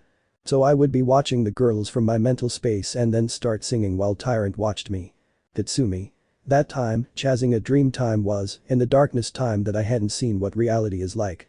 They here, they shine like stars they here, everything is clear if they are here, it's easy for me to see here today I want to be. Outside of my mental space, the girls would be watching me and I would also see them starting to sing the 5. Zenobia Seraphil came Raphtalia Tatsumi, yo. Why lalas encuentro al fin. Tatsumi. That fog cleared. Zenobia Seraphil came Raphtalia Tatsumi, yo. Why lalas encuentro al fin. Zenobia Seraphil came Raphtalia. Now the sky is blue. Zenobia Seraphil came Raphtalia Tatsumi, me. It's real, shining like that, it's already changed my whole life. So looking into the girls' eyes just like they would see my very green eyes. Zenobia Seraphil came Raphtalia Tatsumi, me. This time everything is different, I see the light in you. So the girls slowly came closer to put their foreheads on mine and I would do the same while the floating lanterns illuminated everything. Zenobia Seraphil came Raphtalia Tatsumi, yo. Vont lalas. So the song would end and the girls would put their foreheads against mine. Within my mental space the symbol representing Queen Beryl would be completely destroyed. Tyrant. Buddy, your girls did it, they broke the witch's spell. Outside of my mental space my whole body would glow making the girls step back and cover their eyes and after a few minutes the glow would disappear and the girls would see that I had returned to normal, but they would see that I was somewhat hurt so Akame would grab me and the girls would see that I was unconscious. Zenobia. I hope Tatsumi-kun is okay. Akame. It'll be fine, we just have to wait for him to wake up. So after a few seconds I would start to open my eyes seeing the girls who were looking at me with a smile. Tatsumi. Haha hello girls. So the girls would hug me tightly as they started to cry and I would hug them back. Zenobia. You came back if you came back to being you. Seraphil. You don't know how much we miss you. Akame. We thought there was no way to help you. Raphtalia. But we were wrong. Tatsumi. In reality the love I feel for you and the one you feel for me is what freed me from Beryl's spell because our love is stronger than any person in the world. Zenobia Seraphil came Raphtalia. Tiamamos mucho Tatsumi-kun-chan sama. Tatsumi. And I love you too my beautiful princesses. So I would get up and my wounds would heal and then Zenobia would give me Incursio and I would grab my sword and start walking with the girls back to where the others are. Tatsumi's thoughts, me. Tatsumi. It's amazing if I could return to normal. Tyrant. I told you there was a way to destroy the spell the witch cast on you. Tatsumi. You're right Tyrant. Out of my thoughts. Later. We would arrive at the Akawa temple where everyone, upon seeing me, greeted me with a big group hug and then Rias would explain to me what had happened and that now the Sailor Scouts, Tuxedo Mask and Sailor Chibi Moon were allies of the Gremory clan, something that surprised me. Tatsumi. Well I didn't expect it but welcome to the clan. Sailor Moon. Thank you. Luna. Well, it seems that everything ends well. Artemis. You're right, we recovered the silver crystal and Tatsumi-san returned to normal. Rias. Well guys, there's still something left to do. Issei. And she's the president. Rias. We have to go visit the Bale clan. Everyone would be surprised, but I was even more surprised since I didn't think we would meet the Bale clan so quickly. Ali. Well, if you need me we will be in touch, see you later, Tatsumi-sensei. I would just smile and then go away just like Kuroka. Yuma. I have a question, Miss Arena, how did you know about the supernatural? Sailor Moon. Well, we learned about the supernatural thanks to Volley, but one of the times we destroyed one of those renegade demons, we met the Yokai faction. We were all surprised, but I was even more surprised to learn that the Sailor Scouts, Tuxedo Mask, Sailor Chibi Moon, Luna and Artemis already knew Yasaka and Kunu. Tatsumi. And just for that. Sailor Mars. There's still more. For a while we lived with the Yokai until the Hero faction arrived, where Kakao was their leader. Sailor Jupiter. But together we were able to defeat the Hero faction and also save Yasaka. Tatsumi. Wow, nobody expected that. Mine. Seriously, you guys have more adventures than us and nobody else knew about you. At that we would hear the voice of Azazel. Azazel. I actually knew it. We would all turn around seeing Azazel. Asper. Sensei, you knew it. Azazel.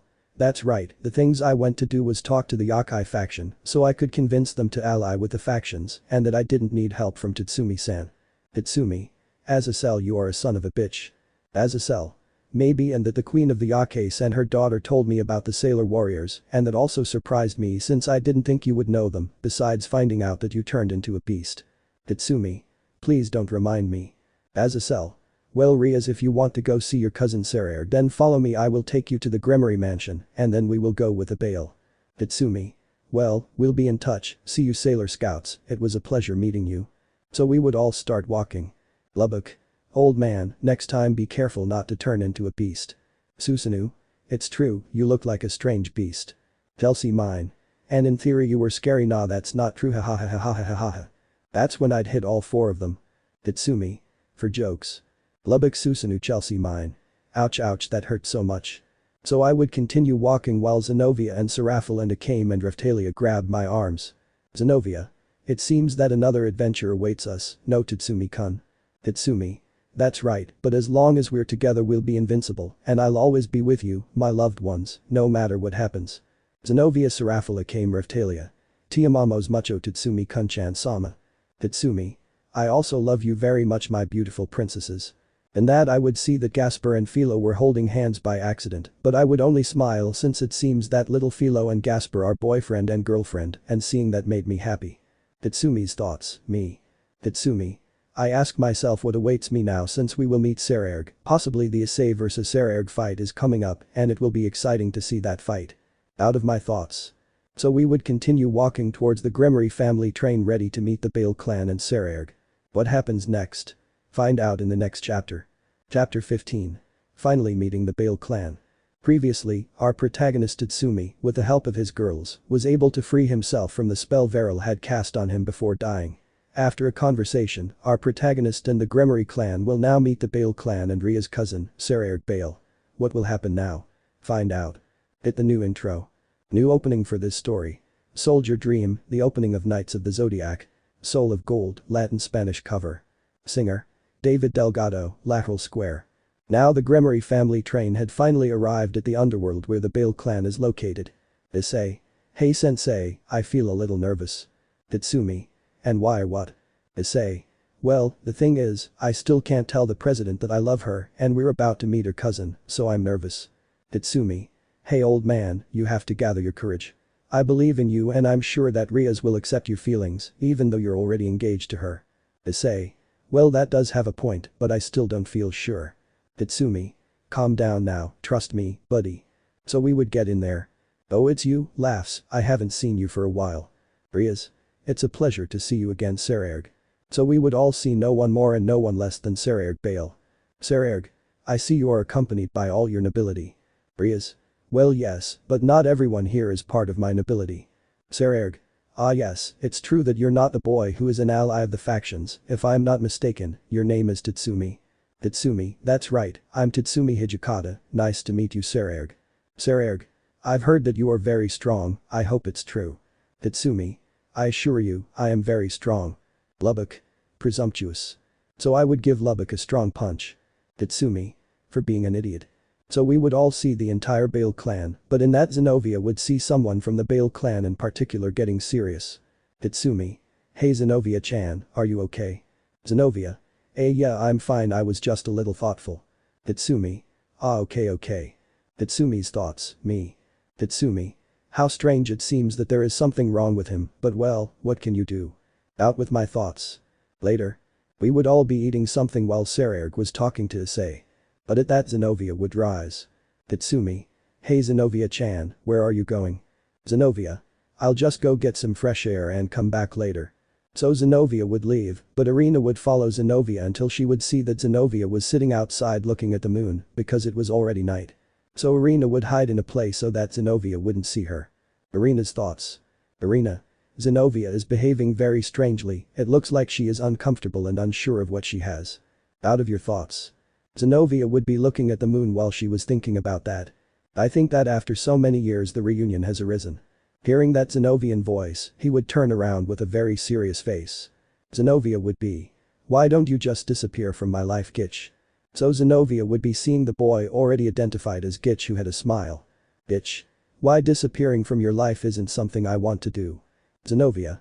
Just leave me alone, you already hurt me so much when we were children, what do you love most about me? Bitch.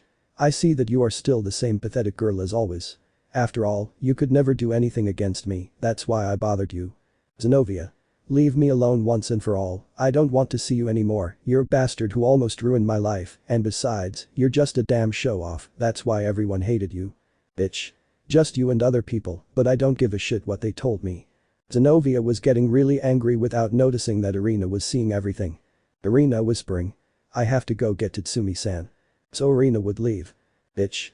Also, I see that you don't have anyone with you after all, who would want to be with an idiot like you, besides that Tatsumi boy must be just like you, just stupid, just like you, I don't even understand why you are a member of the Gremory, after all, you are weak and surely that Tatsumi guy is too.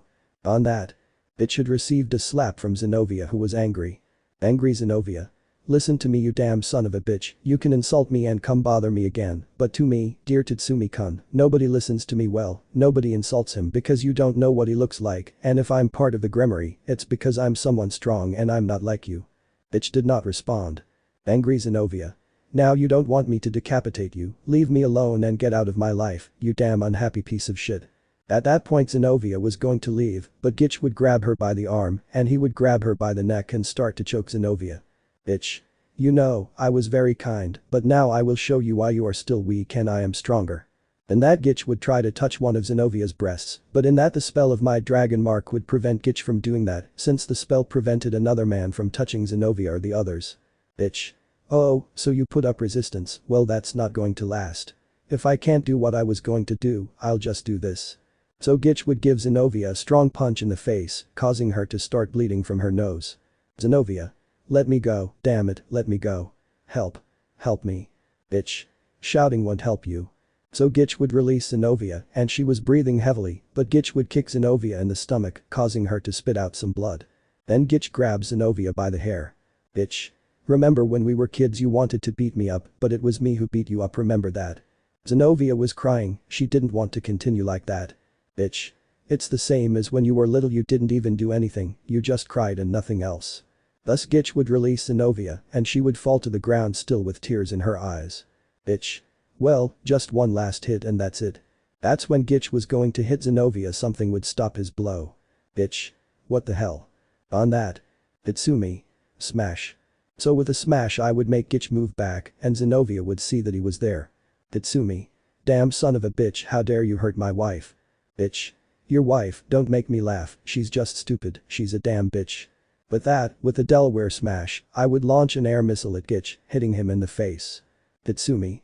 I will not allow you to insult Zenovia-chan, and I made it clear to you that Zenovia is mine and you heard from no one else, so what you tried to do will not help you at all. Bitch. It's not worth wasting my time on her, but oh well, they look like idiots there. So Gitch would leave. Tatsumi. Who does that bastard think he is? Tyrant. Good thing the dragon mark protected your girl if she hadn't been raped by that idiot. At that Irina would approach Zenovia, helping her up. Irina. Zenovia, are you okay? That bastard didn't hurt you anymore. But Zenovia didn't respond. Tatsumi. Hey Zenovia-chan, calm down, I'm here. That guy won't hurt you. But Zenobia wouldn't answer and then ran away while crying. Tatsumi. Zenobia-chan, wait. Irina.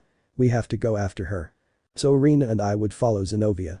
Without noticing that Akame, Riftalia and Serafel were watching everything. Akame. What happened to Zenobia? Serafel. I don't know, but I don't think it's a good thing to say. Riftalia. I agree, let's hope Tatsumi-sama takes care of this. Meanwhile with me and Irina. The two of us would arrive at the room where Zenobia, I, Serafel, Akame, and Riftalia would sleep, seeing that the door was closed. At that moment Irina would knock on the door. Irina. Zenobia, are you there?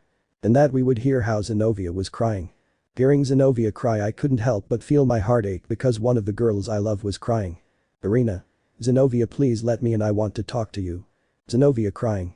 Go away, I don't want to talk to anyone, I just want to be alone. Irina. Just let me come in and talk to you a little bit to try to calm you down. Zenobia crying. Irina, please go away, I don't want to talk to anyone, I just want to be alone, leave me alone. So Zenobia would keep crying. Irina. Wow. Tatsumi. I'll talk to her, after all she's my girlfriend and I have to support her. Irina. Well, I'll go to my room. Please give her all the support you can. Tatsumi. I will do it, don't worry. So Irina would leave. Tyrant. I think you should let her calm down on her own. Tatsumi. He doesn't need my support and a dragon always takes care of his female. So I would breathe deeply and then knock on the door. Zenobia crying. Leave me alone for once, Irina, I want to be alone, understand? Tatsumi. My love is me, Tatsumi. At that point Zenobia would continue crying. Tatsumi. Please let me pass, I don't want you to be like this. Zenobia crying. Please Tatsumi-kun, I beg you, leave me alone, I don't want you to see how I am. Tatsumi. I don't give a shit, I'm going in, you need me to give you support. So I would open the door seeing that Zenobia was in bed covering herself with a sheet while she continued crying.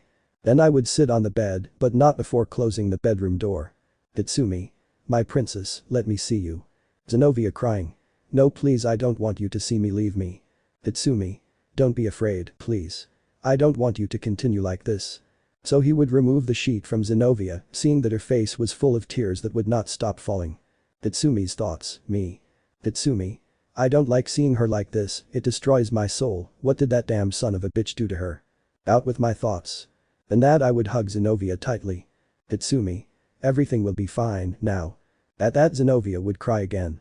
So Zenobia would continue crying while I comforted her, so that she wouldn't be like that anymore, since I didn't like seeing her like that. So after a few minutes Zenobia had finally calmed down. Tatsumi. You feel better. Zenobia. Sniff a little. Tatsumi. I want you to please tell me who the hell is that guy. And why did he hit you? Do you even know him? At that Zenobia would get sad. Zenobia. Well, I'll tell you. So Zenobia would start telling me everything. Zenobia narrates. It all started when I was 7 years old. At that time I was a happy girl, I was happy with my mother and with my friends that I had, but Gitch arrived and I offered to be his friend, but he simply told me that he would never be my friend, but that did not matter to me. I still had my other friends, but one day my mother ended up dying since she had a serious illness that her sacred gear could not cure and I ended up living alone. Then one day my friends stopped talking to me and I found out that now they were Gitch's friends, besides that they had only pretended to be my friends in front of Gitch, but he surpassed me, he hurt me, and I almost ended up dead. I just stood there crying without moving, and after that I never heard from him until today. Normal narration. Hearing Zenovia's story I couldn't help but cry because Zenovia had gone through something very sad. Zenovia. Then I was in the Angel faction and I met Irina. At first I was hesitant, but she showed me with her actions that she really wanted to be my friend, but now that he's here I can't stop feeling that way. At that Zenovia would start to cry, so I would hug her tightly and then go out to the balcony of the room. Tatsumi. I'm sorry for everything you went through and what happened to you because of that bastard, but I know what can cheer you up. Zenovia. Sniff really. Tatsumi. Sip.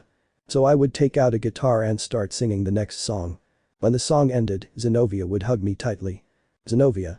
Thanks Tatsumi-kun, you made me feel better. Tatsumi. I will always do my best to see your beautiful smile. Then we both went to bed. Tatsumi. What Gitch did to you is unforgivable. I'll beat him up to finish him off so he won't hit you again. Zenovia. I really don't regret having met you because you are the most incredible man of all, and your love drives me to keep going. Tatsumi. You also help me move forward, not only you, but also Seraphim, Akame, and Riftalia. At that point, we would both look into each other's eyes and then give each other a passionate kiss. Then Zenovia and I had fallen asleep while the sheet covered us. That's when Serafel, Akame and Raftalia came in, seeing that we were asleep. Akame whispering. It seems that he managed to calm her down. Raftalia whispering. Well, it would be better to sleep too. Serafel whispering. Try not to wake them. So the girls would go to bed without waking us up and you would also fall asleep. The next morning. In a kind of coliseum, Issei and Sekiryuutei were about to face each other, but I was waiting to face Gitch since I had requested a duel against him and I would see that the Issei vs Sekiryuutei battle was already beginning. So the battle was over and Gitch and I would go down to the combat arena. Sekiryuutei. You could face Gitch in the rating game. Tatsumi, why do it now? Tatsumi. Why this bastard, see what happens when they try to touch one of the female dragons. So everyone would be watching. Zenovia's thoughts. Zenovia. Please be careful Tatsumi-kun, I have no idea how strong Gitch is now, but I know that you are stronger than him, so please be careful. Out of your thoughts. I was looking at Gitch with a serious face. Bitch. We'll see how strong you are. Tatsumi. You'll see what I'm capable of, you damn idiot. So we would both prepare to fight. What will happen now? Will our protagonist Tatsumi manage to defeat Gitch? Find out in the next chapter. Chapter 16. Me and Zenovia vs Gitch, the rating game against the Bale. Previously, our protagonist Tatsumi met the Gremory clan and met Rias' cousin Sekiryuutei Bale, in addition to meeting his clan. Apart from that, our protagonist would discover that someone from the Bale clan was a conceited bastard who almost ruined the life of one of his girls. Now, our protagonist was ready to face Gitch. What will happen now? Find out. Hit the new intro. Gitch and I were looking at each other, but I was looking at him with a very serious face. Gitch. You just plan on seeing me like this all the time. Tatsumi. I'm just analyzing you. And that Gitch would have a rose in his hand. Gitch. Well, let's see what you think about this. Thus Gitch would throw a petal from his rose and a light would appear and from the ground a Valkyrie's armor would emerge. Gitch. They call me Gitch the Noble Bronze Knight and my beloved Valkyrie will finish you off. So the Valkyrie would launch an attack, hitting me many times. Tatsumi's thoughts, me. Tatsumi. I'll just analyze you and then give you the beating you deserve. Out of my thoughts. Everyone was watching how the Valkyrie was beating me. Mine. So that's Tatsumi's strategy. Asia. What are you talking about, Miss Mine? Mine. Don't you see him? Look closely at Tatsumi. And that everyone would be looking at me carefully. Akeno. I think I understand now. Tatsumi-san is analyzing the situation and then fighting seriously. Mine. You did indeed decipher it, Akeno-san. Lubbock. It was to be expected, knowing how Tatsumi is now. Chelsea. Not the same as before. Susanoo. It seems he is still analyzing the situation. Back in the fight. The Valkyrie kept hitting me. Bitch. I thought you would put up a fight, but I think I was wrong. At that point the Valkyrie was going to hit me but. Tatsumi. Smash. So with a powerful smash he would make the Valkyrie retreat. Tatsumi.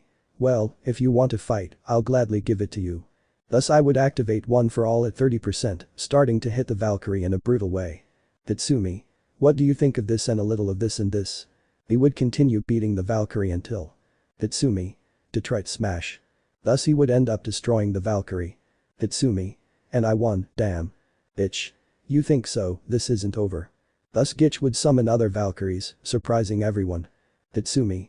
An army of armor won't help you, you'll see. So I would run towards the Valkyries, protecting myself from their attacks thanks to Nafumi's shield. Tatsumi. That's all why I feel like I'm fighting against some simple statues. This is how I would activate the Black Whip by grabbing two Valkyries. Tatsumi. Time to go for a walk. So he would start using the two Valkyries to hit the others, destroying them in the process until he destroyed the ones he had. Tatsumi. You're still a bucking son of a bitch. Thus I would throw one of my Black Whips, grabbing Gitch's hand. Author's note. Pretend it's Tatsumi instead of Izuku, end of note. Bitch. Damn, let's see how strong you are. Tatsumi. Well, show me, you damn son of a bitch. So we would both run to hit each other, but in that. Surziches. That's enough. So we would both stop. Tatsumi. It's not fair, I was going to finish this idiot off. Surziches. You'll have to wait until the rating game if you want that. This would disable one for all. Bitch. Well, when the rating game is on I'll beat you and also that stupid Zenovia, so watch out, idiots. So Gitch would leave. Tatsumi. I really hate that jerk. Days later. The rating game against the Bale clan would arrive. The fights will be like in the original story without any changes. Meanwhile me, Zenovia, Akame and Raftalia were running to get to where Issei was. Author's note. I forgot to mention it, but Akame and Raftalia became part of the Gremory clan, end of note. Zenobia. I hope we don't run into him. Tatsumi. Calm down, with your improved training I'm sure you'll finish him off. At that moment, Gitch would appear in front of us with a smile. Bitch. Finally we meet again, you two idiots. Tatsumi. Akame-chan, Raftalia-chan, you guys go ahead, this damn thing is ours. Akame. Understood. Raftalia. Be careful. So Akame and Raftalia would leave. Presenter. It seems that now we will see a 2-on-1 confrontation, only to see who will be the winner. Meanwhile Lubbock and Mine and Chelsea and Sylphid and Susanoo and Philo, as well as the rest of the Gremory clan that were eliminated were watching everything, and Seraphiel was also there. Philo.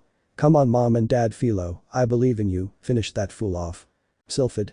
That's a girl who supports her parents. Susanoo. Seeing the situation, let's hope those two manage to defeat Gitch. Lubbock. Please, Susanoo, we already know about Tatsumi's true power, and besides, Zenobia is strong since Tatsumi trains her all the time. Chelsea. And the two united can overcome everything. Seraphiel. That's true, I hope you manage to beat that fool. Back in the fight. At that I would take out Incursio and Zenobia would take out her Durandal sword ready to fight. Zenobia. I won't hold back this time, I'll decapitate you if necessary. Bitch. Even if you have an Excalibur sword, it doesn't mean you're no longer weak. Zenobia. You are wrong, I had already told you with Tatsumi-kun by my side I am stronger since he has trained me, and the love that we two have makes us stronger, and that is something that you will never understand. Tatsumi. That's how you speak love. Bitch. Fine then I'll go all out. At that moment a glow would blind Zenobia and me, and then the glow would disappear, but Zenobia would be surprised. Zenobia. What the hell? In that I would see that Gitch had two swords that I would recognize. Bitch. I present to you my sacred swords, this is the Blue Rose sword. Bitch. And the other sword in my hand is the Night Sky sword. Bitch. Just because I have the Knight's Peace doesn't mean I don't use swords because I also specialized in being a swordsman. Presenter.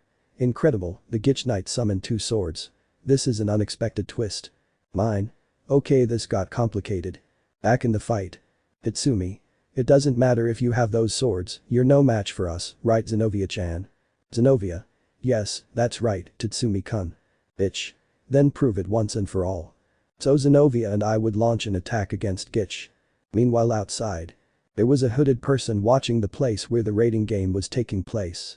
It's time for everyone to see what I'm capable of. Back in the fight. Me and Zenobia were exchanging several blows against Gitch, but he defended himself quite well. Bitch. It's useless for you to try to beat me, you're nothing against me. Tatsumi. That's what you think. Zenobia. We will beat you. Bitch. We'll see about that. Thus Gitch would clash his swords with ours, and then the three of them would retreat. Tatsumi. What a breathing sixth pose winding whirlpool. Thus Gitch would resist the attack. Tatsumi. Your turn Zenobia-chan. Zenobia. What a breathing eighth pose waterfall lake. So Zenovia's attack would hit Gitch, but he continued to resist.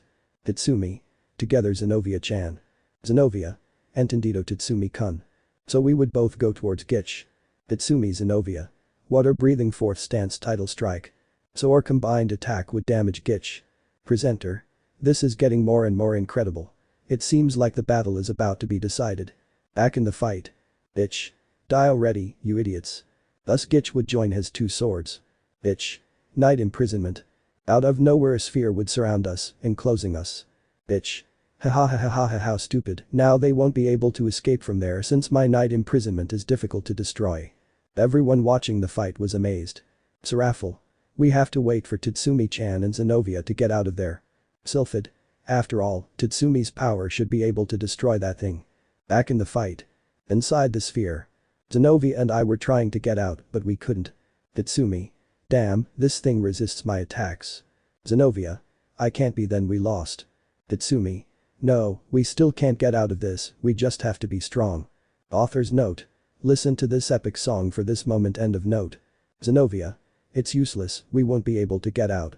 At that I would grab Zenobia by the shoulders. Tatsumi. You shouldn't think about that. I know that together we can get through it since we are stronger than anyone. Zenobia.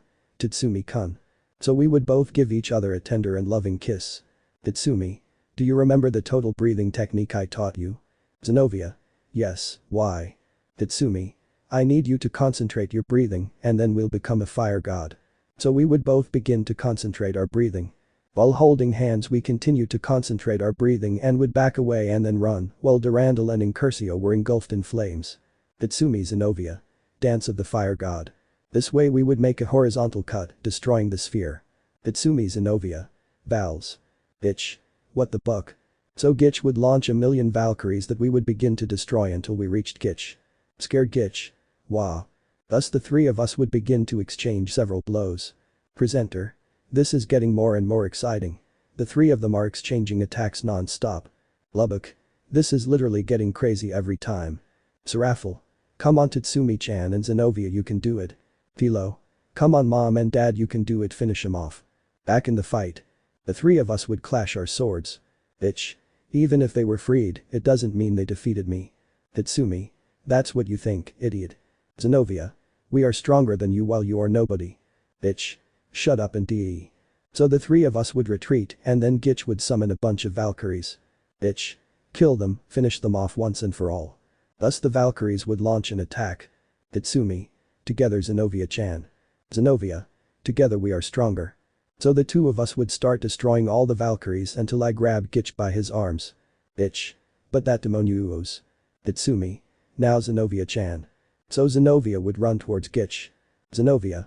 You were wrong to underestimate me, I am not the same as before, I am Zenovia the Fourth and I am a member of the Gremory clan. So Zenovia would stab Gitch with Durandal, causing her to spit blood and fall to the ground. So me and Zenovia would stop using the fire god dance, so we would both be breathing heavily. Tatsumi. Off we won.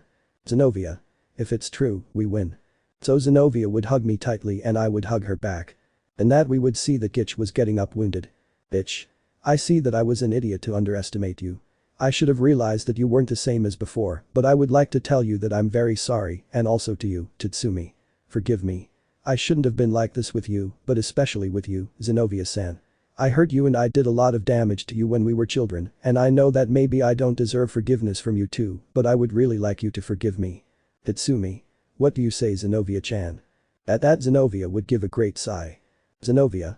I know you hurt me a lot, but I've learned not to hold a grudge, so I forgive you, Gitch. Tatsumi. I forgive you too, Gitch. At that Gitch would extend his two hands. Bitch. Friends. So Zenovia and I would shake Gitch's hands. Tatsumi Zenovia. Friends. Thus Gitch would disappear since we had defeated him. Then we would go to where Akame and Raftalia were and we would find them, but I would see that Issei was going to face Saraerg, thus exciting me.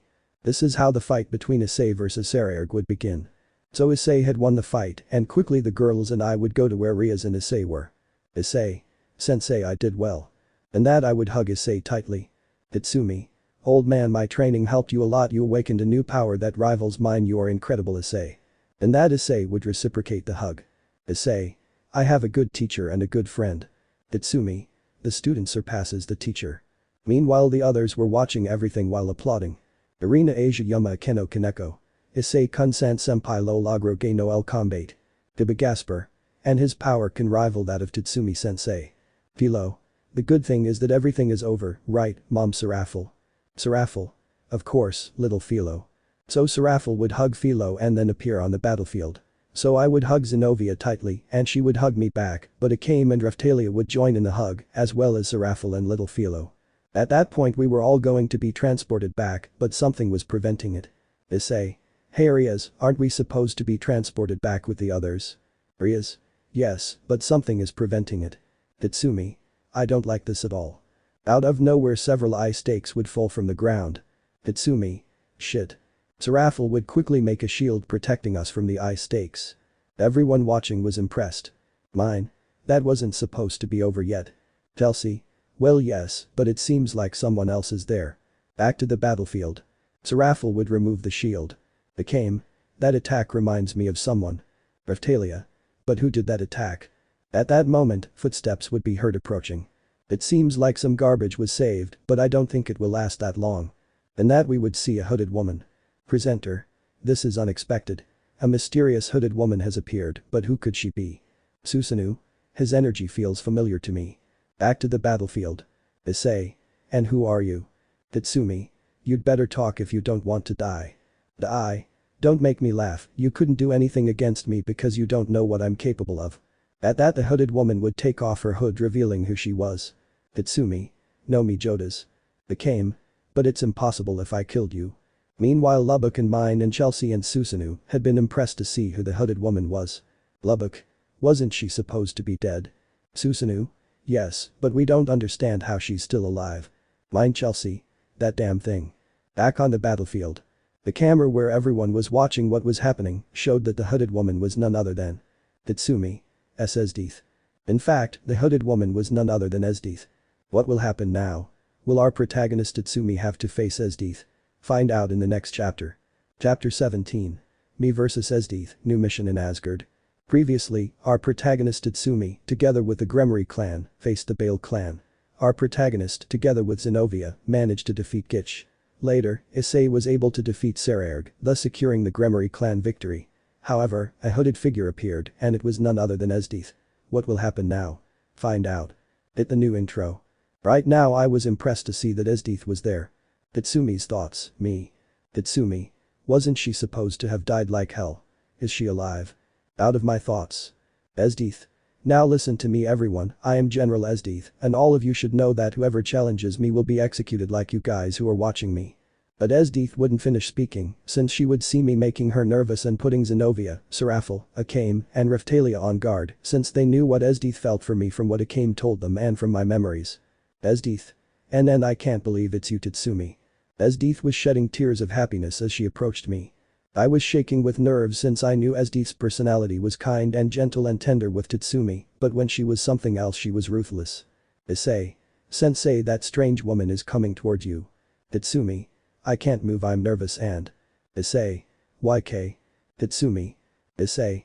Hey, are you really afraid of that strange woman? Tatsumi. You don't know what she's capable of as long as I reciprocate her feelings since she fell in love with me since she met me in my world and that's why she didn't kill me, but I still don't understand why she loves me. Tatsumi's thoughts, me. Tatsumi. I don't even remember why Esdeath fell in love with Tatsumi, and although I'm also a fan of the Tatsumi x Esdeath ship, it doesn't justify why we have to be afraid of Esdeath. Out of my thoughts. Now Esdeath was in front of me while she was crying and I was shaking with fear and nerves. Esdeath crying. I woke up in this world and thought I would still be sad since you were no longer by my side, but now I can see you again. So Esdeath would hug me tightly, but I couldn't move because I was still shaking from fear and nerves.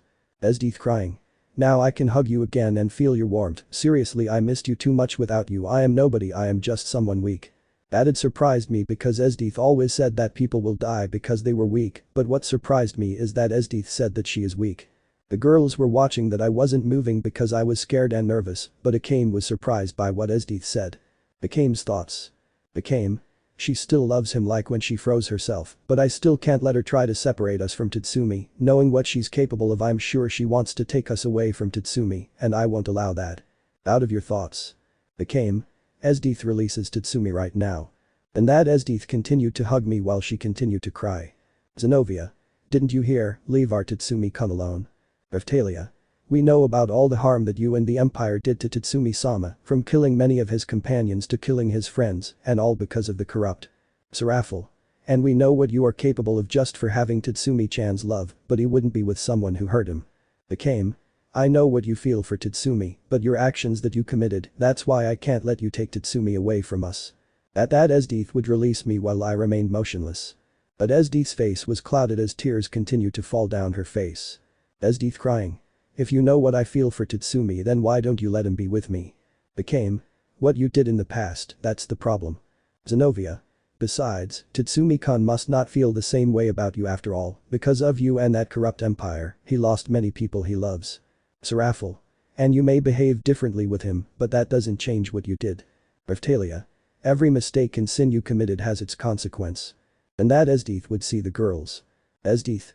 I thought I could be with Tatsumi again, but now you four want to take him away from me. Zenobia Serafel came Raphtalia. The one who wants to do that is you. At that Esdeath would smile in an evil way. Esdeath. If Tatsumi can't be with me, he won't be with you either, damn it. So Esdeath would launch an ice attack towards the girls, but she would react and with a Delaware smash, she would destroy Esdeath's attack. Tatsumi. I won't let you hurt my girls, you hear? Esdeath. If I can't have you, Tatsumi, no one will have you. At that Esdeath would launch another ice attack at me, but I would dodge it. Tatsumi. If I have no other choice, I'll have to face you with everything I have. So I would activate One for All and take out Nafumi's shield as well as my claws, and I would also activate my Sharingan. Esdeath. If I don't have you, no one will have you. So Esdeath would launch an attack just like me. At that moment Esdeath would be throwing many ice attacks at me, but with some difficulty I managed to destroy them, but with each hit I gave my arms would break, but I didn't stop since I couldn't afford to lose. Presenter. Impressive. The young Tatsumi is facing the hooded girl with everything he has. This is a very brutal fight. Chelsea. I think I was right after all, Tatsumi's power surpasses General Esdeath's. Mine. Yes, but Tatsumi shouldn't be overconfident. Back on the battlefield. While I was fighting Esdeath, the girls and also Rias and Issei and little Philo were watching my fight. Philo. I hope nothing bad happens to my dad against that woman. Became. You don't have to worry, Philo, your father is stronger than Esdeath. Zenobia. He won't lose this fight. Meanwhile I was getting tired since I was using all the skills I had and Esdeath didn't stop. Tatsumi's thoughts, me. Tatsumi. Damn, I'm exhausted and she still hasn't stopped. Tyrant. Buddy, if you don't finish this, you'll end up exhausting your energy. Tatsumi. I already know, Tyrant. Out of my thoughts. Esdeath would throw another ice attack at me, but I would destroy it, but she would draw her sword while I used Incursio to fight against her until we clashed swords. Tatsumi. Enough, Esdeath, stop, it's not worth it to keep fighting. But Esdeath didn't answer me. Tatsumi. I don't want to have to kill you. If you revived in this world it's so you can change and be a better person, so stop now. But then Esdeath would show me her eyes and I would get scared and back away. At that Esdeath would raise her gaze, scaring everyone since Esdeath's gaze was a lifeless and emotionless gaze. Author's note. Yep, basically a Yandere look like Kotonoha, end of note. Esdeath. Why? Why can't you love me, Tatsumi? I did everything possible to earn your love. I even let you live. I didn't kill you because I love you. I didn't even want to kill you on the day of your execution. I was just looking at Esdeath with fear since her gaze scared me, and even though I had seen School Days and I didn't like seeing Kotonoha with that gaze, it made me sad and scared at the same time. Esdeath. Why can't you love me as much as you love those four?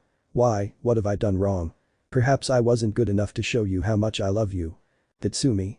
It's not that, when you were approaching me I wanted you to change to end the war once and for all, but you didn't want to. I felt something for you, I didn't know if it was love because at that moment I was in love with Akame, but little by little I realized that I did feel something for you. Esdeath. Then why? Why can't you love me? Tatsumi. I gave up the feelings I had for you after seeing that you wouldn't change and that you would continue to be the same as always. In addition, I gave up the feelings I had for you after seeing Lubbock die in front of my eyes without being able to do anything. That's why, despite everything, I can't love you. Raphtalia-chan already said it. Every mistake and sin you committed has its consequences. At that Esdeath continued looking at me with the same look. Tatsumi's thoughts, me. Tatsumi. Sorry Esdeath, but even though I'm a fan of the Tatsumi x Esdeath ship, I don't think the original Tatsumi would have given you a second chance. Out of my thoughts. At that Esdeath continued with her lifeless and emotionless look, and at that she would begin to sing the next song. When the song ended, everyone who was watching everything was crying because they saw that Esdeath was sorry. Even the whole Gremory clan and Lubbock and Sylphid and Chelsea and mine and Susanoo were crying. Chelsea crying. I think she regrets it after all. Mine crying. It's true, she is regretting. Sylphid crying. It is very true. Lubbock. Susanoo crying. I don't know either if I'm just an organic Tegu. Back to the battlefield. Issei and Rias were crying as well as Zenobia and Seraphil and Akame and Raphtalia and also little Philo. But I was crying too. At that Esdeath would fall to the ground on her knees while tears came out of her face. At that Esdeath would create an ice knife and point it at her neck. Esdeath crying. I guess they were right, every mistake I made, every stupidity, every sin I committed has its consequence, this is mine, but I guess if it killed me, I will die knowing my mistake, so goodbye. At that Esdeath was going to cut off her own head. Tatsumi. Don't do it, Esdeath. At that a red ray would go towards Esdeath grabbing her hand and we would all see that it was Issei who stopped Esdeath. Issei. Please don't do it. Maybe Tatsumi-sensei doesn't love you anymore, but that doesn't mean he's the only man in the world. I'm sure you'll find someone else who can make you happy, so please don't commit suicide. At that Esdeath would drop the knife while her eyes came back to life, but she still continued crying, so she would hug Issei tightly and then start crying. Esdeath crying. Thank you so much. So everyone would be relieved and start to applaud since Issei had prevented Esdeath from killing herself. And that I would get closer to Esdeath. Tatsumi. Maybe I can't reciprocate your feelings, but how about we be friends? Zenobia. You can even be our friend if you want. Akame. After all, you showed that you are sorry for everything. At that Esdeath would stand up and grab my hand. Esdeath. So friends. Tatsumi. Friends. Meanwhile the others were watching how Issei was able to stop Esdeath. Susanoo crying. Lubbock. You're right, Susanoo. Back to the battlefield. Rias. Esdeath, I propose a deal that you feel like being part of my clan from today, so you won't have to be alone anymore. Esdeath. Seriously, I won't be alone anymore. Serafel. No, you won't be alone anymore because you're our friend now. Raftalia. And we will always be with you. Esdeath. Then I accept. Later. We were at the Bale's house celebrating a bit. While Esdeath was sitting outside watching the starry sky. Issei. Oh hola Esdeath-san. Esdeath. Oh hola Issei-kun. At that Issei would sit next to Esdeath. Issei. You will no longer have to be alone since we will be by your side and if necessary, I will protect you with my life no matter what happens. That would make Esdeath blush too much. Esdeath blushed. Thank you Issei-kun, thank you very much. And that Esdeath would passionately kiss Issei surprising him, but he would reciprocate the kiss. Issei blushed. And why is that? Esdeath. That's why you helped me, plus I think I'm starting to feel something for you, and I think that's love. Issei. Well I guess I can't refuse to reject your feelings, but I just hope Rias and my other girls understand. On that. Rias. No need to say it Issei. Scared Issei. Hey Rias, I can explain. Rias. Don't worry Esdeath, I don't mind sharing my dear Issei with you, and you deserve to be happy. Esdeath. Thank you very much Rias-san. We would all be celebrating, but Sekiryuutei would receive a message through a magic circle. Sekiryuutei. Hey Rias, you and your clan need us here and now. And that we would be in a room with Sekiryuutei. Rias. What's going on? Sekiryuutei. It's a message that comes from Asgard. Everyone surprised. Asgard. Tatsumi. I remember, I think Azazel had mentioned something about Asgard to Lubbock and me. Lubbock. Now that you mention it, it's true. Sekiryuutei. Now everyone look at the message. So Sekiryuutei would post a message where you would see a lady that I would recognize and that was none other than Hilda from Polaris. Tatsumi's thoughts, me. Tatsumi. But what the hell is Hilda of Polaris doing in this world? The one who should have sent the message should have been Odin, the father of all. Out of my thoughts. In the message. Hilda. Gremory clan, I know you don't know me, but I'll tell you who I am. I'm Hilda from Polaris, and I'm sending this message in the hope that you can help me. Look at this. The message would change by showing a giant but withered tree. Hilda. Here in this tree a battle was being fought against the god of lies Loki, but he represents a danger, but also this. At that the image would change showing a giant flower that I would recognize. Hilda. Within this flower or bud, whatever you want to call it, lies a deadly power that leads to damnation. Everyone is surprised. A power that leads to damnation. At that Hilda would open her eyes. Hilda. The ultimate treasure of Asgard, the spear of Gungnir. That had surprised me since that was from the Knights of the Zodiac Soul of Gold. Issei. And if Loki gets that power it means. Lubbock. That we will die. Hilda. Indeed, right now some warriors who were facing Loki need your help. If Loki obtains the Gungnir spear, all will be lost since not even the power of the Red Emperor Dragon or the White Emperor Dragon could stop the Gungnir spear. Yama. Esto CV mal cis tal Loki obtienisa arma. Rias. Nothing will stop him from consuming this world. Hilda. I just hope the message reaches you. I need your help. Please, there isn't much time. I hope you can help me and the warriors who are facing Loki. Thus the message would end. Tatsumi. Asgard needs us or we'll need more help. Issei. We could ask for help from Vali. Kaneko. Even my sister can help us. Tatsumi. Okay, meanwhile Chelsea, Philo, Asia, Gasper and also Sylphid, I need you to stay here since the mission will be dangerous. Chelsea. Okay, we'll stay. Tatsumi. Well Issei and Rias and Akeno and Arena and Yama and Kaneko and Kiba and also Lubbock and Susanoo and mine and Esdeath, you will come with me and Vali and Kuroka will catch up with us in Asgard and also Zenobia-chan and Sarah-chan and Akame and Raftalia-chan, you will also come with me. All? Yes. Sekiryuutei. Good luck. Bitch. And show us why they beat us. Tatsumi. At what point did you come in here? Bitch. I have my skills. And that we would all get ready to go to Asgard and I would see that Zenobia and Serafel and Akame and Raftalia were preparing for the battle that was coming. Tatsumi's thoughts, me. Tatsumi. This is like in the Knights of the Zodiac Soul of Gold, will it be possible that those warriors who were facing Loki will be Ioria and the other Golden Saints? Well I don't know, but I will not allow Loki to want to destroy what is my world now. Out with my thoughts. And that I would put Incursio on my back and put on Izuku's gloves. So we were all ready to go. Philo. Moms, dads, please be careful. Tatsumi. Don't worry Philo, we'll be fine, and Gasper, I'll ask you to take care of her. Gasper. I won't let you down sensei. And that Philo would hug me tightly and then hug Zenobia and Serafel and Akame and Raphtalia and then go hug Esdeath and she would be surprised. Philo, maybe you're just friends with my dad and mom, but I consider you my aunt, so take care Aunt Esdeath. So Esdeath would reciprocate the hug. Esdeath. I'll be fine. So we would all take out our wings, although Issei, Rias and Akeno would have to take Lubbock, mine and Susanoo, while Zenobia, Serafel, Akame and Raphtalia would fly by my side, so we would all fly on our way to Asgard. What will happen now? Will our protagonist Tatsumi, along with the Gremory clan, defeat Loki and prevent the Gugner spear from being released? Find out in the next chapter. Chapter 18. The False God Loki, the Resurrection of the Spear of Gugner.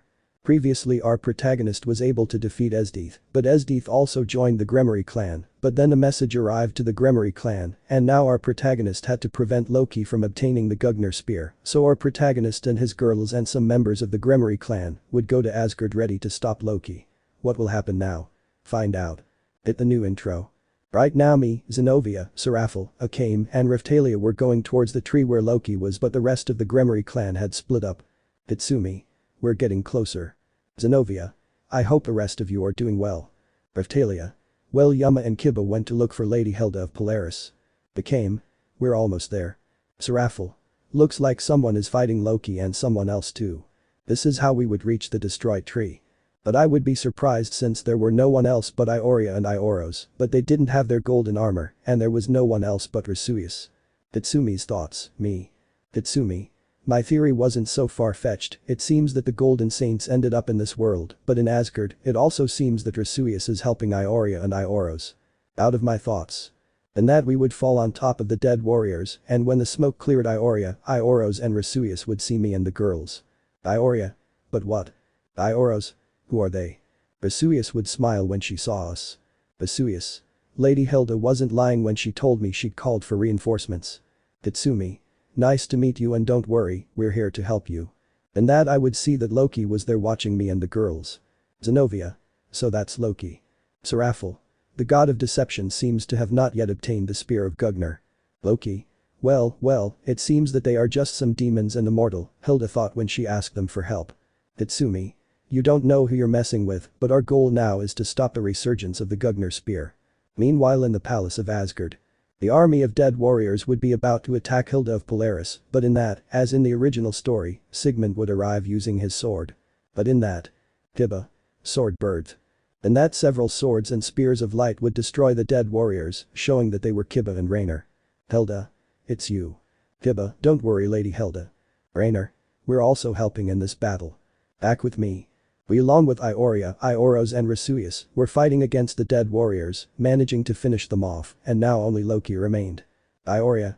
No matter how many warriors die, they will never be able to defeat us. Tatsumi. That's the spirit of a warrior. Ioros. Don't let your guard down. Rasuius. At any moment he will attack us. Loki. The fruit is about to open, it's time for you to disappear. So Loki would be preparing his attack. Tatsumi. Everyone pay attention. And that Ioros would throw a Sagittarius arrow at Loki's attack, but I would also throw a Chidori at Loki's attack. Loki. What a pathetic attempt. So the attack would hit us all, but Zenobia and Serafel and Akame and Raphtalia would withstand the attack. Zenobia, Serafel, Akame, Raphtalia. Tatsumi, Kunchan Sama. Meanwhile I had fallen into a part of the tree together with Ioria, Ioros and Rasuius. Tatsumi. Damn, my girls stayed up there. Rasuius. Don't worry, I'm sure they'll be fine. Then I saw that Ioros had in his hand an object that I recognized. Tatsumi. And what is that thing? Rasuius surprised. Ioros. And is that what I think it is? Ioros. Draugr, the sacred artifact to confine the god of lies. Tatsumi. Then with it we can lock Loki up again. Rasuius. It's not that simple, since I heard that Draugr doesn't reach its full power unless Draugr accepts the bearer who wields it. And in that we would see that Draugr was resonating with the cosmos of Ioria. Ioros. Draugr est resonando con tus cosmos Ioria. Meanwhile the girls were fighting Loki, having some difficulties. Loki. Soon the fruit will open, and then Gugner's spear will be mine. Serafel. We will never allow that. But then a golden light would appear from where Ioria and I would emerge. Zenobia. Tatsumi-kun. Tatsumi. Sorry for the delay. So I would let Ioria take care of Loki. But then Odin's armor would appear. Tatsumi. That's Odin's armor. Seraphle. Then it wasn't a legend. Became. Impressive, I feel a great power in that armor. On that. Ioria, Ioros, Rossweisse and U5 have fought without losing faith and hope. And that I would recognize that voice and it was Lithia's voice and I would see that her ghost would appear or something like that. Tatsumi. His bucking mother is a ghost. Asuya surprised. Miss Lithia, you are alive. Meanwhile in the palace of Asgard. Tiba. What the hell? Rainer. Where does that power come from? Back with me. We would all realize that Odin had awakened but in Lithia's body. Loki. It can't be, it's Odin. Vesuvius. Miss Lithia is Odin. As in the original story, Frodi would explain to us that Odin had chosen Iolia to wear Odin's armor. Even so, I would put it on her. Ioros. Ioria vid la armadura de Odin. Tatsumi. Es impressionante. Zenobia. You are absolutely right, Tatsumi-kun. Raftalia. Her power increased when she put on the armor. Ioria. Odin, I promise you that I, Ioria of Leo, will fulfill your will. Then Iso mi abortagemria Ioria. Tatsumi. My name is Tatsumi Hijikata and I will help with this, O god Odin, I will also fulfill his will. Zenobia Seraphala came Raftalia. We will do it too. And that we would see that the fruit was about to open. So Ioria and I along with the girls would go to fight against Loki. Loki. They think they can beat me when I was the one who brought them back to life. That had surprised Ioria and Ioros. Loki. Sue. Thus Loki would destroy his army of dead warriors. So Loki would launch an attack on us all, but luckily we resisted the attack. And so Lithia would explain that the one who revived the Golden Saints was Odin himself. Tatsumi. Impressive. Vesuvius. So the god Odin was the one who revived Iolia and the Golden Knights. So Iolia and I would start to fight against Loki, giving him a good beating, but that was not enough, even though the fruit was almost ready to open. But in that the fruit of Gugnar's spear would finally open. But then Iolia would launch his attack. Ioria. Lightning plasma. So hurting Loki and then I appear on top of Loki. Tatsumi. Detroit smash. So with a Detroit smash he would make Loki fall on top of Gugnar's spear, piercing his stomach. Ioros. Is he dead? Vesuvius. I don't feel his power. Tatsumi. I don't think I could survive that. But then Loki would rise, for Gugnar's spear had chosen him. Seraphle. It can't be. Zenobia. Now has the power that brings damnation. Became. What do we do now, Tatsumi? Tatsumi. I don't know, Akame-chan, I need to think of a plan. Loki. Now there is no one in this world who can stop me. So Loki would launch a powerful attack and I would throw Zenobia, Seraphle, Akame and Raftalia far away since I didn't want them to get hurt. Zenobia Seraphle Akame Raftalia. Tatsumi, Kunchan Sama. So the explosion would send the girls and Rasuius flying too. Afterwards the girls would wake up seeing that they had fallen right where the statue of Odin is where Frodi and Lithia were. Vesuvius. Hey, are you okay? Zenobia. Yes, but what about Tatsumi-kun? Seraphle. I can't feel his presence or his power. Became. Then it is possible that. Raftalia. He's dead. The girls would just cover their mouths, scared that I might be dead. Vesuvius. I'm really sorry. Then Hilda would arrive, as well as Freya and Sigmund, and also Kiba and Rainer. Kiba. Girls, what's up? Rainer. Hey Tatsumi-sensei. At that Lithia would wake up. Lithia. No, we still can't do anything. Fraud. Lithia. Vesuvius. Miss Lithia. Lithia. Now all we can do is pray for the lives of Asgard, not to say the lives of everyone. So Lithia would get into position to pray. Rainer. I think the only one in the clan who can do that is Asia. Kiba. No, the bad thing is that she's not here and I can't communicate with the president or the rest of the clan. Rainer. Without Tatsumi-sensei and the rest of the clan, the only thing we can do is try to stop Loki. Meanwhile, in a distant place, the armor of Leo and Sagittarius would return to their golden color and then leave. Back with the boys. Everyone would see how Lithia was covered by a green aura. But then Loki would arrive. Kiba. That's Loki. Rainer. And that's Gugnar's spear. Vesuvius. That's right. Loki. You've caused me a lot of trouble, Lithia. At that Sigmund and Frodi and also Kiba and Rainer would be on guard. Kiba. We won't allow you to hurt Miss Lithia. Rainer. If you want to do it, you'll have to beat us. At that Loki would launch an attack on the four, making them retreat. So Loki would launch another attack, but it would be deflected by Zenovia's Durandal. Loki. So they're still alive, just like that Valkyrie. At that point everyone would see the girls, but Akane would cut her hand so a dark aura would surround her. While an aura of energy would surround Zenovia, Serafel, and Riftalia. Zenovia. You damn. Serafel. Teatravista matter. Riftalia. To our dear Tatsumi-sama. Became. And that's why you just sentenced yourself to death. At that point the girls would see Loki with a look that would send shivers down Loki's spine. Loki. What the hell, why do I feel chills if they are just useless demons? But in that the girls disappeared in a blink, but in that Loki would be attacked again and again by the girls, but Loki could not land a single hit since the girls moved very, very fast. Brainer. It seems that anger took over them. Hibba. Now we know what happens when they get angry. At that Loki would make the girls crash into the ground, thus preparing an attack. Loki. Damn you guys, you won't beat me, DE. So Loki would launch the attack, but it would be deflected, and that's it. Tatsumi.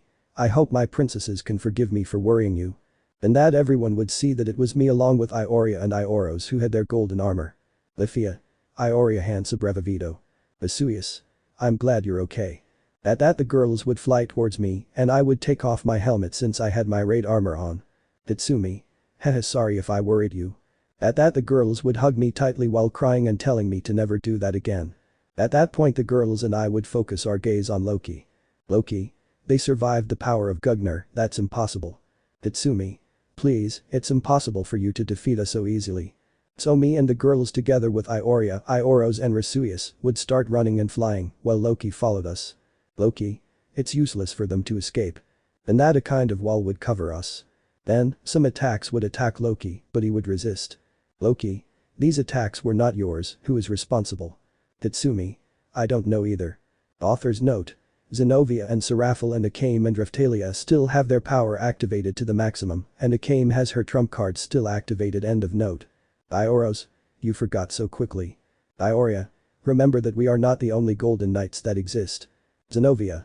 Means. Serafel. There are more golden knights like you. Tatsumi. I didn't expect that. At that, Gugner's spear would begin to shine. Loki. Gugner's spear is resonating with something, that's why they managed to repel my attack, but how is that possible? On that. Issei. Tatsumi-sensei. Lubbock. Dude, I thought you had him lost, but I was wrong. Akame. No, those voices are from. Tatsumi. Indeed. And that Issei would appear along with Rias and Arena and Akeno and Kaneko and Kuroka, and also Lubbock and Mine and Susanoo and Esdith accompanied by Vali, but I was surprised to see that they were accompanied by none other than the rest of the Golden Saints. Tatsumi. They are the rest of the clan. Riftalia. And Vali and Kuroka are also with them. Loki. The Golden Knights. You. If the spear of Gugner has resurfaced, it is thanks to the cosmos of our golden armor. Oko. When the 12 armors resonate together, they possess enough power to deflect your attacks even slightly. Tatsumi. Hey guys, where the hell were you? Rias. You see, Tatsumi, after we split up, Lady Hilda of Polaris entrusted us with this mission. Akeno. Which was to gather the rest of the Golden Saints. Arena. And thanks to the help of Vali and Kuroka, we found them all. Loki. But you were absorbed by Idrisil and I took your lives. Death Mask. Wait, don't go so fast, buddy. Vali. It's true, don't rush to say that. Shura. You may have known that, Loki, but. Aldebaran. Aphrodite's body is immune to all types of toxins. Shaka.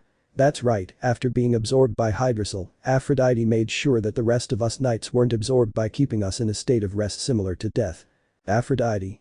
Even though you didn't know it then, when you decided to start absorbing us, you made a serious mistake that will end up costing you dearly. So Loki would get angry. Loki. I can't see. Esdith. A false god like you deserves death, that's more than clear. Hamus. God of deception. Milo. The Golden Knights joined with the Gremory clan. Saga. Let's protect this world. Rias. Your sins lead you to certain death, so in the name of the Gremory clan. The entire Gremory clan and I. We will destroy you. Vesuvius. As a Valkyrie of Asgard, my duty is to destroy you, so prepare yourself. So we'd all be ready to face Loki. Ilos. Let's go everyone. All? Yes. So we would all prepare them to fight Loki. What will happen now? Will our protagonist Tatsumi, along with the Gremory clan and the Golden Saints, defeat Loki? Find out in the next chapter. Chapter 19. All united, goodbye Golden Knights. Previously, our protagonist Tatsumi and his girls faced Loki, but nothing worked to prevent Gugner's spear. But then the rest of the Gremory clan and the rest of the Golden Saints appeared, and now our protagonist Tatsumi and everyone were ready to face Loki. What will happen now? Find out. Hit the new intro. The rest were watching what was happening. Lifia. The Golden Saints have finally reunited. Dibba. Let's hope they can handle this. So Loki would be ready to fight. You. So that's Gugnar's spear. That's what Dreg and Albion would talk about. Dreg. I never thought I'd see that spear again. Albion. That spear in mythological times managed to defeat our power. Death Mask. It must have a very great power. Ioria. We cannot allow them to attack us. Saga. We'll stop him before that happens. Tatsumi. So what are we waiting for, let's give it to him. So we would all launch an attack against Loki. So we would all combine attacks, but this didn't work until Saga and Ioros and also Issei and Vali were ready to attack. Saga. Ioros, I never thought I'd see you again. Vali. Who would have thought it, Hyodo, you and I who are rivals fighting together again. Ioros. I can see it in your eyes, you can see that you've come a long way. Issei. I never thought this would happen again, but I guess that's how things are. Saga. Although compared to the number of lives it takes, this is nothing. Vali. Even though I'm a criminal and everything I did, Tatsumi forgave me, and that's why I see him as a good friend and teacher. Ioros. Although having the opportunity to fight together is an honor for me. Saga. Ioros. Issei. Although fighting alongside a friend is an honor for me, it is worth it. Vali. Issei. Ioros Issei. And Ando. Thus the four would launch their attacks. Ioros. Atomic Ray. Issei. Great Final Rainbow Flare. Saga. Galaxy Explosion. Vali. Final Split. Thus the four attacks would combine to make a huge explosion. But Loki had survived. We had all been scared as Loki had survived every attack we launched. Loki. You thought I wasn't aware of the scope of each of your miserable attacks, but you haven't realized how destructive Gugnar's spear is. So Loki would launch an attack, but Mew and Doko and Camus and Shaka and also Esdeath would protect us, but that hadn't worked. But after that, out of nowhere, a bunch of petals would appear, confusing Loki. Mew. But what is this? Ioria. They are crimson petals covered with blood. Tatsumi.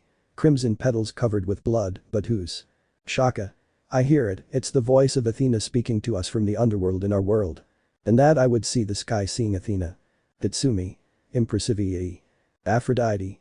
Athena is telling us. Death Mask. Let us keep fighting. Issei. Even we hear his voice. Rias. It's amazing. You. Athena sent these petals just for us. Milo. Despite everything, she continues to put her life at risk. And that I would have in my hand a crimson petal. Tatsumi. It seems she sent these petals so you could keep fighting. Shaka crying. He used every last drop of cosmos to send us these petals covered in his blood. So we would all be shedding tears, but then we would all get up. Ioros. We must respond to his call. All. Yes. You. Let's defeat evil. Ioria. Protahamos al mundo. Tatsumi. And let's not give up. Zenobia Serafala came Riftalia. And let's fight until the end. Thus the Golden Knights would elevate their cosmos. Author's note. Watch the video from 310 until the end of the note. And that the rest of the Gremory clan would increase their power. And Zenobia and Serafal and Akame and Riftalia would increase their power more, and then I would scream with all my strength. Thus I had activated the evolution of Incursio. But I would see that Issei had activated his balance breaker, but now it was a golden color. Tatsumi. Awesome dude. Issei. There is no time, we must fight. So we'd all start giving Loki a real beating. Tatsumi. Go Ioria, it's up to you to finish off that bastard, and we all believe in you. So Iolia would go to where Loki is. Thus Iolia had managed to defeat Loki using the power of Draugr and his cosmos. Afterwards we would all be where Miss Lifia was with the others. Lifia. Thank you very much Ioria, and also thank you to the Golden Knights and the Gremory clan, thanks to their effort in combat Asgard and the entire world have been saved. Rias. You don't have to thank Miss Lifia, we like to help. Tatsumi. And if you need us, don't hesitate to ask for our help. Ioria. But that means the cruel winter will once again cover the lands of Asgard. Hilda. They shouldn't worry, the people of Asgard have the strength to survive in the cold. Lifia. Don't forget, the god Odin is on our side again. Issei. The truth is that I was surprised that warriors like you who come from another world defended the Nordic faction. Vali. Tell me about it, my friend. At that point we would all see that the Golden Knights were becoming transparent. Tatsumi. What the hell? Oko. The time has come. Lifia. Impossible. Vesuvius. It can't be. Zenobia. Is something wrong or what? Shaka. So it is, the time has come for the bodies that Odin resurrected to be consumed once more. Lubbock. Means. Susanoo. that you must return to eternal rest. Esdeath. It's sad, but I guess it's the fate that befell you. Ioria. We are worried about Sia's battle on the Elysian fields in our world while we are here with them. You. If only we could send them our golden armor so we could help them a little. Tatsumi. I would like to help you, but I don't know how you could send your golden armor to your world. Seraphil. There is no spell that can help us. On that. I can help you with that. Mine. Ah, bucket's a ghost. Bekeno. I don't believe it, that voice came from heaven. Breg. I feel a great power. Albion. Me too. Vesuvius. At one point when Ioros told about the gods of his world he mentioned one in particular, are you Poseidon? Ioria. You said Poseidon. Everyone confused. Poseidon.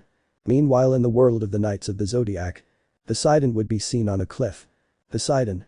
Golden Knights of Athena, the strength of the power of your cosmos and the power of those demons of that world has managed to awaken me.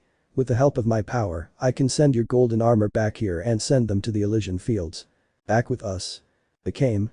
I don't have a good feeling about that Poseidon. Riftalia. There are two of us. Tatsumi. And what do you say, Ioria? Ioria. Maybe they're right, but to put an end to Hades' ambition and pass on our world to future generations, it would be better to work together. Vesuvius. I guess it is to save his world, you're right. Saga. Time is running out Ioros. So Ioros would nod his head. Ioros. God Poseidon please grant us your power. Thus the voice of Poseidon would be heard again. Poseidon. Understood. So now it was just me and the Gremory clan together with Vali and Kuroka and Vesuvius and Miss Lifia watching the Golden Saints, although I was sad since I couldn't meet the greatest warriors of the Anime. Tatsumi sad. I guess they have to return to eternal rest in their world. You. That's right, our mission is over. Tatsumi sad. I see and I guess we didn't have time to get to know each other and that makes me sad. Shaka. You don't have to be sad young Tatsumi, we will always be with you and your friends no matter what happens. Shura. Maybe we didn't know you and your friends very well, but you showed that you are the protectors of this world. Hamus. Also that you are like us, always fighting for love and justice and for the good of all. Oko. Also this world has its own golden knight and that is you young Tatsumi. We were all shedding tears at the words of the golden knights, but more so me since I couldn't help feeling that way. Saga. So remember boy, always fight with your heart and you'll be able to protect everything you love. You. Take care Miss Lifia and you too. Then you would disappear. Shaka. It's time to go. Oko. Yes, we will go ahead. So Shaka and Doko would disappear. Milo. Take care of yourselves. Hamus. And keep fighting against all evil. So Milo and Camus would disappear. Shura. We are also leaving. Aldebaran. See you soon, young warriors. Thus Shura and Aldebaran would disappear. Death Mask. The truth is, I wanted to keep having fun in the city. At that Aphrodite would grab the mask of death. Death Mask. Hey. Aphrodite. A gentleman retires gracefully. Thus the mask of death and Aphrodite would disappear. Saga. We're leaving. Ioros. Yes. So Ioros would put his hand on Ioria's shoulder. Ioros. Time to go. Saga. Take care brave warriors. Ioros. Take care of yourself, my friend Vesuvius. Vesuvius. You too and thanks for being my best friend. Asi Ioros y Saga disappear Syrian. So only Ioria would remain while Lifia was sad I was sad too. Zenovia. Tatsumi-kun. Seraphil. You feel fine. In that case, Ioria would put a necklace on Lifia. Lifia. It's for me. Ioria. I want you to take good care of him. That's what I would see myself in. Ioria. Joven Tatsumi. At that I would lift my face while I continued to cry. Ioria. Take care of yourself, I'm sure this world will be safe in your hands and in those of your friends. Eniso Ioria Viria Otraves Lifia. Ioria. Lifia, you have a very strong soul, as a representative of Odin, I'm sure you'll know how to protect Asgard. Then that Lifia would hug Ioria and he would reciprocate the hug. Ioria. Lifia, even after I leave, you know that my soul will be there to accompany you. At that point Ioria would approach me and see the others who were crying, at that point Ioria would put his hand on my shoulder. Ioria. Young Tatsumi always remember we will always be with you no matter what happens. Then most of it would disappear. Zenovia Seraphila came Riftalia. Tatsumi Kunchan sama estas bien. At that point everyone would see that I would wipe away my tears and then smile. Tatsumi. I'm fine. Days later. We had all returned to Kuo where I would tell Keldeo and Victini what happened on our mission and Sono also found out what happened and was very surprised. Current events. It was night and we were at Kuo Academy as I asked everyone and the student council for help since I wanted to propose to my girls. Lubbock. Don't get nervous, my friend. The whole plan will work out. Tatsumi. I'm really nervous. Rias. The Citri clan is already in position. Akeno. And the boys and the others are ready with the music. In that, Zenobia, Serafel, Akame and Riftalia would enter through the Kuo Academy's grate. Zenobia. Hey, what's going on? Tatsumi. Wait, stay there, don't move. Serafel. But why? At that point, the Citri clan would enter through the entrance of the Kuo Academy with a giant sign that says, Zenobia, Serafel, Akame, Riftalia, be my wives. Seeing this, the girls would be impressed and start crying with happiness. The following song would then be heard. I would kneel on one leg for that. Tatsumi. My princesses, since I met you, I was able to be happy again, and that is why I give you these rings in the hope that you will accept me as your husband.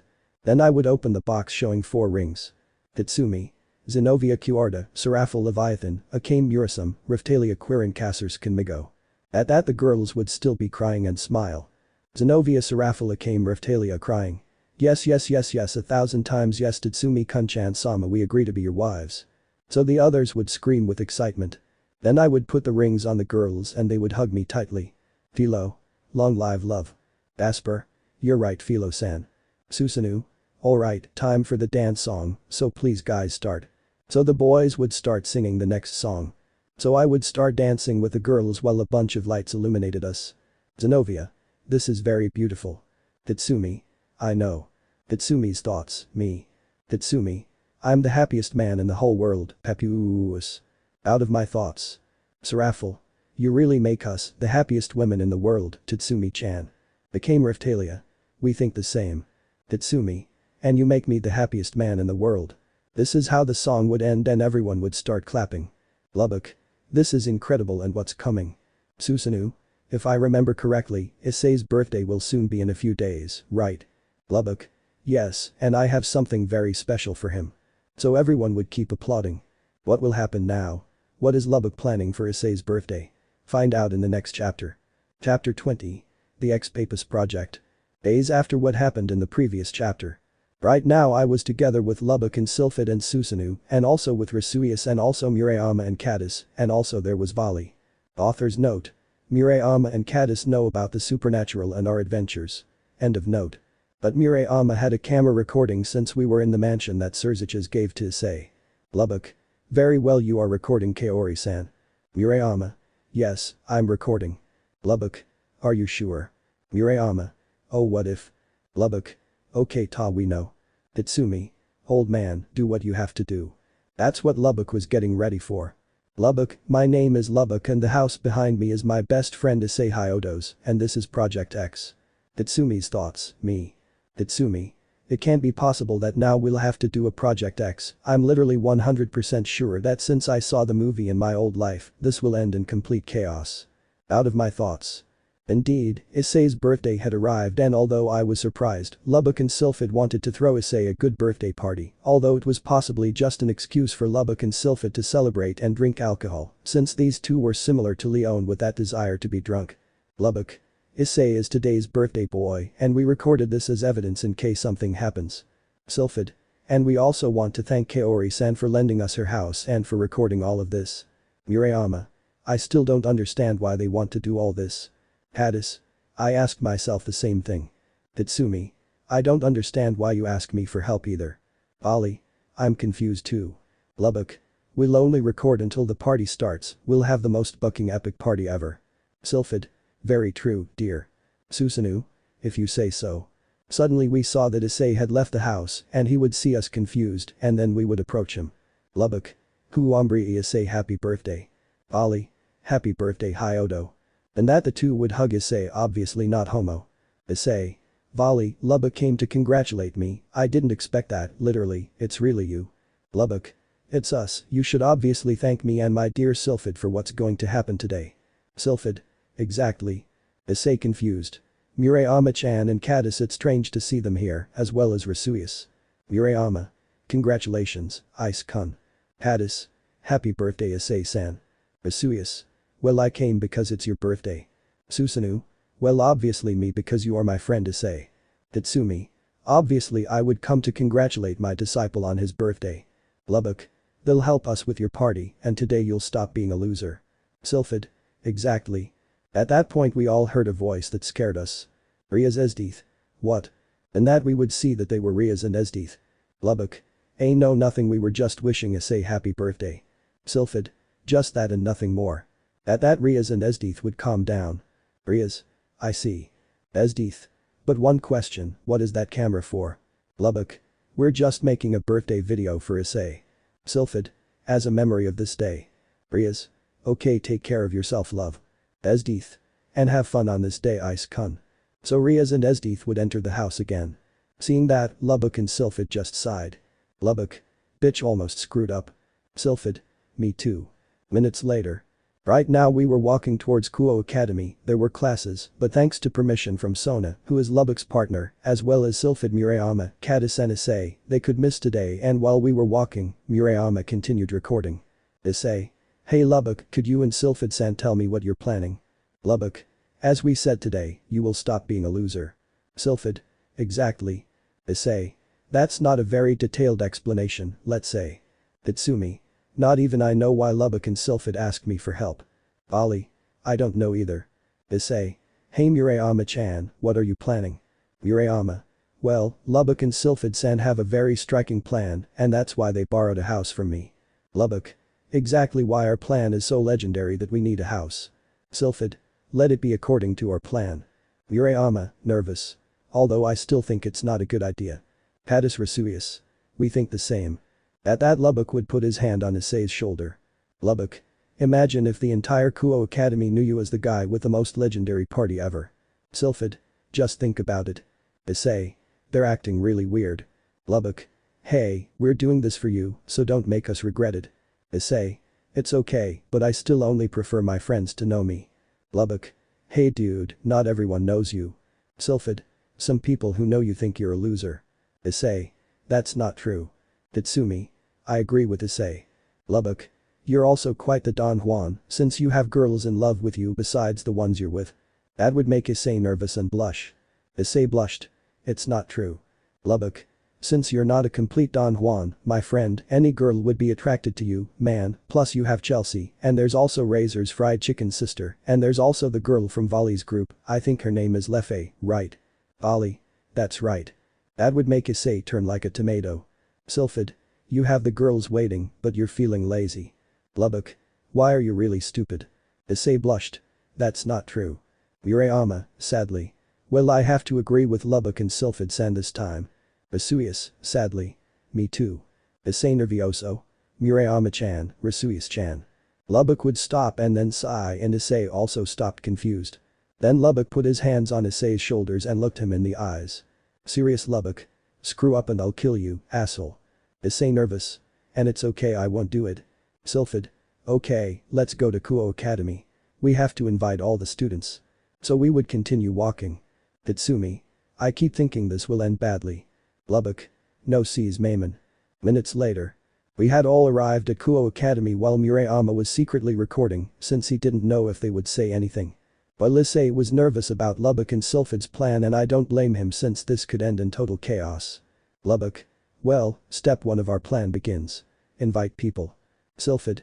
We were able to get the numbers of all the people at Kuo Academy thanks to some contacts and we also used a little magic and now we're going to send them a mass message. Issei. What? Maybe they'll invite everyone. Lubbock.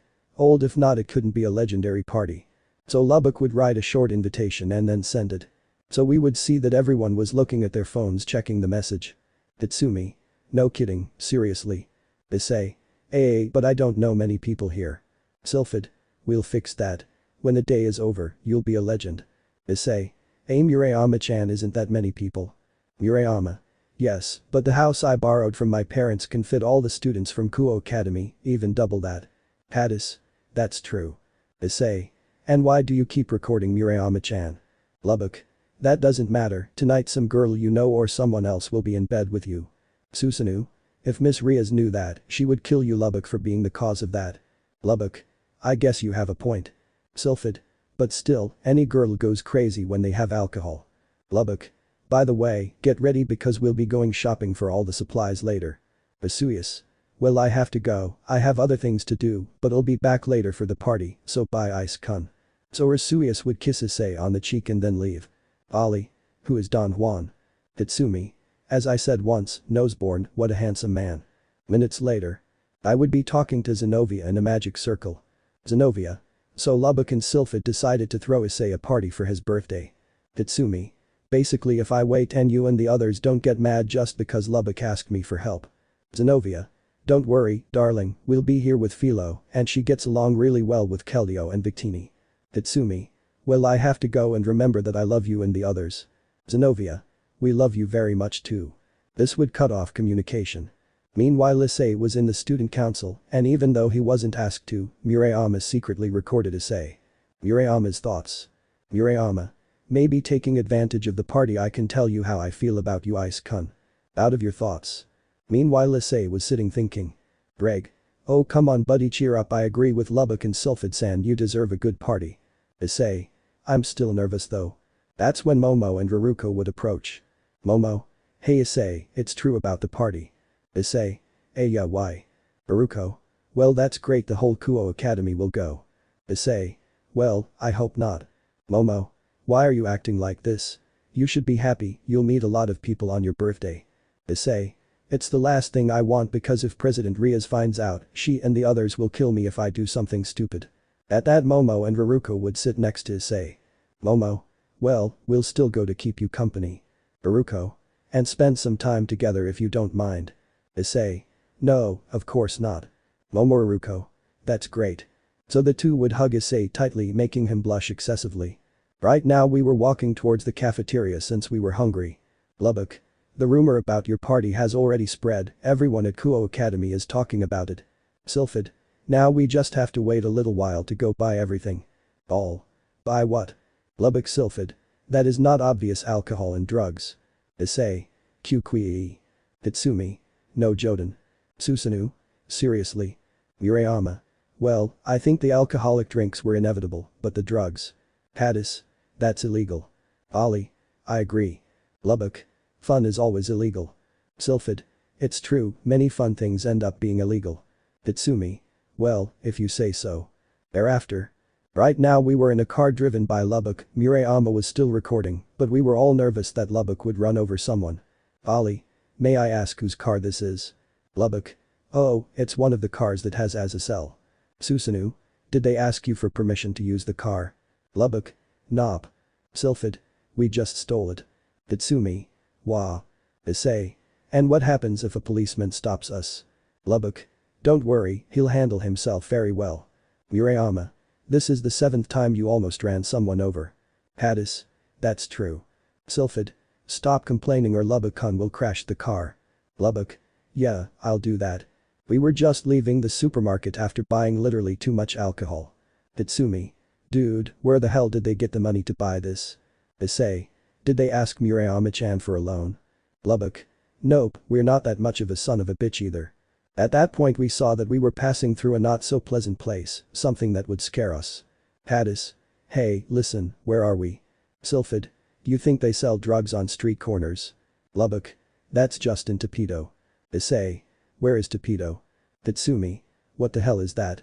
At that point, Lubbock would stop the car and we would see a house in a bit of a bad state, something that would scare us. Sylphid.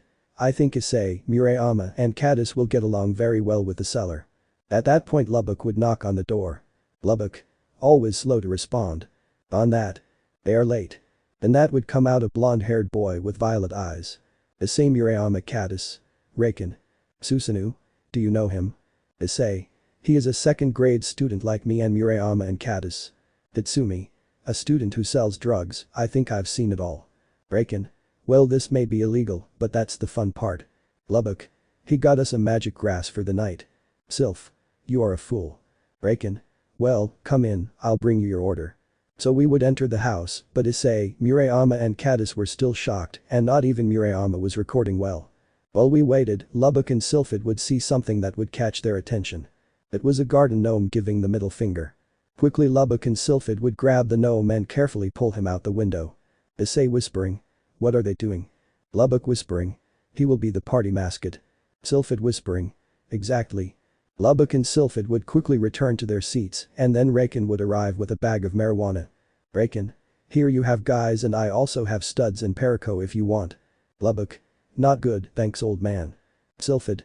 See you. Minutes later. We had left the house, Lubbock and Sylphid quickly went for the gnome and then got into the car. Tatsumi. I think they should leave the gnome. Susanoo. I agree. Lubbock. Nah, calm down, nothing will happen. Sylphid. True, everything will be fine. On that. Raiken. Sons of bitches. At that point we would see that Raiken had left the house with a machine gun. Raiken. Give me back my bucking gnome. So Raiken would be running towards us. Everyone scared. Their bucking mother. Lubbock would quickly accelerate, but Raiken with some ribbons would be stopping the car. Sylphid would throw a smoke bomb and thus distract Raiken, we would quickly be able to get away. Issei.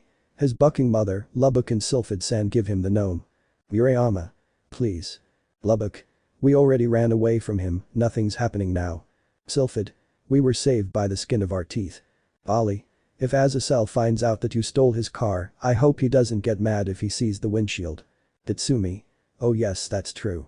At that Lubbock and Sylphid would see the windshield seeing that Raiken had broken the windshield a little.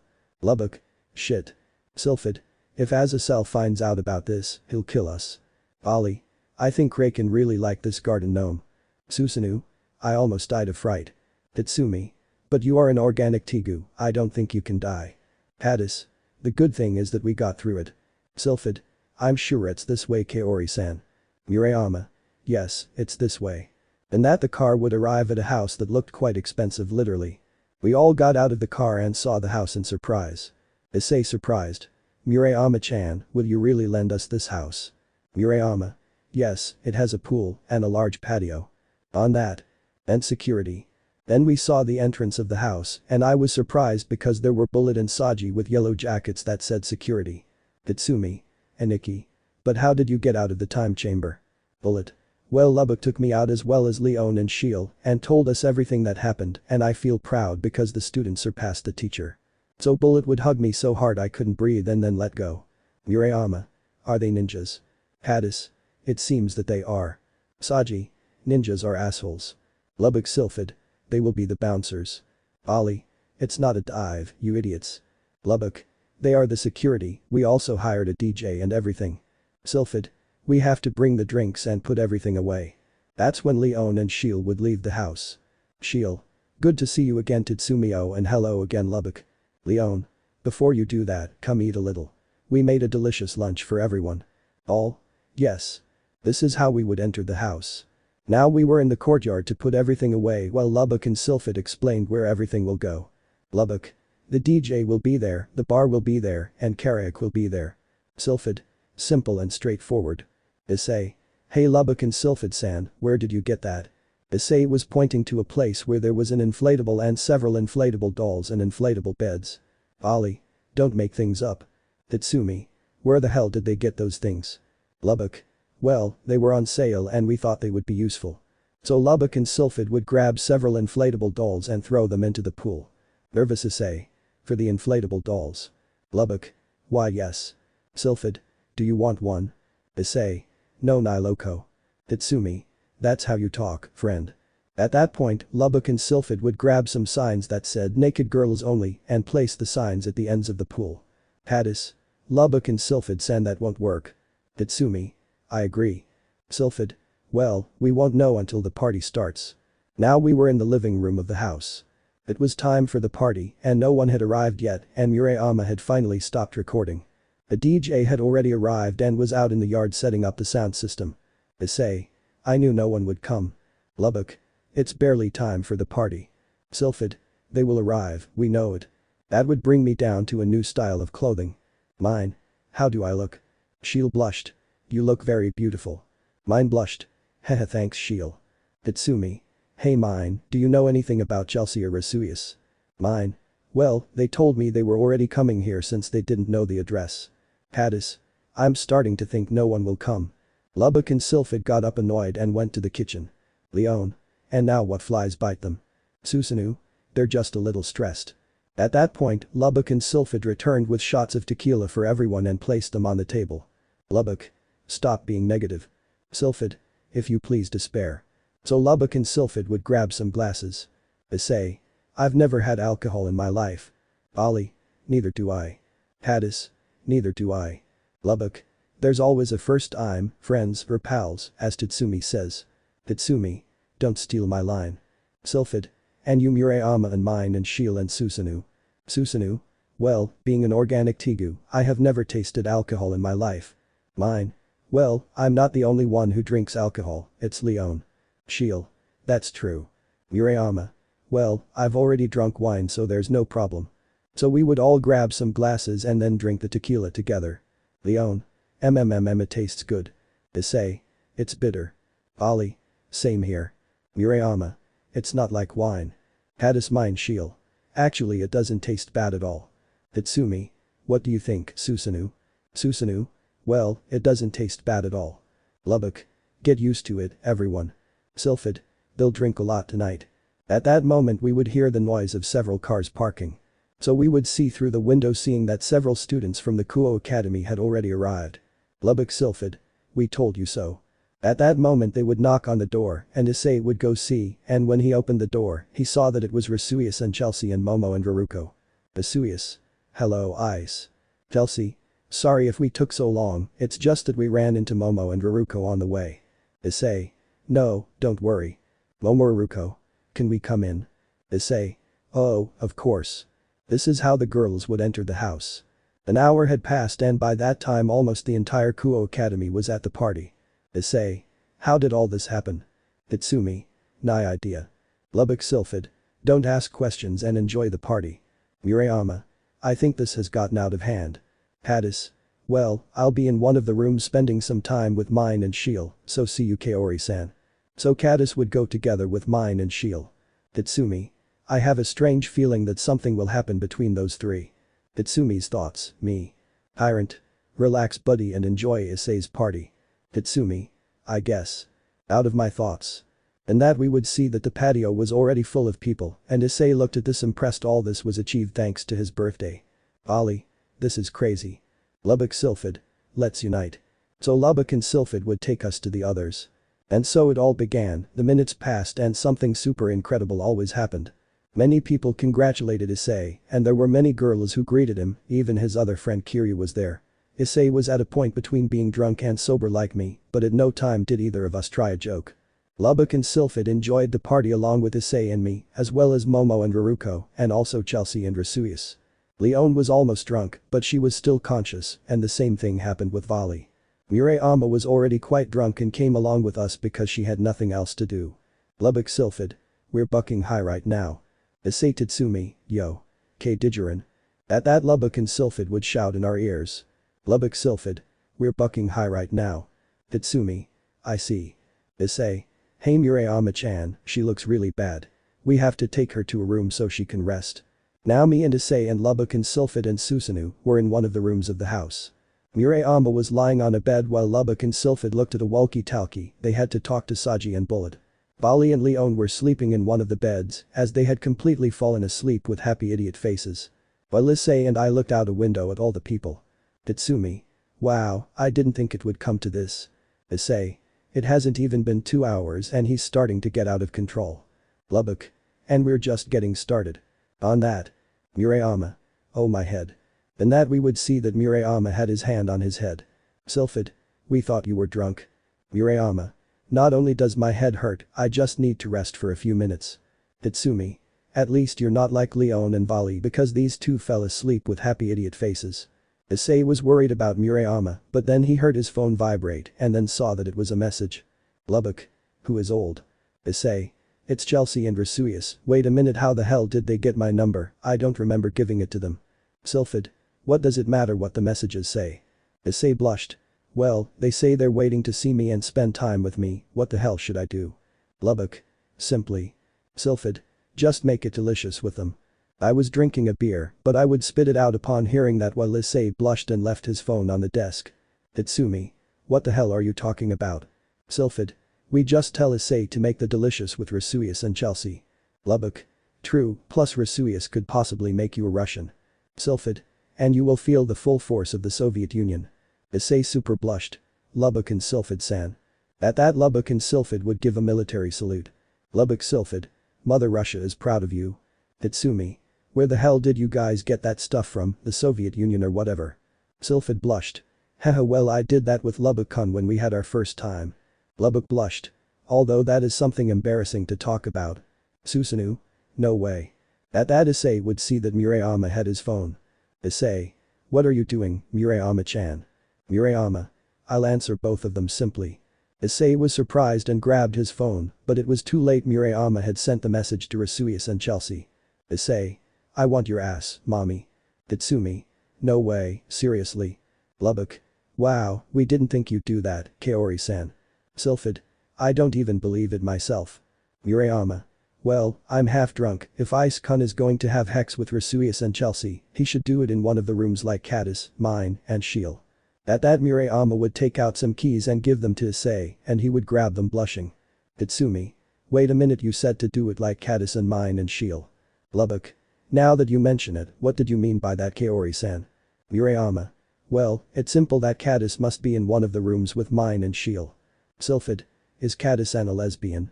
Murayama. Yes, he confessed it to me and I told him there was nothing wrong with him. Susanoo.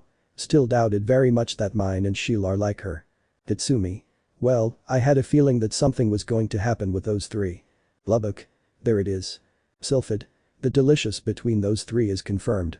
That's what Drake would talk about. Drake. I agree. Meanwhile in one of the rooms. Caddis was with mine and Shiel. Mine blushed. Do you really love me? Caddis blushed. Yes, despite knowing each other for a short time, I started to feel something for you and Shiel, it's like love at first sight. Shiel blushed. Yes, at first I didn't know if this thing of being a lesbian would be a good thing, but still, just like Caddis-san, I don't care what society says. I love you, mine, and also Caddis-san, and I want to be with you forever. Mine blushed. Well, I love you very much too, Shiel, and I love you too, Caddis. Thus the two would approach each other and then give each other a tender and passionate kiss, and then Shiel would kiss Caddis, who would kiss back. And that the three of them were somewhere between sober and drunk, but luckily mine, who learned magic with the Gremory clan, would put several anti-noise magic seals and one, so that nothing, not even the keys, would open the door to the room. Back with us. At that Lubbock and Sylphid would hear something on the walkie-talkie, so Lubbock would grab it. Lubbock. What's going on? Saji. We have a problem, we need Kaori-san. Lubbock. In a moment, friend. At that Lubbock would leave the walkie-talkie. Sylphid. Kaori-san. At that Murayama would get out of bed. Murayama. I heard, I wanted to rest for a few minutes, but they wouldn't let me. At that Murayama was going to fall, but Issei would hold her, making Murayama blush. Issei. I'll help you if you want, Murayama-chan.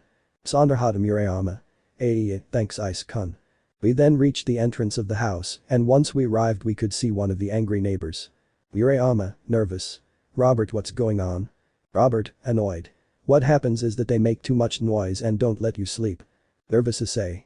Don't worry, we'll finish around 1 at the most. Tatsumi, me, nervous. If you don't worry everything will be fine. Robert, annoyed.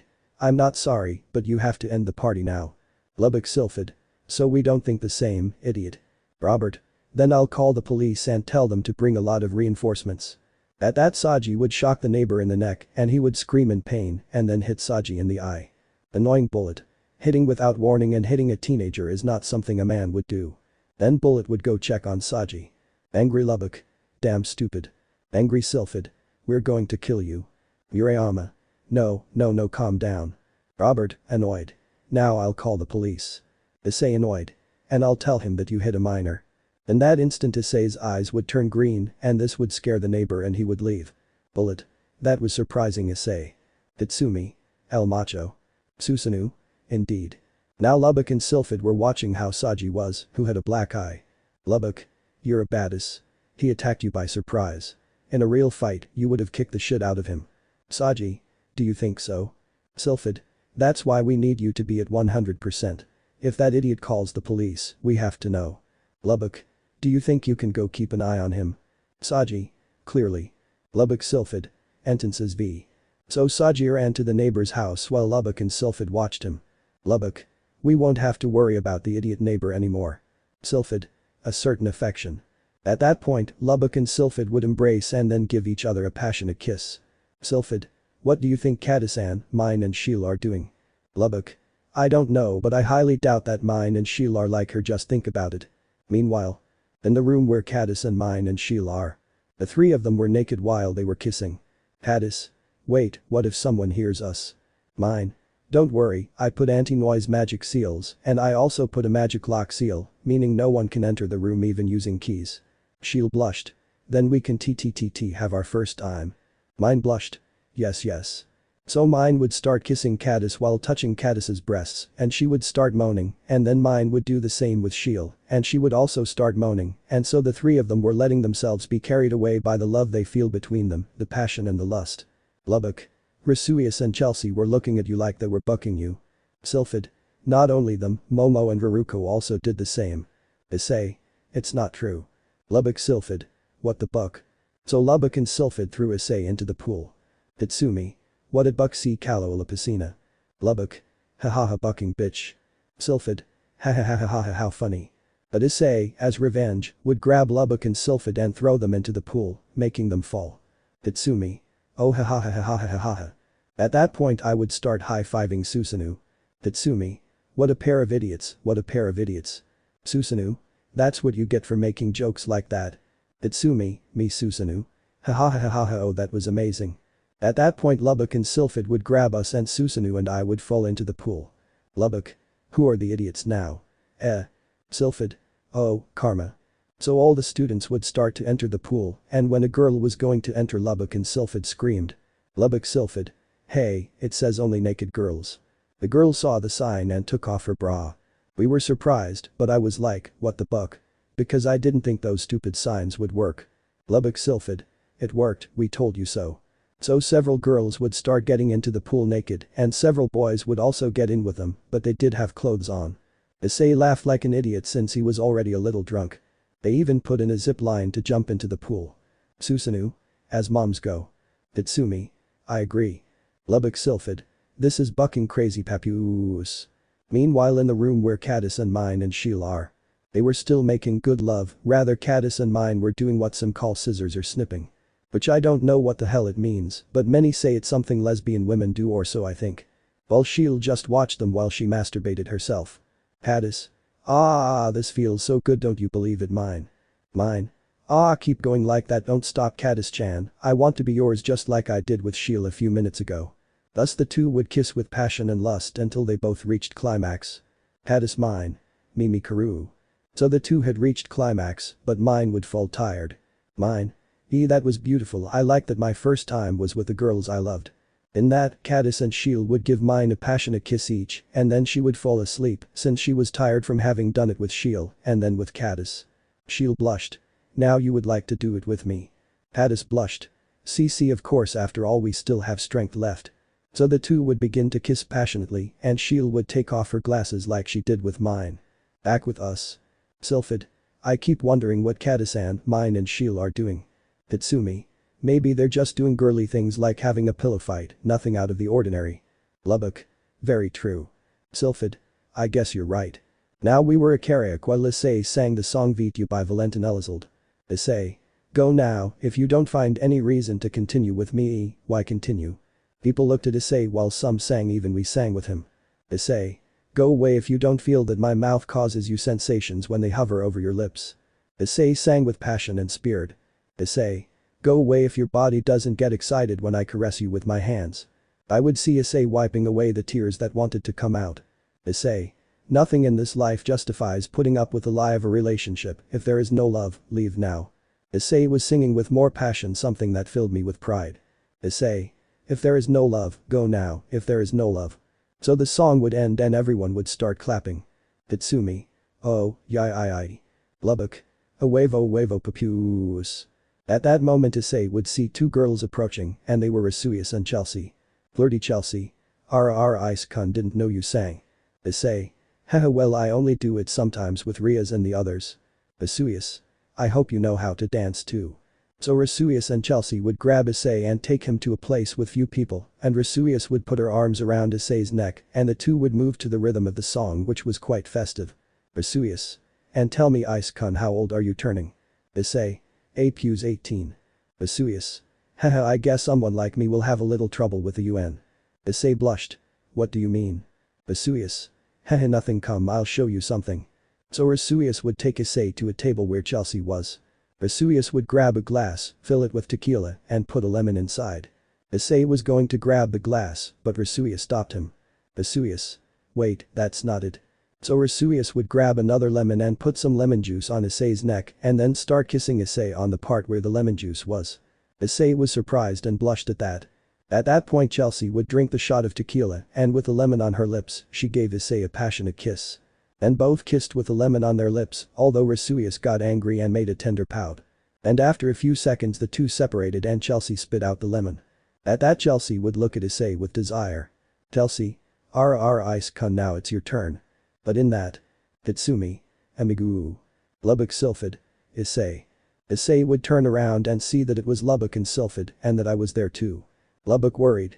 We have a booking problem. Issei annoyed. Shit, not now please. Vesuvius. Go, here we are waiting for you, Ice-kun. Issei. It didn't take long. So Issei would approach us. Issei worried. What's going on, guys? Lubbock worried. It's the booking police. Sylphid worried. The booking police.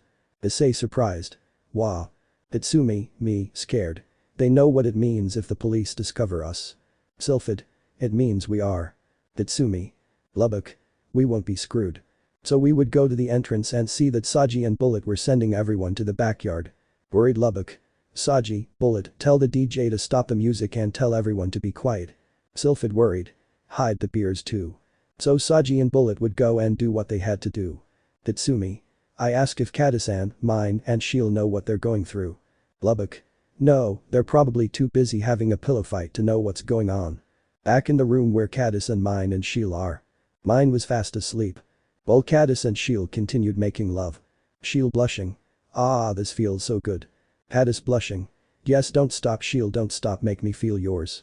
And that the two would give each other a passionate and lustful kiss while they continued making out. Sheil blushed. Ah, I think I can't hold on any longer. Caddis blushing. Ah, me neither, so keep going, don't stop, Sheil-chan. So the two would kiss again passionately and lustfully until. Caddis Sheil. Ah, me Karuo. So the two had reached climax and then fell onto the bed exhausted since they had done it 3 times. Tired Sheil. That was amazing and beautiful. Caddis tired. I know, and I'm glad that my first time was with the girls I loved. So the two would kiss again, but mine, asleep, would move, hugging Caddis and Sheil as if her life depended on it. So Caddis and Sheil would fall deeply asleep, but not before Sheil used a paper that had a magic circle from the Gremory clan, and then the bed, along with the 3 of them, teleported to the house that Rias gave to mine. The place was quiet, everyone was in the courtyard, and you could see a police patrol arriving. From a distance you would see the neighbor from a while ago upset. At that the 2 officers would knock on the door and then Issei, Lubbock, and Sylphid would come out acting normal. Issei. Good evening, officers. Officer 1. Are you having a party? Lubbock. Yes, we have a small gathering for my friend Issei's birthday. Officer 2. Well, they were very noisy for a small meeting. Officer 1. We have a report for a scandal. Officer 2. Do you mind if we pass? When the officer was about to enter, Lubbock and Sylphid blocked his way. Lubbock Sylphid. We'd rather not. Officer 2. That's not a question. Lubbock. Excuse me, officer. Doesn't the law say you can't enter private property without a permit? Officer 1 tired. Is there an adult we can talk to? Sylphid. They are talking to some, my boyfriend and I are 18 years old and that makes us adults. Lubbock. We have our credentials if you wish to see them. Sleepy Officer 2. Okay, we'll go. Officer 1. Just don't make too much noise. Issei. Then it will be official. Tatsumi. Take care of yourselves and protect our country. So the police would leave. Then we would see Robert, who was giving us the finger. Lubbock and Sylphid would do the same. Lubbock Sylphid whispering. Bucking. Issei. We must go in now. Tatsumi. If they leave that idiot alone. This is how we would enter the house. And now we were heading towards the courtyard. Tatsumi. Do you really have a credential that proves you are 18 years old? Lubbock. Dude, how do you think we were able to buy the alcohol? Sylphid. Think about it. This is how we would get to the patio. Everyone would look at us confused. Lubbock and Sylphid would each grab 2 bottles of beer and then raise them to the sky. Lubbock Sylphid. Until dawn. Everyone screamed with excitement and the DJ played his best song, which is the next one. The party got crazier because there were people destroying a lot of things, people playing with the gnome, and people doing all kinds of crazy stupid things. I was already at the point of being drunk, and I never had such a good time in my past life. Issei was almost drunk, he met a lot of people, and he was also having a great time at this party of his. At that Lubbock and Sylphid were making space while they had the gnome in their hands. And on the other end was Issei with a baseball bat. Issei. Throw it slow and low. So Lubbock and Sylphid would throw the gnome and Issei using 2 boosts would use the baseball bat, thus destroying the gnome, and many pills had fallen from it. At that a boy would scream. Boy. It's ecstasy. Everyone ran to grab an ecstasy pill, even me, for some strange reason. Issei had realized for some strange reason what he did and looked around and couldn't help but feel sick. Issei was in one of the rooms of the house, he felt sad since he used Drake's power for his own benefit, even though Drake told him that nothing was wrong, Issei was still sad. Suddenly we heard the door open and Issei would see that it was us. Issei. I think I locked it. Murayama. I had another spare key. Lubbock. What are you doing here? Sylphid. You should be out there partying like crazy. Issei. It can't be, today was a crazy day, I drank too much alcohol, I kissed Rossweisse and Chelsea and I just gave drugs to a lot of people, and also Murayama-chan lent us this house and we are destroying it. I am supposed to be the Sekiryuutei and I am also a hero like Tatsumi-sensei, but these are not acts that a hero would do. We were all surprised by what Issei said. Lubbock. So. You're the Sekiryuutei and you're a hero, but that doesn't mean you always have to be like that. You're young. Do you think you'll always be bound by the damn law? Sylphid. That's true. Issei. Bueno. Murayama. And you don't have to worry about the house, my parents were going to demolish it, so they're basically helping with this. Sylphid. We know you're against drugs, but you need this. So Sylphid would give Issei an ecstasy pill, and he would grab it nervously. Issei. This will drive me crazy, right? Lubbock. Of course he will, that's why it's called ecstasy. Murayama. Denmuna. Susanoo. Me too. Tatsumi. And me. So we would all take the ecstasy pill. Suddenly Sylphid would hear something on his walkie-talkie. Sylphid. K. Suicid. Bullied. They put a dwarf in the oven. Lubbock. Nah, it's not our problem. Then that we would arrive where the DJ was. Lubbock. Stop the music. At that moment the music would stop and everyone would see us, and when they saw us they would all scream with excitement. Lubbock. Thanks, as you know I'm Lubbock and she's my girlfriend Sylphid, and these here are Kaori Murayama and my best friends Tatsumi Hijikata, Susanoo and Issei Hyodo, and today is Issei Hyodo's birthday, and if it weren't for him, none of you would be here. So everyone would scream with excitement again. Sylphid. That's why we'll sing a birthday song composed by all of us 1, 2 and 3. So we would all start singing a birthday song for Issei. So after that epic song everyone would start clapping while Issei would just smile. Lubbock. Sylphid. Let the party continue, daddy. Then the DJ would play another super epic song. Issei was still at the party and it started to get more out of control because there were people having hex in the bushes, already hidden. Issei was too drunk and drugged to care about that. Suddenly Rossweisse and Chelsea approached him. Rossweisse. Chelsea whispering. We want to give you something. So Rossweisse and Chelsea would take Issei to one of the rooms and then put many magic anti-noise seals and a lock on the door. Issei was watching all the people from the window, but suddenly Rossweisse and Chelsea started kissing him on the neck. Rossweisse. You don't know how long I've been waiting for this. Chelsea. And me too. And that Rossweisse would undress Issei and then throw him onto the bed and then she would undress just like Chelsea. Rossweisse blushed. Ice-kun, please make me yours, please. So quickly Rossweisse would begin to passionately kiss Issei and then she would introduce Issei's member into her intimacy, something that would hurt him, but she would continue kissing Issei to calm the pain and then she would begin to move. Rossweisse. Ah, this feels amazing, and tell me, Ice-kun, does it feel good? Issei. Yes, it feels great. Rossweisse let out a small laugh, seeing Issei like that with pleasure and lust was something she wanted to see, and now the two were getting close to climax. Issei. Rossweisse-chan, I'm about to come. Rossweisse. Ah, do it inside me, Ice-kun, no matter what happened. So the two had finally reached climax. Rossweisse would feel Issei's semen inside her and then fall on the bed. Now Chelsea was on top of Issei. Chelsea. Ice-kun, now it's my turn for you to make me yours.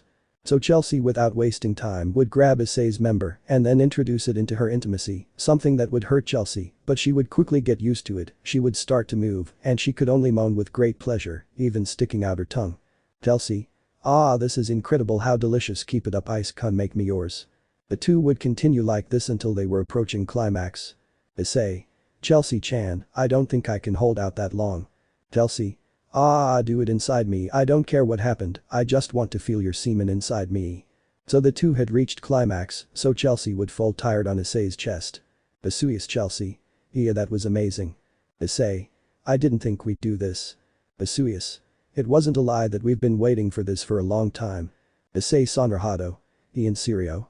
Chelsea. Yes, I've liked you since I met you because you were a nice guy and good to me and you always care about others. Vesuvius. These days when I was able to meet you, this feeling arose inside me and besides, we only came to the party to be with you in this. Chelsea. So we'll leave knowing that we took your virginity and your first time and also being able to tell you that we love you very much, Ice-kun. So the two would wink at Issei and he would blush while he dressed like Vesuvius and Chelsea. Vesuvius. You know, now that we think about it, I think we won't be the only ones. Issei. In what? Chelsea. You'll already know that. So Vesuvius and Chelsea would leave, leaving Issei very surprised since he had had sex with Vesuvius and Chelsea, in addition to the fact that the two confessed to him and he had already had his first time with the other girls, but even so this was not over yet. Issei. Bien Issei que siga la fiesta. Issei would leave the room, but they would put him back inside the room and they would see that it was Momo and Haruko. Issei. Momo-chan, Haruko-chan. Momo. We can see that Vesuvius and Chelsea beat us but. Haruko. That doesn't mean we can't have fun. So Momo would begin to passionately kiss Issei while undressing just like Haruko and then she would undress Issei. Haruko would quickly get on top of Issei. Haruko blushed. I want to be yours Ice-kun because I love you. So Haruko would grab Issei's member and then insert it into her intimacy making her scream in pain, but she would start to kiss Issei passionately and after a few seconds she would quickly get used to it and start to move. Haruko. Ah, this feels so great, it feels so good Ice-kun, please don't stop, keep going like this Ice-kun. So Issei and Haruko would continue until they were about to reach climax. Issei. Arg Haruko-chan, I can't hold it in anymore. Haruko. Ah, don't worry Ice-kun, do it inside me, I want to feel you inside me. On that. Issei Haruko. Mikuru. So the two had reached the climax and Haruko would fall into bed tired. Momo would quickly begin to kiss Issei with passion and lust. Blushing Momo. I love you too Ice-kun and that's why it's my turn to be yours. So Momo would grab Issei's member and then introduce it into her intimacy, but even so, a few seconds later she would get used to it and would start moving quickly. Momo. Ah, how good this feels, keep going Ice-kun, don't stop, make me feel yours. So the two would begin to kiss with great passion, lust and pleasure until both were about to reach climax. Issei. Momo-chan, I can't take it anymore. Momo. Ah, I don't do it inside either, I don't care what happened, I just want to feel you inside me. On that. Issei.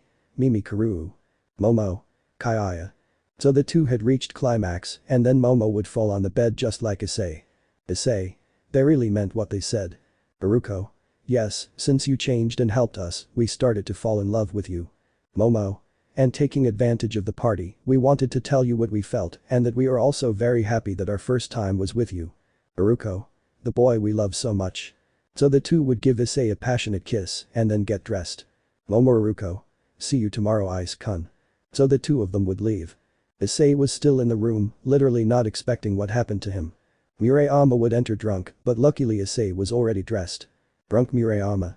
Ice-kun was looking for you. Issei. Oh hola Murayama-chan. Drunk Murayama.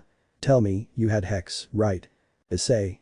I'm sorry but Vesuvius and Chelsea and Momo and Haruko-chan asked me to, if there was a way to make it up to you, I would. But Issei would be surprised since Murayama was kissing him in a very passionate way and Issei would reciprocate the kiss and then separate while a thread of saliva united them. Issei blushed. Why was that? Murayama. Because I wanted to tell you what I feel for you since you became my friend in Cadis's, but I started to see you as more than a friend, I want to tell you that I love you Ice-kun. So the two would kiss passionately again and then both would begin to undress. Right now Murayama was masturbating Issei using her breasts, making him feel pleasure until he would cum in Murayama's mouth, which would swallow all the semen. To then place himself on top of Issei. Murayama. Ice-kun, make me yours, devour me. Thus Issei would introduce his member into Murayama's intimacy, making her scream in pain but also in pleasure, and then begin to move while moaning in pleasure and lust. Murayama. Ah, this feels so good, how delicious, keep it up Ice-kun, don't stop, make me yours. The two would continue like this until they were about to reach climax. Issei. Murayama-chan, I can't take it anymore. Murayama. Ah, do it inside me, fill me with your sweet semen. Thus the two had reached climax and Murayama would fall into bed somewhat tired. Issei. Sorry haha. Murayama. Don't worry, go ahead, I'll catch up with you later. So Murayama would give Issei a passionate kiss. Issei was physically and mentally tired, he reached a point where time literally didn't exist, his mind was cloudy and he couldn't think straight anymore. Now he was on the roof watching people celebrate. All of this was achieved for his birthday, the most legendary party of all. Lubbock Sylphid. This is bucking crazy. At that Issei would turn around seeing me, Lubbock, Sylphid, Susanoo and Murayama walking towards him. We watched all the people celebrate, we never thought it would become something so big. Greg. This is literally going crazy. Issei. I didn't think we'd do this. At that Murayama would grab Issei's hand. Murayama. We did it for you Ice-kun. At that Lubbock would put his hand on Issei's shoulder. Lubbock. This is all thanks to you, Issei. Suddenly we heard a helicopter fly by and we looked up and saw that it was a news helicopter. At that we would hear all the people shouting Issei's name like crazy. Lubbock Sylphid. You listen to them Issei, now you are a bucking legend. Tatsumi. You're right, my disciple has become a bucking legend. Issei. Yes, this is my party. At that point the helicopter would focus on Issei and he would pull out the middle finger on both of their hands so everyone would scream excitedly and so would we. Issei. Look at me bitches, my party is legendary. We just screamed with excitement. Issei. My party is legendary. At that Issei would stop sticking out his middle finger and would look down at where the inflatable was. Issei. I'm Issei Hyodo and this is Jackass Dogs. So Issei would jump onto the inflatable and fall and everyone would scream with excitement. Lubbock. Issei, are you okay, you bucking crazy? At that point everyone would start shouting for us to jump. Tatsumi. Bucket, I'm not going to jump for anything, Bucket. Susanoo. Me neither. Murayama. Neither do I. That's what Lubbock would be thinking until he took a few steps back. Sylphid. Lubbock-kun, what are you doing? Lubbock. Boo, fire. Thus Lubbock would fall into the inflatable which was already somewhat deflated. Everyone would be silent for Lubbock. And we would quickly descend from the roof. Tatsumi. Susanoo. I agree. Issei. Lubbock-san, are you okay? On that. Lubbock in pain. Ha ha ha ha ha ha ha ha ha ha, I'm fine. This is how we would approach Lubbock to get him out of the inflatable. People were screaming with excitement. We went to the entrance of the house and saw several police patrols, but people were booing them and even throwing too many things to make them leave, which worked. The party was totally out of control, the house was being destroyed, it was total anarchy. We were in the kitchen of the house. Issei. Do you duel? Lubbock had broken a finger when he fell off the inflatable and we, with Susanoo's help, put several adhesive tapes on him as a temporary bandage. Lubbock. It doesn't hurt anymore. Sylphid. That's good, darling. Suddenly we heard the noise of a car entering through the garden, Issei, and I would see that it was the car that Lubbock and Sylphid stole from Azazel.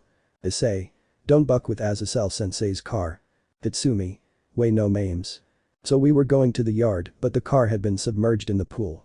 We would just look at that with a look of anguish, but we would see Lubbock and Sylphid. Tatsumi. Hey, don't worry, we can fix it. Issei. Yes, maybe we use a little magic. Lubbock. It's already gone to hell. Sylphid. Anyway, if Azazel found out about this, he would kill us. Suddenly we could see a flash of fire in the street and when we went to see it, we got a terrible surprise. There was a guy with a flamethrower burning everything. Lubbock. Where the hell did that kid come from? At that the flamethrower guy would take off his mask revealing Reiken. Reiken. Lubbock and Sylphid, get me back to my bucking gnome. Tatsumi. No mames. Lubbock Sylphid. Son of a bitch. And that Reiken continued burning everything. Sylphid. Bucking shitty Reiken, I thought we were his friends. Issei. Hey, where is Murayama-chan? Susanoo. I'll go get the girls. Tatsumi.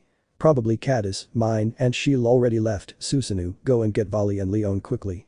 So the police who had arrived would shoot at his oxygen tank, causing it to start burning and causing him to run and crash into a nearby trailer. At that moment Susanoo had returned and was carrying Leon and Volley, just in time because the house Murayama had lent us was burning down. Lubbock. Guys, let's get out of here fast. Issei. Why Murayama-chan? Sylphid. She should have left already if she wasn't an idiot. Tatsumi. You're right, besides, we already have Leon and Volley here. Lubbock Sylphid. Let's go, Motherbik. So we would start running, Issei waited for Murayama to be okay, while Reiken was moving like crazy. We would just keep running. Tatsumi. Don't stop. Susanoo. Keep running. Lubbock Sylphid. Run para run. So we would keep running. Issei slowly opened his eyes and could see that he was in a stadium with us. It was already day or basically dawn because the sun had not yet fully risen, his head hurt and the memories came back to him suddenly and he became quite worried. Rias and the others must be worried about him. He would check his cell phone seeing several missed calls from Rias and the others. He could also see a message from Murayama confirming that he was okay. He could also see many messages from people worried about him. I would wake up and have a headache. Tatsumi. Oh my bucking head. Issei. Hola Tatsumi-sensei. Then that we would see that Saji and Bullied were there. Saji. Good thing you woke up. Bullied. We had been worried. Then that Susanoo would wake up but also Leon and Bali would wake up. Leon. How well I slept and how was the party? Tatsumi. It is defined that it was a total mess. Bali. No memes there. At that Lubbock and Sylphid would wake up. Lubbock Sylphid. What happened yesterday? Susanoo. More like a few hours ago. Lubbock. Shit, they're going to kill us. So Issei and I would help Lubbock walk together with the others going to our homes. Lubbock. You're not a loser like I thought Issei. Sylphid. It seems we were wrong. Issei. I guess you're right. Greg. Buddy, you became a legend today. At that we would all smile. Tatsumi. Whatever happened, it was a legendary night. Everyone smiling. Yes. One day had passed. Issei Hyodo's name had become a legend throughout Japan. The Issei Festival was constantly talked about on the news and social media. The Issei Festival was a historic event, something not even the gods could have accomplished. But even legends have to go to school. Issei. Sorry if I didn't tell you about this, not even I knew. At that Rias and the others would hug Issei tightly. Rias. You don't have to be like that, Ice-kun. Esdeeth. We knew you wanted to have some fun on your birthday. Bekeno. But Lubbock and Sylphid had to tell us something about that. Kaneko. But you still don't have to be sad, senpai. Yuma. And we would have gone with you if we weren't busy fixing the house. Arena. That's true. After that Issei would leave his house after also telling what happened at the party with Rossweisse and Chelsea and Momo and Raruko. And that Issei would see me and Lubbock who had his hand with better bandages and Sylphid and Susanoo. So we would start walking towards Kuo Academy. Tatsumi. And how did it go? Issei. Well, I thought they would be angry with me, but now they are angry with Lubbock and Sylphid and you, sensei. Tatsumi. Well, Zenobia, Serafel, Akame and Riftalia were very worried about me, but they ended up beating Lubbock and Sylphid and by the way, how did it go for them? Lubbock. Well, Azazel got pretty angry with us. Sylphid. And now we're paying for the car. Susanoo. They think it will have been worth it. Lubbock Sylphid. Was it worth it? It was worth every damn second. So we would just smile. We had arrived at Kuo Academy even though we were nervous. Lubbock. I hope Sona-chan doesn't kill me for not telling her about this. Then we would enter Kuo Academy and all the students would start applauding us. Boy 1. Great party. Girl 2. When is the other one coming? Girl 3. I hope they make another one someday. All. They are legend. So we would just smile. Then we were heading to the student council. Asuius Chelsea. Ice-kun, it's good to see you. So the two would hug Issei tightly. Issei. It's good to see you too. After that we would arrive at the student council seeing Murayama at the entrance. Issei blushed. Hello Murayama-chan. Murayama blushed. Ice-kun, it's good to see you haha. Then we would enter the student council and Sona upon seeing Lubbock would hug him tightly. Lubbock. I thought you would kill me, already as self, for not telling you anything. Sona. If I got angry, don't tell me anything, but next time let me know. Lubbock. Haha okay. At that Momo and Raruko would hug Issei tightly. After a talk we would leave the student council. Issei. Hey, now that I remember, what the hell happened to Caddis, Mine, and Shiel? Murayama. Well, I tried calling Caddis, but he didn't answer. Tatsumi. They must surely be in the house that Rias gave to Mine. Susanoo. And you think that? Lubbock. Looking at every detail carefully. Sylphid. I think it's more than obvious that Mine and Shiel are lesbians. Tatsumi. I guess so, but there's nothing wrong with them being like Caddis-san. Issei. After all, it's their happiness, who are we to criticize their love? So we would all keep walking. Meanwhile at Mine's house. She was with Shiel and Caddis having breakfast while they watched the news about what happened at the party. Mine. The good thing is that we weren't there. Caddis. What I was wondering is how we ended up here at your house Mine-chan if we were there. Shiel. Well, what happens is that I used a brochure that had a magic circle from the Gremory clan and I used it so that the bed where we were was here. Mine. Oh yes, that's true, I had forgotten that brochure, but well, time for breakfast. But first, mine would passionately kiss Shiel, and then passionately kiss Caddis, and then the three of them would start having breakfast. Back with us. Lubbock. Hey, old man, when will your wedding with your girls be? Tatsumi. Well, it will be soon and I'm really excited. At that point, the three of us would be on the roof of Kuo Academy and together we would begin to sing the next song. At the end of the song we would see that the entire Kuo Academy was applauding us. Lubbock Sylphid. Woo Ojo. Tatsumi. Yai. And so the X-Papus project concluded. In the end, luckily, we didn't have any problems with the law and that made me happy. What will happen now? Find out in the next chapter. Chapter 21. What happened yesterday? 4 weeks had passed after what happened in the previous chapter and Issei's name was still very popular throughout the world literally and also in the supernatural world. Right now we are in a castle that Surziches had built and that is where my wedding with Zenobia and Serafel and Akame and Raphtalia would take place. In the bride's dressing room. We see the girls from the Gremory clan and Kuroka, there were also Rossweisse and Chelsea and Momo and Veruko, also Murayama and Caddis and Mine and Shiel, and Sona was also there since the girls were helping Zenobia and Serafel and Akame and Raphtalia get ready. Rossweisse. I tried calling Ice-kun, but he's not answering. Rias. Same with us. Kaneko. It's strange that Ai-senpai doesn't respond. Kuroka. You have a point Shiranaya. Shiel. Me and Mine tried to call Susanoo, but he doesn't answer either. Caddis. Murayama and I tried calling Sylphid-san, but it didn't work. Murayama. I just tried calling Ice-kun, but he's still not answering. Mine. I tried calling Leon, but she doesn't answer. Zenobia. I tried to call Tatsumi-kun, but he doesn't answer. Raphtalia.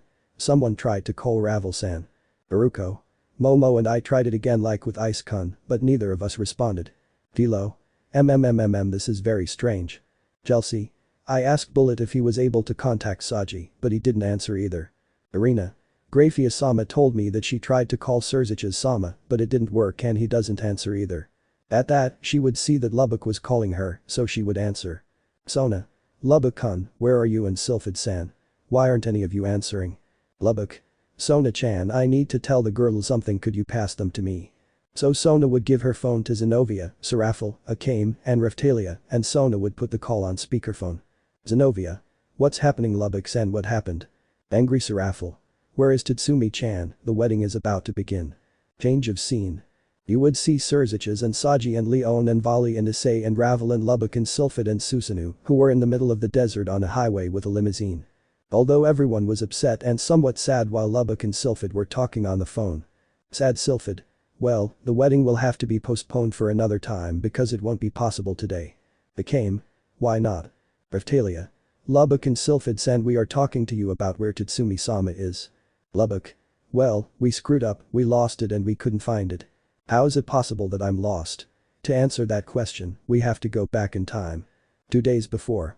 Right now I was talking to Surziches, talking about what happened with the Sailor Scouts and what happened in Asgard and obviously what had happened to me with Veryl's spell. Surziches. Wow, everything that happened to you surprises me. Tatsumi. Well, the good thing about this is that I'm fine. Surziches. Hey Tatsumi, since your wedding is almost here, why don't we throw you a bachelor party since you're getting married with your 4 girls? Tatsumi. Now that you mention it, it's not a bad idea, but where could we go? Surziches. To Las Vegas, the city made by demons. Tatsumi. Sounds good, I just hope nothing gets out of control like what happened at Issei's birthday party. Surziches. You don't have to worry, everything will be fine. Tatsumi. Perfect, then I'll talk to Saji and Vali and Issei, and I'll also take Leon and Lubbock and Sylphid and Susanoo. Surziches. I hope your girls let you go. Tatsumi. Don't worry, I'm sure they'll say. Change of scene. Zenobia Serafel came Raphtalia. No Ira's a Las Vegas. At that time the girls were in the kitchen while I cleaned the living room and Lubbock and Sylphid played cards. And Philo was playing with Keldeo and Victini and also with Gasper since Gasper is my little Philo's boyfriend and he always comes to visit. And Susanoo was just sitting there since it was his day off from cleaning the house. Tatsumi. Oh come on my princesses, we'll only be here for 2 days and then we'll be back before the wedding. Zenobia. We just don't want you to become addicted to alcohol and gambling. Serafel. Besides you almost got into trouble because of Lubbock and Sylphid-san. Lubbock Sylphid. Oigain. Tatsumi. My princesses, don't worry, I assure you that nothing will happen and I assure you that our wedding will be a success. Akame. You promise? Raphtalia. That our wedding will be a success. Tatsumi. I promise. So I would kiss Zenovia and then Serafal and then Akame and finally Raphtalia. Tatsumi. Also Lubbock and Sylphid and Susanoo will come with me and also Leon and Vali and Issei and also Surziches. Lubbock. Not just her. Tatsumi. What are you talking about? Sylphid. Well you were talking to Lubbock-kun and I called someone who will come with us. Susanoo. And may I know who it is? Lubbock. You'll know in 3, 2, 1. Then they would knock on the door. Philo. I'll go. Gasper. I'm going with you. So Philo and Gasper would open the door, revealing that it was none other than Ravel Phoenix. Ravel. Hello little Philo-san. Philo. Ravel-san, what's going on? Then Ravel would enter the house and I would be surprised even Zenovia and Serafal and Akame and Raphtalia. Tatsumi. And now Ravel, what happens? Ravel. Well, Lubbock and Sylphid-san called me and said that I will accompany you and supervise everything and also why Issei-san will go and I would like to tell Issei-san how I feel about him. The last thing Ravel would say while blushing. Asper. I didn't think you had feelings for Issei. Tatsumi. And well my princesses, if I can go to Las Vegas. Zenovia Serafal Akame Raphtalia. It's okay but please be careful. Tatsumi. I'll keep that in mind. Zenovia. And if you're going to drink. Serafal. Make sure you don't drink too much. Akame Raphtalia. Como Lubbock why Sylphid. Lubbock Sylphid. Oigain. So we would all start laughing. And the same thing happened with the rest, that is, Vali, Issei, Leon, Saji, and Surziches. At night it was 12:30 in the morning and I was fast asleep. But suddenly Zenovia and Serafal and Akame and Raphtalia would quickly get up to go to the bathroom. Meanwhile Philo was sleeping in his room sleeping next to Gasper, but they would hear a noise of someone vomiting. Philo. And that noise. Gasper. We have to go see. So the two would get up and go to the bathroom and Philo would enter seeing the girls who had stopped vomiting. Worried Philo. Hey moms are fine. Zenovia. Yes, it's just that we haven't felt very well since yesterday. Philo. Do you mean that they have been like this since yesterday with vomiting? Serafal. Yes, and the truth is we don't know why this happens to us. Philo. I think I know what to do to find out what they have. At that point Philo would approach and put his hands around the girls so yellow light would come out of Philo's hands and Philo would have his eyes closed while concentrating. At that point she would stop what she was doing and open her eyes in surprise. Zenovia. What's up Philo? Raphtalia. It's a bad thing. Philo surprised. It's incredible and I'm happy Philo will have siblings. So Philo would happily hug the girls and they would be surprised to hear what Philo said. Zenovia Serafal Akame Raphtalia. You mean we're pregnant? Philo. Yes, and if you don't believe Philo, then try taking a pregnancy test with the help of Miss Lifia since she taught me this technique. Serafal. Seriously, did Lifia teach you that technique? Philo. Yes, she's here in the city, so you can ask her to do the same for you. Akame. If it turns out we are pregnant we will be the happiest women in the world. So the girls would come back to the room seeing that I was still fast asleep, so the girls would lie down next to me. Zenovia Serafal Akame Raphtalia whispering. If it's true that we're pregnant, we'll tell you on the wedding day. So the girls would give me a tender kiss on the cheek as they fell asleep. At that moment the girls were helping me close my suitcase which was full of many things. Zenovia. So many things were necessary, darling. Tatsumi. Well, since I came to this world I haven't seen many of the cities and now is my chance to get to know this new city. Serafal. Well, take good care of yourself. This is how we would leave the house. Mine. Good luck, my friend, and hope your bachelor party doesn't end up like Issei's birthday party. Shiel. You might get into trouble with the law this time. Hadis. I agree. Tatsumi. I'll keep that in mind. Philo. Take care of yourself, Dad. Gasper. Good luck to Tatsumi-san. Tatsumi. Thanks Gasper and take care of the blade. So I would see the girls and then I would kiss Zenovia and then kiss Serafal and then Akame and finally Raphtalia. Tatsumi. I will return to finally marry you at last, I love you very much my beautiful princesses. Zenovia Serafal Akame Raphtalia. Nosotras también te amamos mucho Tatsumi Kunchan sama. So I would activate my dragon wings and start flying in the direction that Lubbock and Sylphid told me before moving forward. Tatsumi's thoughts, me. Tatsumi. Vega City here I come papuus. Out of my thoughts. So I would continue flying. All the girls were looking at me. Philo. I hope Dad is doing well now. But in that Zenovia and Seraph and Akame and Raphtalia would get dizzy and end up fainting, but Cadis and Mine and Shield would grab the girls. Asper. But what happened to them? Philo. Follow Philo, we have to take my moms to Miss Lifia. Mine. Maybe she's in the city. Philo. Yes. So the girls would carry Zenobia and Seraphil into Kame and Raphtalia and then start following Philo and Gasper. The girls had arrived at a house and Philio would quickly knock on the door and Lifia would come out. Lifia. Oh little blade that is offered to you. Philo. Miss Lifia please help my moms. And that Lifia would see Zenobia and Seraphil and Kame and Raphtalia fainted. Lifia. Quickly come in.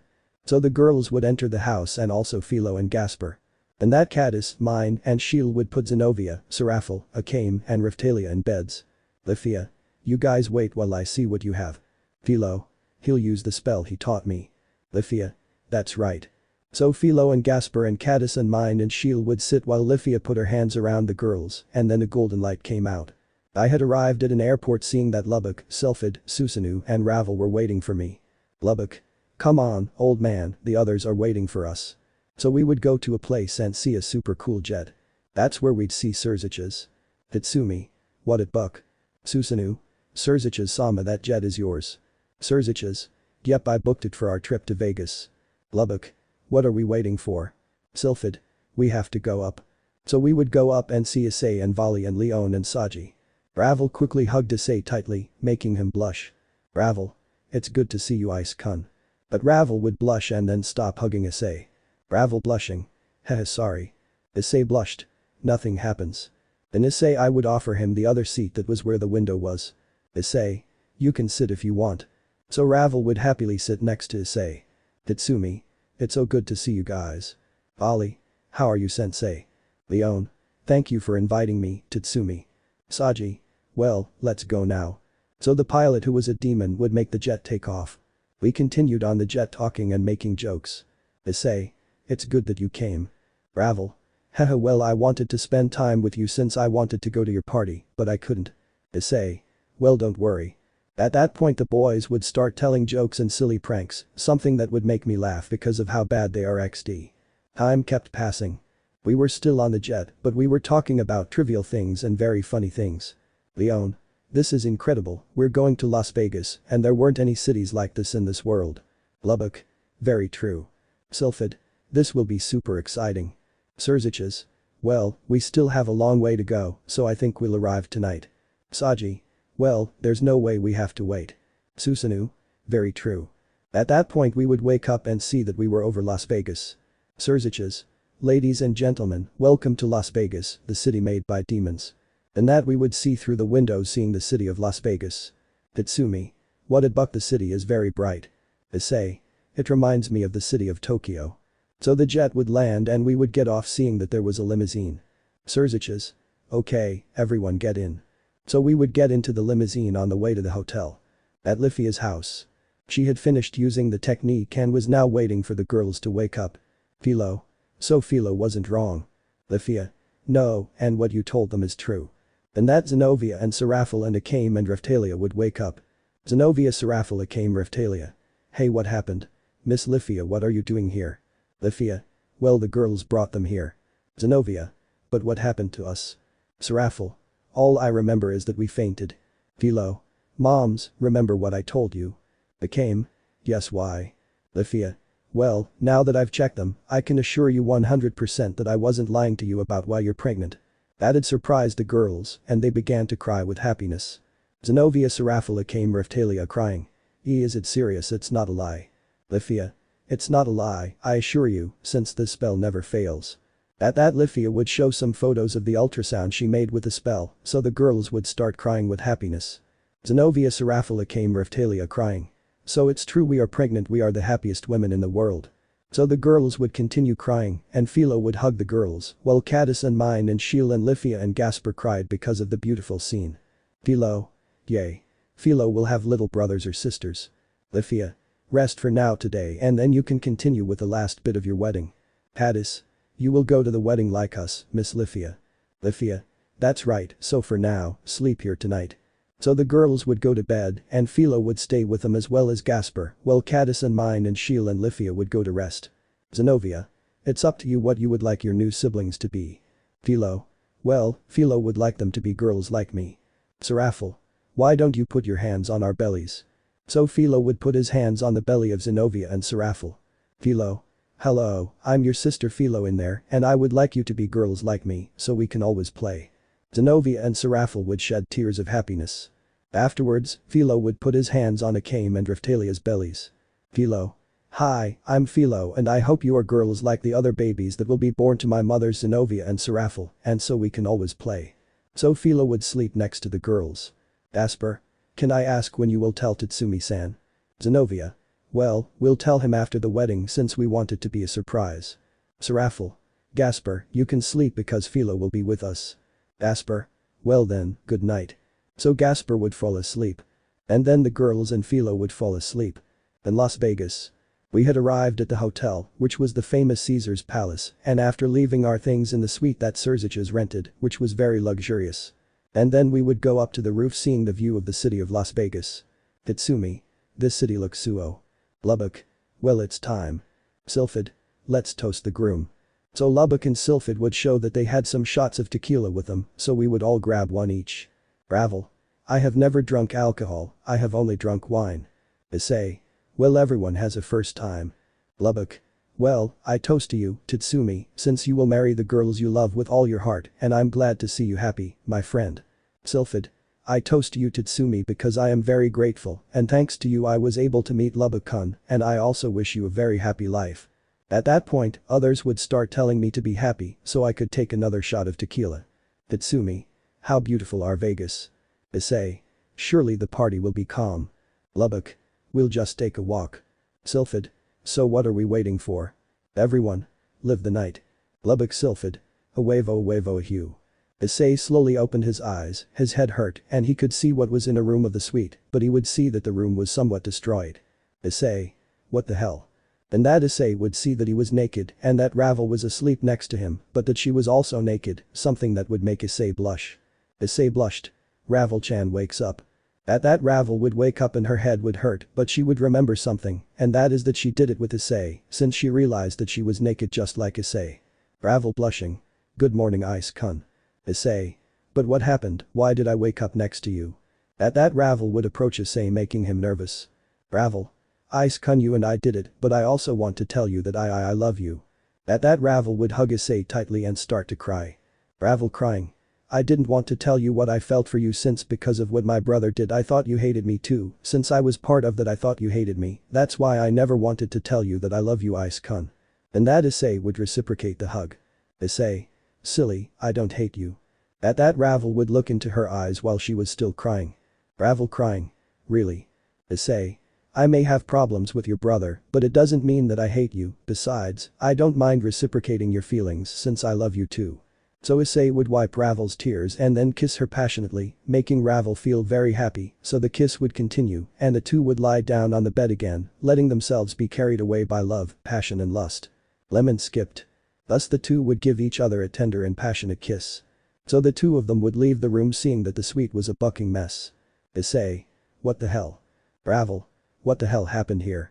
In that moment, the two would trip over something and both would see that Leon and Vali were there, both without clothes and with a blanket covering them. Issei. What the hell? Ravel. Okay, this is definitely unexpected. In that, because of the blow, Leon and Vali would wake up. Leon. What a good dream I had, but why does my head hurt? Vali. I asked myself the same thing. In that, the two would realize that they were naked, so Leon would blush heavily, just like Vali. Leon. Edo, I have to talk to Vali-kun for a moment. So Leon would put on the blanket and quickly take Vali to one of the rooms. Issei. I hope she doesn't take out her hussy for thinking that he abused her. Ravel. I doubt it very much. And that Issei and Ravel would see Saji lying on the couch and he was missing a tooth. Then they would see Susanoo tangled in streamers. And finally they would see Lubbock and Sylphid tangled in many cables, but these would fall to the ground waking up. Lubbock. Oh, what the buck. Sylphid. What happened? At that Saji and Susanoo would wake up and Issei and Ravel would help Susanoo to remove the streamers. Saji. What the hell happened here? Susanoo. Why is the suite destroyed? Issei. Not even we know. At that point, Lubbock would enter the bathroom but would hear a growl and see a bucking tiger. Lubbock. What a tiger wave. But Lubbock would realize what he said and get scared and quickly leave the bathroom, but he would trip over something and that something was Serzich's who was on the floor. Serzich's. Oh, what the buck. Issei. Serzich's sama está bien. Ravel. Why was he on the ground? Surziches. I don't know either, but my head hurts. Sylphid. Lubbock-kun, are you okay? Lubbock. Yes, but no one went into the bathroom. Everyone confused. Why? Lubbock. There's a tiger in there. Saji. A tiger inside the bathroom? Lubbock. There's a big cat in there. Surziches. Now calm down, I'll check. At that, Surziches would open the bathroom door and see the tiger closing the door. Surziches. Oh ha. Lubbock. They see it, they see it. Surziches. Don't buck with me if there's a tiger in there. Saji. And how did a tiger get in there? Sylphid. Hey Saji, why are you missing a tooth? At that moment, Saji would see in the reflection of a silver tray that he was missing a tooth. Saji. Keipedu. Susanoo. Hey guys, and Tatsumi. Lubbock. He must be sleeping, go wake him up. So Susanoo would leave. At that, Ravel would see something on the ground, grabbing it, but would see that it was an incursion. Ravel. Hey, isn't this Tatsumi-san's sacred gear? Issei. Is it an incursion? What's he doing here? That's when Susanoo would arrive. Susanoo. Hey, Tatsumi isn't in his room, and neither is his mattress. That's what Drake would talk about. Drake. Hey Tyrant, do you know where Tatsumi-san is? At that, Tyrant would wake up. Tyrant. Hey, no, I don't know where my partner is, the only thing I remember is that I fell asleep. Drake. The same thing happened to me. Susanoo. Hey, Leon and Vali. Issei. Ah, they are talking about something among themselves. But then Leon and Vali would come out of a room already dressed. Issei. Todokien. Ravel. What did you two talk about? Leon blushed. Haha, well, what happens is that I talked to Vali-kun and now he and I are a couple since I dared to tell him what I felt. At that, Leon would hug Vali and he would hug him back. Lubbock. That's definitely unexpected. Sylphid. Literally. Surziches. Hey, do you know where Tatsumi is? Vali. No, why? Leon. Did Tatsumi get lost? Issei. Well, he's not here in the suite and we already asked Tyrant and he doesn't know where he is. Greg. Hey Albion, you know something? At that, the wings of Albion would appear. Albion. Well, no, I fell asleep. Vali. Well, I have to see something. At that point, Vali would enter the bathroom but quickly close the door in fear. Leon. And now what happens, Vali-kun? Vali. See for yourself, darling. At that, Leon would open the bathroom door and quickly close it. Leon. What the hell? Vali. There's a bucking tiger in there. Lubbock. That's what I just told the others. Leon. What the hell is a tiger doing in there? Ravel. Not even we know. Issei. What the hell happened yesterday? Sylphid. That doesn't matter, we have to look for Tatsumi since tomorrow is his wedding. So everyone would get ready to then leave the suite. The boys would arrive at the entrance of the Caesar's Palace Hotel, seeing that the limousine was still there. Surziches. Well, there's still the limo. At that moment, Susanoo would see that some people were taking a mattress off a statue. Susanoo. Hey, that's not Tatsumi's mattress. And that everyone would see, and indeed. Issei. Yes, that is Tatsumi's mattress. Ravel. But how the hell did he get up there? Information. No idea. Lubbock. Sylphid. Anyway, we have to keep searching. Leon. But first let's go eat something, I'm hungry. Ali. Me too. And that Saji would be looking for something in his backpack, but he would find a photo where I and Ravel are. But Saji would take another photo where Issei and Ravel were holding a flag with the Gremory clan symbol. Issei. What the hell, why are we holding a clan flag in this photo? Ravel. Not only that, look, it seems that Tatsumi-san is holding a flag with a strange symbol. Leon. Is the symbol of Night Raid. Sylphid. Those photos look cool. Lubbock. Save them, Saji. They'll be useful later. Now, let's go eat something. The boys were in the pool eating something. Lubbock. We need a clue or something to help us find Tatsumi. Sylphid. The only clue we have is Incursio and those photos in Saji's backpack. Surziches. Think none of you remember anything. Issei. No, and not even Drake and Albion and Tyrant. Ravel. They're already looking for some clue in their pockets. So the boys started to check his pockets, but they didn't find anything. Ali. There's nothing in our pockets. Leon. Damn, if we don't take Tatsumi tomorrow, Zenobia and Serafel and Akame and Driftalia are going to kill us. Susanoo. We must search, we cannot give up. And that Saji would see that he had a kind of little paper on his arm, which is the one they put in hospitals. Saji. Oh my goodness, what's this? Sylphid. Aren't those things they put in hospitals? Surziches. Yes, they are. Lubbock. A clue, maybe there they can tell us what happened to us. Issei. What are we waiting for? Ravel. Let's go to the hospital. Leon. Wait, let's finish eating first because I'll get hungry later. Lubbock. Okay, new plan, let's finish eating. So the boys would sit down again. Surziches. Is this the hospital? Saji. If the band on my arm says so. The boys had finally arrived at the hospital. Issei. Well, it would be better to go inside. So the boys would enter the hospital and arrive at a room where a doctor was examining an old man. Ravel. Excuse me. Doctor. Oh, but it's you. Issei. Did you already know us? Doctor. You had come to this hospital because your friend had been hit hard, knocking out a tooth and leaving some broken bones. Saji. No way, I feel pain in one of my bones. Susanoo. We would like to talk to you, maybe it is possible. Doctor. Yes, of course, just give me a few minutes. Surziches. We appreciate it very much. The boys were still waiting for the doctor and he would arrive with them. Doctor. It's good that you want to talk to me. Lubbock. Look, doctor, we're looking for our friend and we wanted to know if he was with us here. Sylphid. Since we don't remember anything that happened yesterday. Doctor. Yes, I remember that you came and I attended to your friend and a question. Your friend was brown-haired, had green eyes, and was wearing a white trench coat. Issei. Ismiro. Doctor. Yes, he was with you and by the way, now that I see it, I think you were drugged. Everyone surprised. Drugged. And that the doctor would see a document. Doctor. You were drugged by something called Rufus. Issei Vali. Red. Leon. What the hell is that? Doctor. Rufus, also known as the date grape drug, is a substance that makes you lose consciousness. Surziches. No way. Susanoo. So that's why we don't remember anything. Doctor. That's right. Ravel. We didn't happen to mention something while we were like that. Doctor. Well, you guys kept mentioning something about a football match. Sylphid. Any place in Las Vegas where they play football games. Doctor. Well, there is a place where all kinds of games are played and this is the address. So the doctor would give them a piece of paper with an address and Surziches would grab it. Surziches. Thank you very much, doctor. This is how the boys would leave the hospital. Saji. And now what do we do? Surziches. Well, we'll go to that place to find out what we did there. Ravel. Now that I see it in the photos where I am with Icekun and in the other photo you can see that they are in a place where there are stands to watch matches. Issei. So that's where those photos must be coming from. So everyone would get into the limousine that Surziches was driving. The boys had arrived at a place full of soccer and basketball courts. Ali. Is this place? Surziches. Yes, that's the address the doctor gave us. Issei.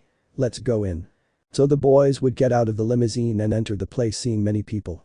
But everyone would feel the presence of the people realizing that everyone there is a demon. Surziches. I had forgotten that some young and adult demons always come here. Lubbock. No way, seriously. So the boys would meet the owner of the place. He said. Oh, you are Surziches Sama and you are accompanied by your companions. Surziches. Excuse me, I would like to know if we were here by chance. He said. Of course, in fact you are part of the clan Gremory and Night Raid teams. Saji. What are you talking about? He said, follow me, there's something I need to show you and something I need to give to both teams. So the boys would arrive at a place where there were some trophies and the guy would grab one and give it to Issei and Ravel. Issei. And what is this for what? He said. Well, the Gremory and Night Raid teams were tied, so this trophy belongs to both teams. Susanoo. Wait a minute, shall we play a game of soccer? He said. I can show you the recordings if you like. The boys would be watching the recordings seeing that they played a soccer game. Issei. At that moment, Tatsumi-sensei was with me and Ravel-chan in the stands, right? He said. That was exactly when you asked me to take some photos of you, and that's what I did. Saji. Ah, no wonder I have these photos. He added. If we also take one more photo of you, young Issei, and Miss Ravel Phoenix. Lubbock. Like why or what? He said. Oh well, these two are literally like Romeo and Juliet, so we made a modification to the same photo they have. And that the subject would show a room where there were photos of many couples, and there was the photo of Issei and Ravel which he said. Issei Ravel. The best couple of all. Lubbock Sylphid. Quee. Saji. No inventes. He said. It really looks cool. Leo. Surprisingly. Ali. Incredible. Surziches. I have a question, do you happen to know why some of Saji's bones hurt? He held. Well that's why the horn guy gave him a great tackle that sent him flying. Susanoo. Sorry Saji if I did that to you. Saji. Don't worry, my friend, everything is forgiven. Leon. Well, back to the topic, do you know where we went after the game? He said. I don't know that, sorry. Ollie. Well, thanks anyway. The boys had left the place. Saji. Damn, it's already 4:30 in the afternoon and we still haven't found Tatsumi. Lubbock Sylphid. Hey, we have a confession to make. At that the boys would look at Lubbock and Sylphid. Lubbock. We bought the Rufus and put them in the tequila shots we took. Sylphid. Even in the bottle, so that's why no one remembers anything, but we believed this would happen. The boys were impressed by what Lubbock and Sylphid said. Lubbock Sylphid. But we still apologize for what we did. Issei. Well, nothing bad happened, after all something good happened and Ravel is now part of my couples and that makes me happy. Ravel. That makes me happy too. Ollie. Well, Leon and I are a couple now and that's good too. Leon. Yes it is, but still. At that Leon would activate his Tigu Lionel and crack his knuckles. Leon. They deserve a good beating. Lubbock Sylphid scared. Well, here it fell, here it was worth it. So Lubbock and Sylphid would run, but Leon would catch them and start hitting them. All the boys watched. Ollie. Wow, Leon looks very beautiful with her Tigu activated. Issei. Hey, we helped Lubbock and Sylphid before Leon-san killed them. Saji.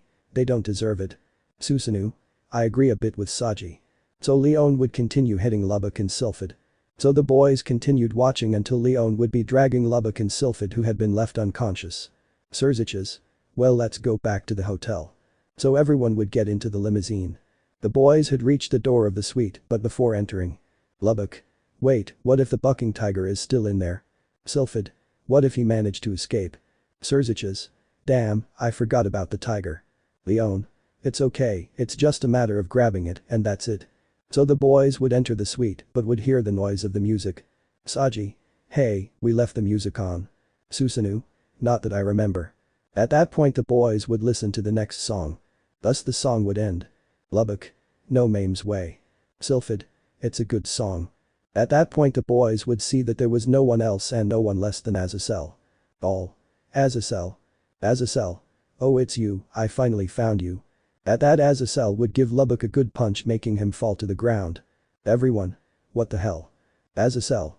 Lubbock and Sylphid, I think I told them not to steal from me again. Lubbock. You're crazy, we didn't steal another car from you. Sylphid. That's true. Azazel. No, but you stole my tiger. Everyone. Your tiger. Surziches. That means that bucking tiger is yours. Azazel. That's right, since you and Tatsumi broke into my house that I have here in Las Vegas, speaking of which, where the hell is Tatsumi? Saji. Larga Historia. Issei. Azazel-sensei would like to ask if we can see the recordings from the security cameras at your house. Azazel. Sure, as long as you pass my little test. Ravel. May I ask what we have to do? Azazel. Simple, you have to take my tiger to my house, but without using any magic. Ollie. If we do that, you let us see the security cameras. Azazel. Yes, so see you. So Azazel would leave. Lubbock. Shit, what are we going to do? Sylphid. If we can't use magic, how will we take the tiger with Azazel? Leon. Don't worry, I have a plan. Leon and Volley would enter the bathroom seeing the tiger. Ollie. I'm sure your plan will work, honey. Leon. Don't worry Volley-kun, this will work. So Leon would activate his Tigu Lionel and approach the tiger to start petting it. Leon. That's it, you're a good boy. So Volley would approach and the tiger would start to smell him and then start to lick him. Volley. Ha ha ha ha ha ha ha, don't do that. Leon. He liked it. So Volley would put the collar on the tiger and then Leon and Volley would leave the bathroom with the tiger. Issei. They did it. Ravel. Now we just have to carry it with Azazel. So the boys would get into the limo and Leon and Volley would put the tiger inside. The boys had finally arrived at Azazel's house, giving him the tiger. Azazel. Well, you did it, you managed to bring my tiger. Susanoo. For Leon and Volley it was not impossible. Saji. Yes, they managed to catch the tiger. Surziches. Well, now would you let us see the security cameras? Azazel. Sure, but first they don't want to eat something. All. It's okay. So the boys would come into my house. The boys were in the living room of Azazel's house. Azazel. Well, this is what the security cameras captured. In the recording. It would be seen what I was doing with the boys walking while we had the Azazel tiger. Tatsumi. Ha ha ha ha ha, no way, we stole the bucking tiger from Azazel. Saji. You're right. At that Lubbock and Sylphid threw a lot of hot sauce into Azazel's pool. Susanoo. His body will surely burn if he goes in there. All. Yes. So we would get into the limousine together with the tiger and so we would leave. End of recording. Ravel. So at that time Tatsumi-san was still with us. Lubbock. Hey, but what happened to the pool? Azazel. Well, it was hard for me to get the spicy water out. Sylphid. Even so, this doesn't help us find Tatsumi. Azazel. Maybe they lost it.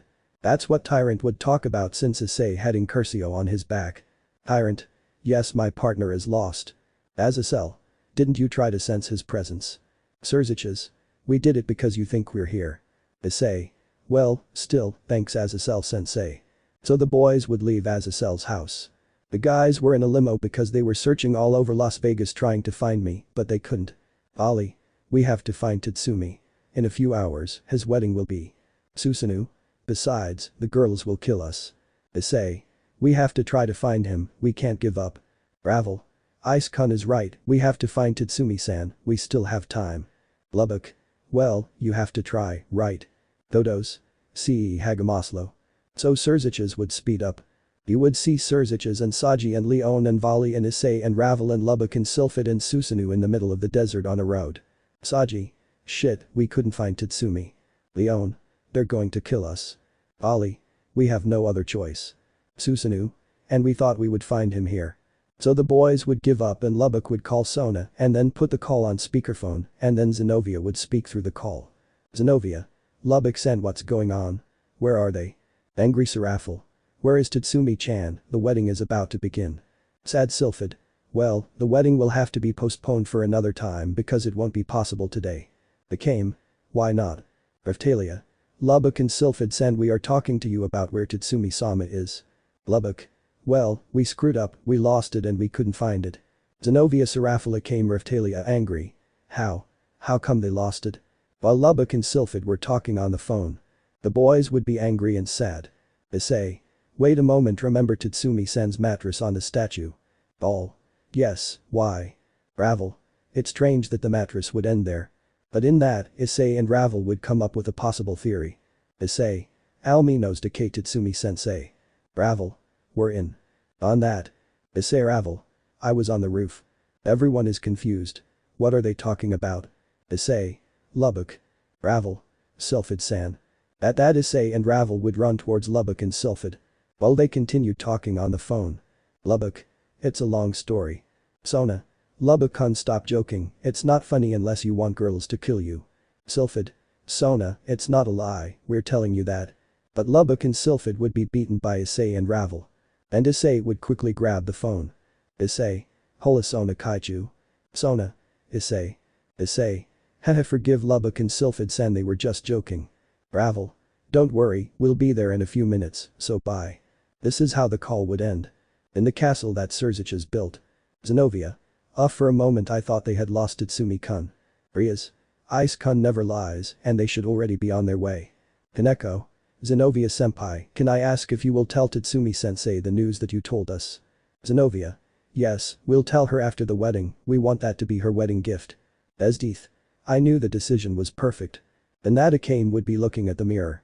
Raftalia. Akame, are you okay? Akame sad. If it's just that I would like the boss to be here. Mine. She would be happy to see you and Tatsumi happy. Akame sad. But I would also like Kurum to be here on this day, but she is not here. At that Akame was about to cry, but would be hugged by Zenobia, Serafel and Raftalia. Zenobia. Don't cry Akame. Serafel. Maybe your sister is not here, but her soul is by your side always watching over you. Raftalia. Yes, so don't cry because your sister will always be by your side. So Akame would calm down. Akame. Thanks girls.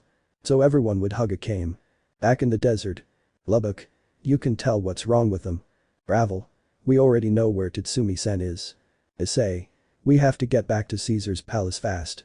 So everyone would get into the limousine going at maximum speed back to the Caesar's palace hotel. Sylphid. And where the hell is Tatsumi? Issei. Remember Tatsumi-sensei's mattress. Lubbock. Yes, why? Ravel. It's not normal that that mattress would end up there on that statue. Issei. So we deduce that Tatsumi-sensei must be there on the roof. Lubbock. Sylphid. Issei. Ravel. Ollie. Calmness of. Leon. Surziches, speed up, we have to go fast. Susanoo. Accelerate faster. Saji. Like Fast and Furious style. Surziches. As you wish. So Surziches would accelerate faster. The limo would park at the entrance of Caesar's palace and they would quickly get out of the limo. Issei. Quickly, we have to go to the roof. So the boys would run using the elevator that luckily went up too fast. The boys would already be on the roof. Lubbock. It has to be around there. Sylphid. Search the surroundings quickly. So the boys would be searching around until. Saji. Guys, I found it. Then the boys would go to where Saji was and the boys would see that he was asleep on the floor. Dodos. Tatsumi-sensei. So Sylphid would throw some water on me so I would wake up suddenly. Tatsumi. What at bukke pedu? Issei. Sensei is okay. Tatsumi. Yeah, but what the hell happened? Why is Saji missing a tooth and why the hell does my head hurt? Surziches. Long story, we have to take you to your wedding. That's when my mind would click. Tatsumi. Don't buck with me, dude, I have to go quickly to my wedding. Ravel. Calm down Tatsumi-san, we're on time. Saji. If you want to blame someone, blame Lubbock and Sylphid for drugging us. Tatsumi. You two drugged me already. Lubbock Sylphid. Hehe yeah sorry. Susanoo. They put Rufus in the tequila. Tatsumi. No wonder I don't remember what the hell happened. Ali. No, that's typical of you to forget some things. Surziches. Issei. Whatever sensei, don't worry, we just have to use magic and we'll be ready. Leon.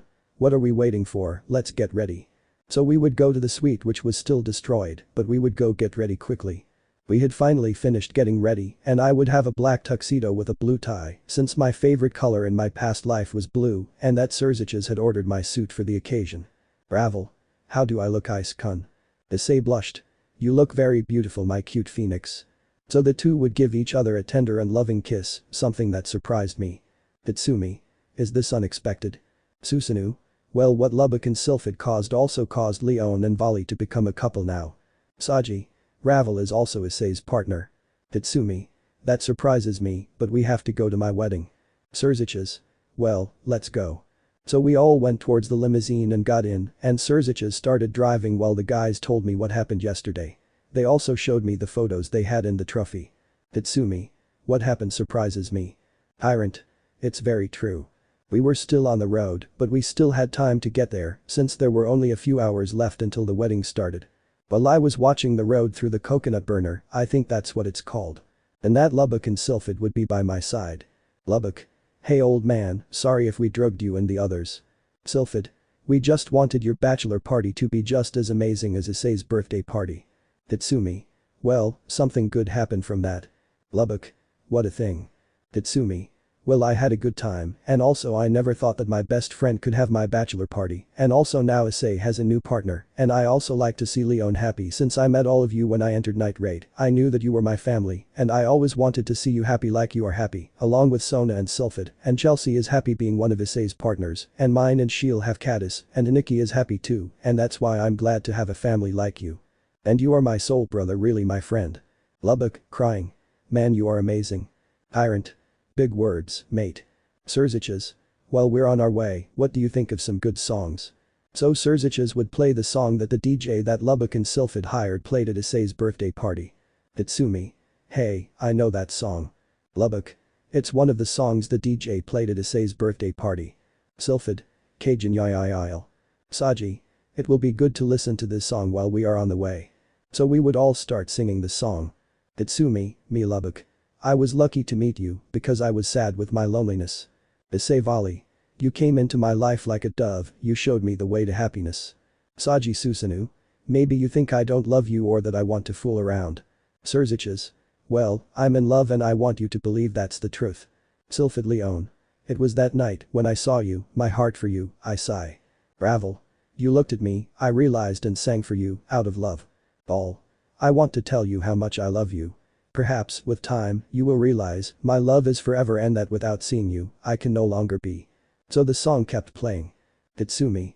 Oh, yai. Lubbock. Huevo papuus. And we kept seeing that there wasn't much left until we got to the wedding and we still had time. So we would all sing again. All. It was that night when I saw you, my heart sighed for you. You looked at me, I realized and I sang for you, for love. I want to tell you how much I love you, maybe, with time, you will realize it. My love is forever sincere and without seeing you, I can no longer be here. Thus the song would end and we would realize that we were a few centimeters away from reaching the castle. What happens next? Find out in the next chapter. Chapter 22. My wedding and the birth of my babies. We had finally arrived at the castle, and just in time since the wedding hadn't even started yet, but there were only a few seconds left. And there were many demons, and I was also surprised because there were the Sailor Scouts and Tuxedo Mask and Sailor Chibi Moon, and there was also Sarayer Gengich and the rest of the Bale clan. There was also Lady Hilda of Polaris, and also Lithia and Freya. There were also Azazel and Michael and Gabriel. I was at the altar, nervous because in my past life I was able to get married and start a family like my mom always wanted. Issei. Sensei, don't get nervous, everything is fine. Tatsumi, me, nervous. This is a very important moment in my life, and that's why I'm nervous. Lubbock. Calm down, old man, everything will be okay. Ali. And since Urzich's is the Mao Lucifer, he will be the one who married you, obviously. At that moment the sound of the wedding march would be heard. At that everyone would get up and I would turn around, seeing that there were my favorite waifus with beautiful wedding dresses, so the girls would begin to walk towards the altar, while Zenobia was carried by Irina, Serafel was carried by her father Lord Citri, Akame was carried by Leon, and Riftalia was carried by Asia. Every step my waifus took reminded me of everything I experienced since I was reincarnated in this world, and every adventure I lived, and the moments I had with Zenobia and Serafel and Akame and Riftalia. And so the girls would arrive at the altar. Lord Citri. Young Tatsumi gave my daughter to the altar so that you can be with her and protect her from everything. Tatsumi. This will be Lord Citri. So the girls would stand next to me. Surziches. Everyone take a seat. So everyone would sit down, and all the girls would hold back their urge to cry, since they were happy for me, and the girls, in fact the entire Gremory clan, held back their urge to cry, and so did Night Raid. Surziches. Dear friends of each supernatural faction, we are gathered here to celebrate the union between the demons of the Gremory clan and the Mao Leviathan Serafel Citri Leviathan, Zenobia IV, Akame Murasum and Riftalia, with the hero of the factions, half-human and half-dragon Tatsumi Hijikata. After the typical speech. Surziches. And now the bride and groom have something to say.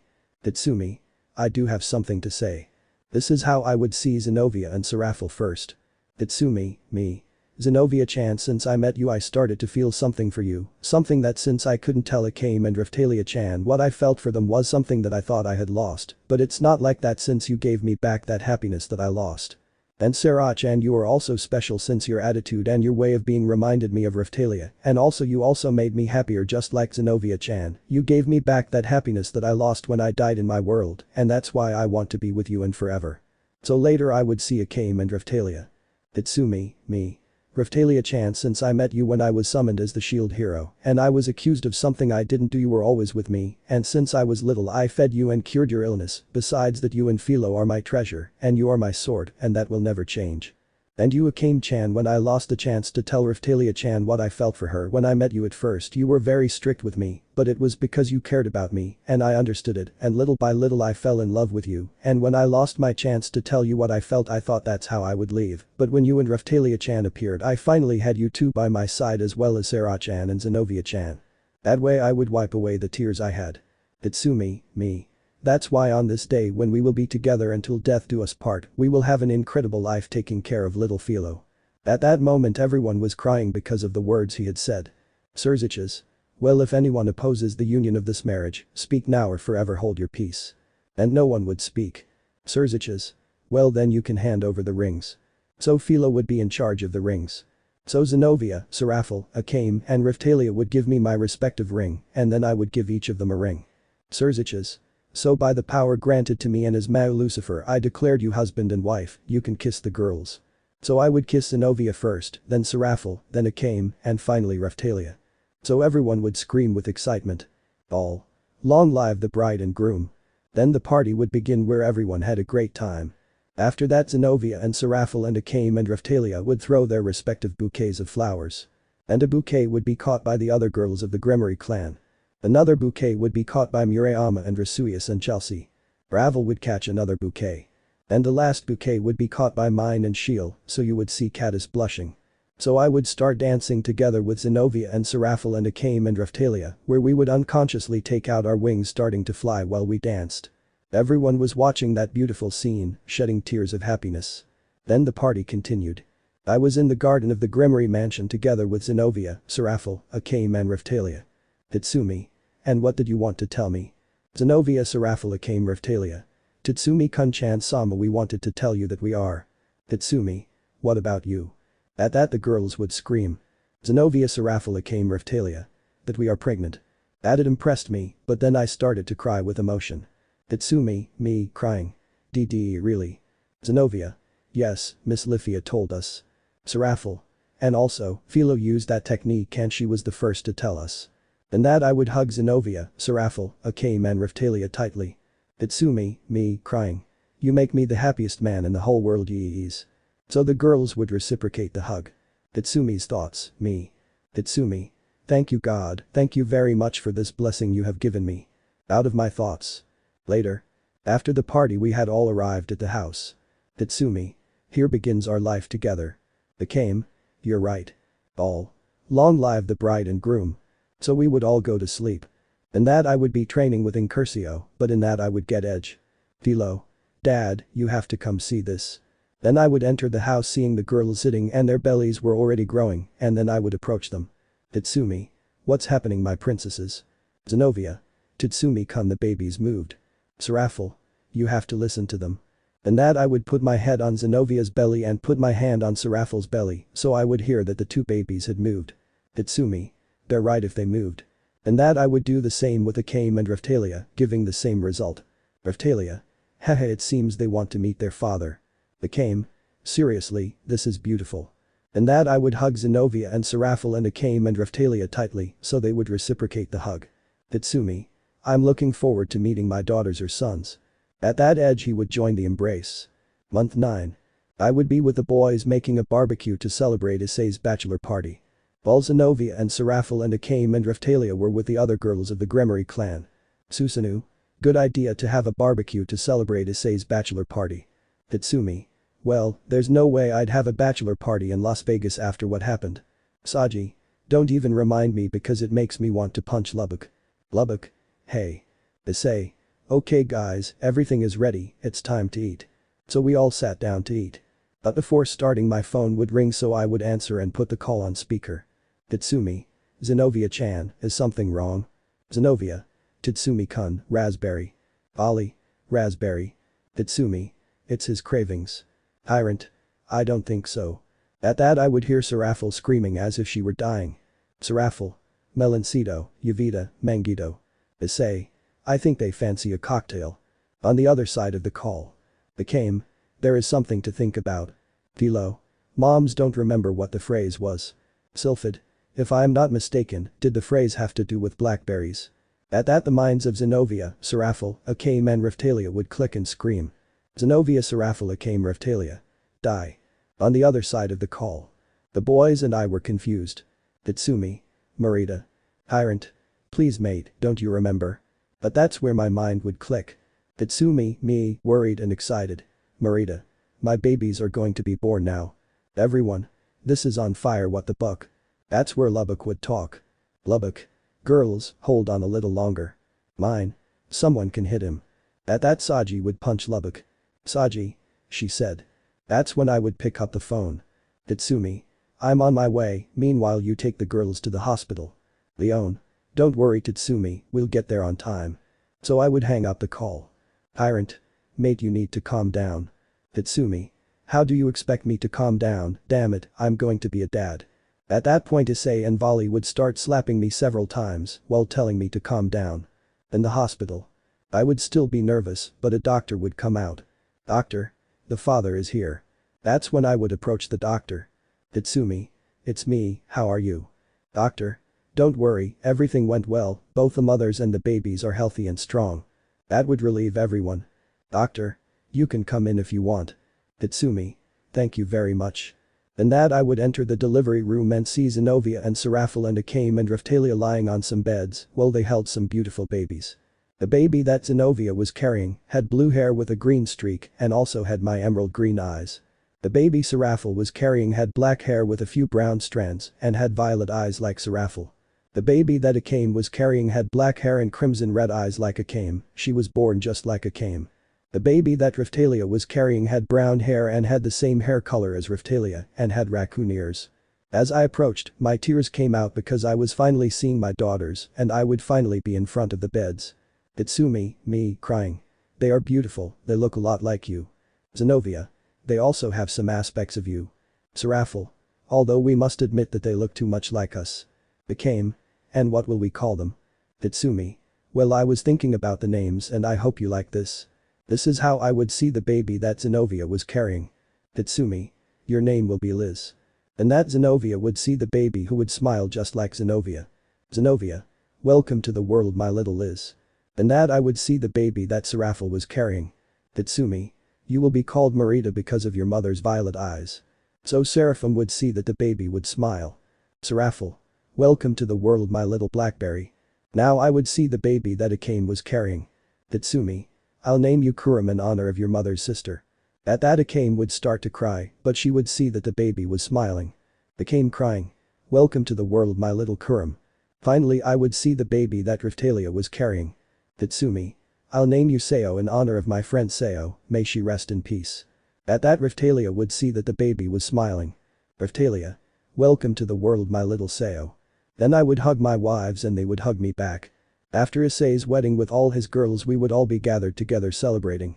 And so my life would go on, and now I had my family, my daughters and my beautiful wives, but I still had the feeling that there was an adventure waiting for me. What happens next? Find out in the next and final chapter. Chapter 23 and finale. Villains from another world towards the happy tomorrow. Opening of this last chapter. I Must Change the World, the opening of Inuyasha, Latin American Spanish cover. Singer. David Delgado, Lateral Square. They had passed. Since my daughters were born and during that time nothing had happened. Current events. Right now I was in the Miami Island since I was on vacation with my wives and my daughters, but there I ran into Issei and Kaneko and Kuroka and Ravel. I also ran into Vali and Leon and the Sailor Scouts and Tuxedo Mask and Sailor Chibi Moon who were on vacation too. Asper had also come since he is always by Philo's side, and Lubbock was also accompanying me as my great friend. But still something was about to happen. Right now I was at the hotel looking at the beautiful view. But meanwhile Philo was together with Rini. Philo. So you come from the future where your parents are Miss Arena and Darian are your parents. Rini. Yes, but in the future I will meet all of you. Philo. Really? And Philo is in the future. Rini. Well, in the future you are my best friend and also in the future there will be more Philolials and you will be their queen. Philo. But I thought I was the only one. Rini. Well, there's something else I have to tell you, At that Rini would turn red like a tomato. Philo. Are you okay? Do you get like me when I'm with Gasper-kun? Rini blushed. Well, in the future you and I have the same partner. Philo. You mean your partner is? Rini blushed. If Gasper-kun is not only your boyfriend, he's also mine. That had surprised Philo. Philo. It's incredible, so you and I have the same boyfriend, that surprises me. At that point I would grab Rini by the hand. Rini. Hey, where are we going? Philo. If you are destined to be Gasper's partner, then you have to tell him how you feel about him. The two had arrived with Gasper who was looking at the view of the city of Miami. Philo. Gasper-kun, you have to listen to what Rini has to tell you. Gasper. Hey, what do you want to tell me, Rini-chan? At that Rini would turn red as a tomato. Rini blushed. Well, I have to tell you that I love you, Gasper-kun. So Rini would passionately kiss Gasper making him blush, but he would reciprocate the kiss. Gasper blushed. Why was that? Philo. Oh well, I'll leave you with Rini-chan so she can explain it to you like she did to me. After the explanation, Rini would now explain everything to us and I ended up being surprised. The next day. Everything was quiet but now I was talking to Darian. Darian. Are you surprised that your daughter is friends with my daughter and that they both have the same boyfriend? Tatsumi. Yes, that surprises me. Darian. You know, I was literally surprised too. But in that we would see a large explosion near the pier on the coast. Tatsumi. What the hell? Darian. I don't think this is a good thing. Tyrant. Mate, we have to contact the others. And that through a magic circle I would contact Issei and Vali and Kaneko and Kuroka and Ravel and also the Sailor Scouts. Meanwhile Gasper, Philo and Rini were walking since they had a date. Gasper. And tell me you had a good time with me. Philo. Yes, it was a good date and it was also very beautiful. Rini. Hey, a few minutes ago I thought I heard an explosion. And that the three would continue walking but in that. An explosion would knock back Gasper, Philo and Rini. And in that smoke a voice would be heard. I found them, maybe they don't have a gift that I'm looking for, but their powers will serve me. And that the three would see a strange man, and this was none other than Nine, the villain who looks like All for One. Nine. Children, I will take your powers. At that point the three of them would be scared and before 9 could touch them I would arrive, taking the three of them away. Asper. Tatsumi-sensei. Tatsumi. Listen to me, I need you to go far away because he is looking for you. So the three of them would leave, but I would turn around and look at 9 seriously. 9 was walking. Tatsumi. Stop. Why are you chasing my daughter and her boyfriend and her friend? 9. Move aside. Tatsumi. I'm not crazy. At that point, 9's fingers would begin to shine. 9. If you don't move away, I'll have to kill you. So 9 would shoot me, but I would protect myself with Nafumi's shield, but the shield would be damaged. But I would hide. Tatsumi, me, whispering. Damn, the shield is out of service. Tyrant. Mate, you have to stop that guy. Meanwhile, the boys, along with the Sailor Scouts and Tuxedo Mask, had faced one of 9's allies, Mummy, and had managed to defeat him. Leon. Hey and Tatsumi. Lubbock and Issei would quickly go to where I was since they had seen a big explosion. And when they arrived they would see me lying on the ground injured while my wounds healed. Lubbock. Hey, idiot, what do you want? 9. I just want those 3 kids. Issei. Well, we won't allow you to hurt these children. At that point, 9 would begin to feel great pain, but then Slice would arrive, seeing Issei and Lubbock preparing to attack, but a large tornado would prevent them. Ravel. They wait quickly. Kaneko. Let's go. So the boys would carry me like that after we left. 9. You have to find them, those children can help me. Slice. 9 calm down, they're not going anywhere. The boys were talking about the situation and what had happened. Meanwhile in a room my wives were holding my daughters. Zenobia. Has not recovered. Seraphiel. We have to wait for his wounds to heal. I would move then get up. Tatsumi. Oh damn, that hurt. At that my wives would hug me tightly. Became. Please don't scare us like that. Tatsumi. I promise. Riftalia. The others are waiting for you. After that he would arrive with the others and everyone would be surprised. Ami. But it's Tatsumi. Ray. But how did you recover? Tatsumi. I'm hard to kill. Mina. I have a question, we don't know what to do with the situation. Lita. These 3 are too strong than us. Lubbock. Luckily we were able to beat one. Issei. But we still have to stop the others who are left. On that. Asper. He's looking for us. In that we would see Gasper, Philo and Rini. Serena. What are you talking about? Philo. He wants our powers. Rini. That's why he attacked us. Tatsumi. Okay, listen to me. We may be able to show the existence of the supernatural, but we have no other option. We must evacuate all the citizens of the city of Miami. Everyone would agree on that. Tatsumi. Until reinforcements arrive, we'll take care of this situation, so let's give it a go. All? Yes. We had finally finished evacuating the people, and before I left my wives would hug me tightly. Zenobia Serafila came Riftalia. Tenmucho Kyudato Tatsumi Kunchan Sama. Tatsumi. I'll keep that in mind. That's what I would look at my babies in. Tatsumi. Whatever happened, Dad is going to kill the bad men. This is how I would kiss my little daughters on the forehead. Tatsumi. Tuxedo Mask, I'm in charge of everyone. Tuxedo Mask. Don't worry, I'll protect everyone. That's how I would go. Our plan was to face 9, Slice and Chimera on an abandoned island in Miami, and finally, it was time for battle. Meanwhile with the villains. Slice. 9. I was able to find them, they are at the top of the mountain, those heroes or demons are there. Chimera. It will be easy to face them all. 9. We will go for them and so our dream will finally come true. It was already daytime and with some Sailor Moon binoculars, I could see that 9, Slice and Chimera were coming towards us. Sailor Moon. They are advancing along the agreed route. All the villains were advancing thanks to some attacks from Ravel and Sailor Mars, Slice and Chimera would separate. But 9 would come out of the smoke walking and he would see me from afar.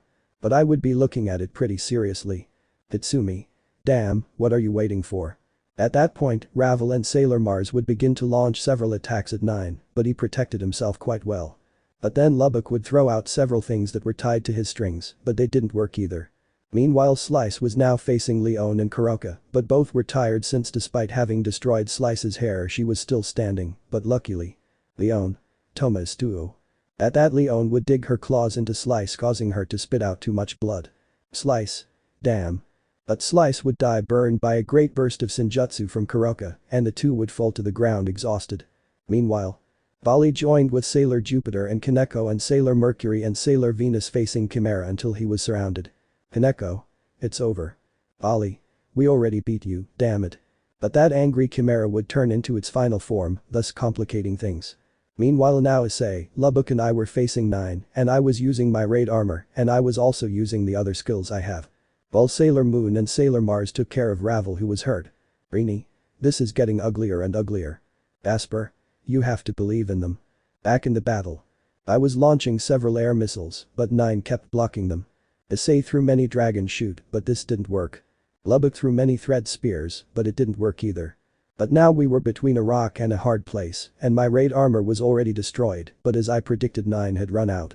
Meanwhile back with the others. These were hidden. Ollie. That guy is too strong. Sailor Venus. It will be impossible for us to get close to him. But then Sailor Mercury had an idea. Sailor Mercury. Listen to me, I need an opening, I'll take care of it. In that, everyone working together would manage to make Sailor Mercury climb on top of Chimera and then put her hand in Chimera's mouth, beginning to freeze Chimera while the kids tried to hold Chimera back, but everyone would end up hurt, but in the end, everything worked and Chimera was dead. Meanwhile Issei would create a huge explosion hurting 9, but he still did not give up and would further increase his power in a brutal way. Tatsumi. We mustn't give up. We have to stop him. This way I would activate one for all at 100% and Issei would increase his power even more, just like Lubbock. But our power was not enough and we ended up very injured. 9. It is useless, no one can resist my power in the new world that I am going to create. Tatsumi. What do you mean by that? And that 9 would shoot at me and then shoot at Issei and Lubbock so that 9's blue dragons would be squeezing us hard and I was about to give up, but. Philo. No. Rini. Lubbock, San. Asper. Issei senpai. And that we would see Philo, Rini and Gasper. Philo, Gasper, Rini. They can't lose. But 9 would start going towards where the children are. But one last idea occurred to me. Tatsumi. Hey guys. At that Lubbock and Issei would see me. Tatsumi. I think there is a way and it is the only way there is. I would extend my hand to that. Author's note. Listen to the Epic Might Plus You song for this epic moment at the end of this article. The boys didn't understand what he was doing. Tatsumi. TT take my hand. At that point Lubbock would start to approach me and then Issei. Tatsumi. Just a little more. So by making a little more effort Lubbock and Issei would grab my hand and transferring the one for all we would be able to escape. 9. What are they doing? At that we would rise. Issei. Hey sensei, you can use it too. Tatsumi. I don't know, but it's the only way. Angry 9. What did they do? At that, Issei and Lubbock's bodies would begin to shine. Tatsumi, yo Issei Lubbock. Trust one for all. So the 3 of us had activated one for all at 100%. But even then 9 would create a huge tornado. Lubbock. By doing this you may lose the one for all. Tatsumi. It doesn't matter, there was no other way, besides I agree that you should use it since it depends on the 3 of us to win. At that the 3 of us would clench our fists. Issei. We will win. Lubbock. And we won't lose. Tatsumi, me. Never. So the 3 of us would prepare. Tatsumi, yo Issei Lubbock. Detrei it's mayaking being banging beings. So we would launch a Detroit smash, but in the process our arms would break, but we would still manage to destroy the tornado. 9. But what is that? At that, 9 would look at the 3 of us. 9. What is that power? Thus, 9 would increase his power further and we would launch the attack. 9. They won't stop it. Author's note. Watch the video from 8:38 until the end of the note. So between the 3 of us we had managed to beat 9 for good, but I still didn't lose the one for all. After that, with the help of the factions, we were able to rebuild everything that was destroyed in Miami. 1 year later. Now we were all on a beach watching the sea and the sun while I saw how Philo, Rini and Gasper played with the babies, but in that moment my little girls were trying to get up. Tatsumi. That's it, you can do it my little ones. That's where my little girls would fall. Tatsumi. Come on, I know you can do it, let's go. So my daughters had a hard time, but the first to manage to stand up would be Liz, then it would be Marita, then little Kurum, and finally it would be Seo. Tyrant. They did it. Tatsumi. That's how it's done, my little ones were able to stand up, now come with daddy. So I would open my arms, and my little girls would take one step and then another and so on. Philo. My little sisters are doing it. That's what I would shout about. Tatsumi. My princesses come see quickly. In that, Zenobia and Seraphil and Akame and Raftalia would get closer. Zenobia. What's up honey? Tatsumi. Look at the first steps of Liz, Marita, Kurum and Seo. At that point my little daughters continued taking steps towards me. Zenobia Seraphil Akame Raftalia. That's it little ones, you can come with your father. So my little girls had arrived and I would carry all 4 of them. Tatsumi. That's how it's done, my little ones did it. They came. Our daughters have now been able to take their first steps. And that I would see that my little girls wanted to tell me something and I would be excited because besides being able to take their first steps, now my little girls would say their first words. Liz Marita Kurum Seo. T2S stood mute. So I would shed tears of happiness. Zenovia Serafala came Riftalia. We also love you very much, our little ones. So the girls would give a tender kiss to each of the babies. Tatsumi. I love you too, my little princesses. Philo. Yay, my little sisters could already say their first words. All the others looked at us. Lubbock. It's good to see Tatsumi happy. Mine. We are all happy now. Shiel. Not only him, but we too were able to find happiness. Leon. Still too cute to hold back tears. Bullied. I'm glad to see that Tatsumi was able to find happiness. Chelsea. Despite what happened to us, we were all able to find happiness. At that point my little girls would start laughing because there was a butterfly flying there. And that I would look at the sea. Author's note. Listen to this song for the final moments of this chapter. End of note. Narrates Tatsumi. At that moment I began to remember everything I lived since I died to save innocent people, how Godito gave me a second chance at life and let me reincarnate in this world with Tatsumi's body and with other abilities, how I was together with Night Raid in the Room of Time, since I met Keldeo and Victini, since I met every character in this anime, since I met Zenovia-chan and fell in love with her, just as she fell in love with me like Serafal. Since I was able to see Akame and Riftalia and tell them what I feel, since the mission in Tokyo, and when I met the Sailor Scouts and Tuxedo Mask, when I freed him from Veryl's spell thanks to the power of love, since I faced Loki, when I met the Golden Saints, and when they told me that I was the Golden Saint of this world, when I proposed to my girls, Issei's big birthday party, my bachelor party, my wedding day, and when I found out the girls were pregnant, when my little girls were born. And when me and Issei and Lubbock faced 9, and now how I'm seeing the sea together with all my friends and my beloved girls and my daughters. Normal narration. I would be hugging my wives while they held the babies who had fallen asleep. Tatsumi, me, happy. I love you my beautiful princesses. Zenovia Serafala came Riftalia. We also love you very much our dear Tatsumi Kunchan-sama. So we would all still see the beautiful view. And in Colorado this story is over. End. Let me know in the comments below if you guys want the next part. Also check out my other video that has been shown and left. Thank you for watching. If you enjoyed this video please like and share this video. And have a fantastic day. Bye.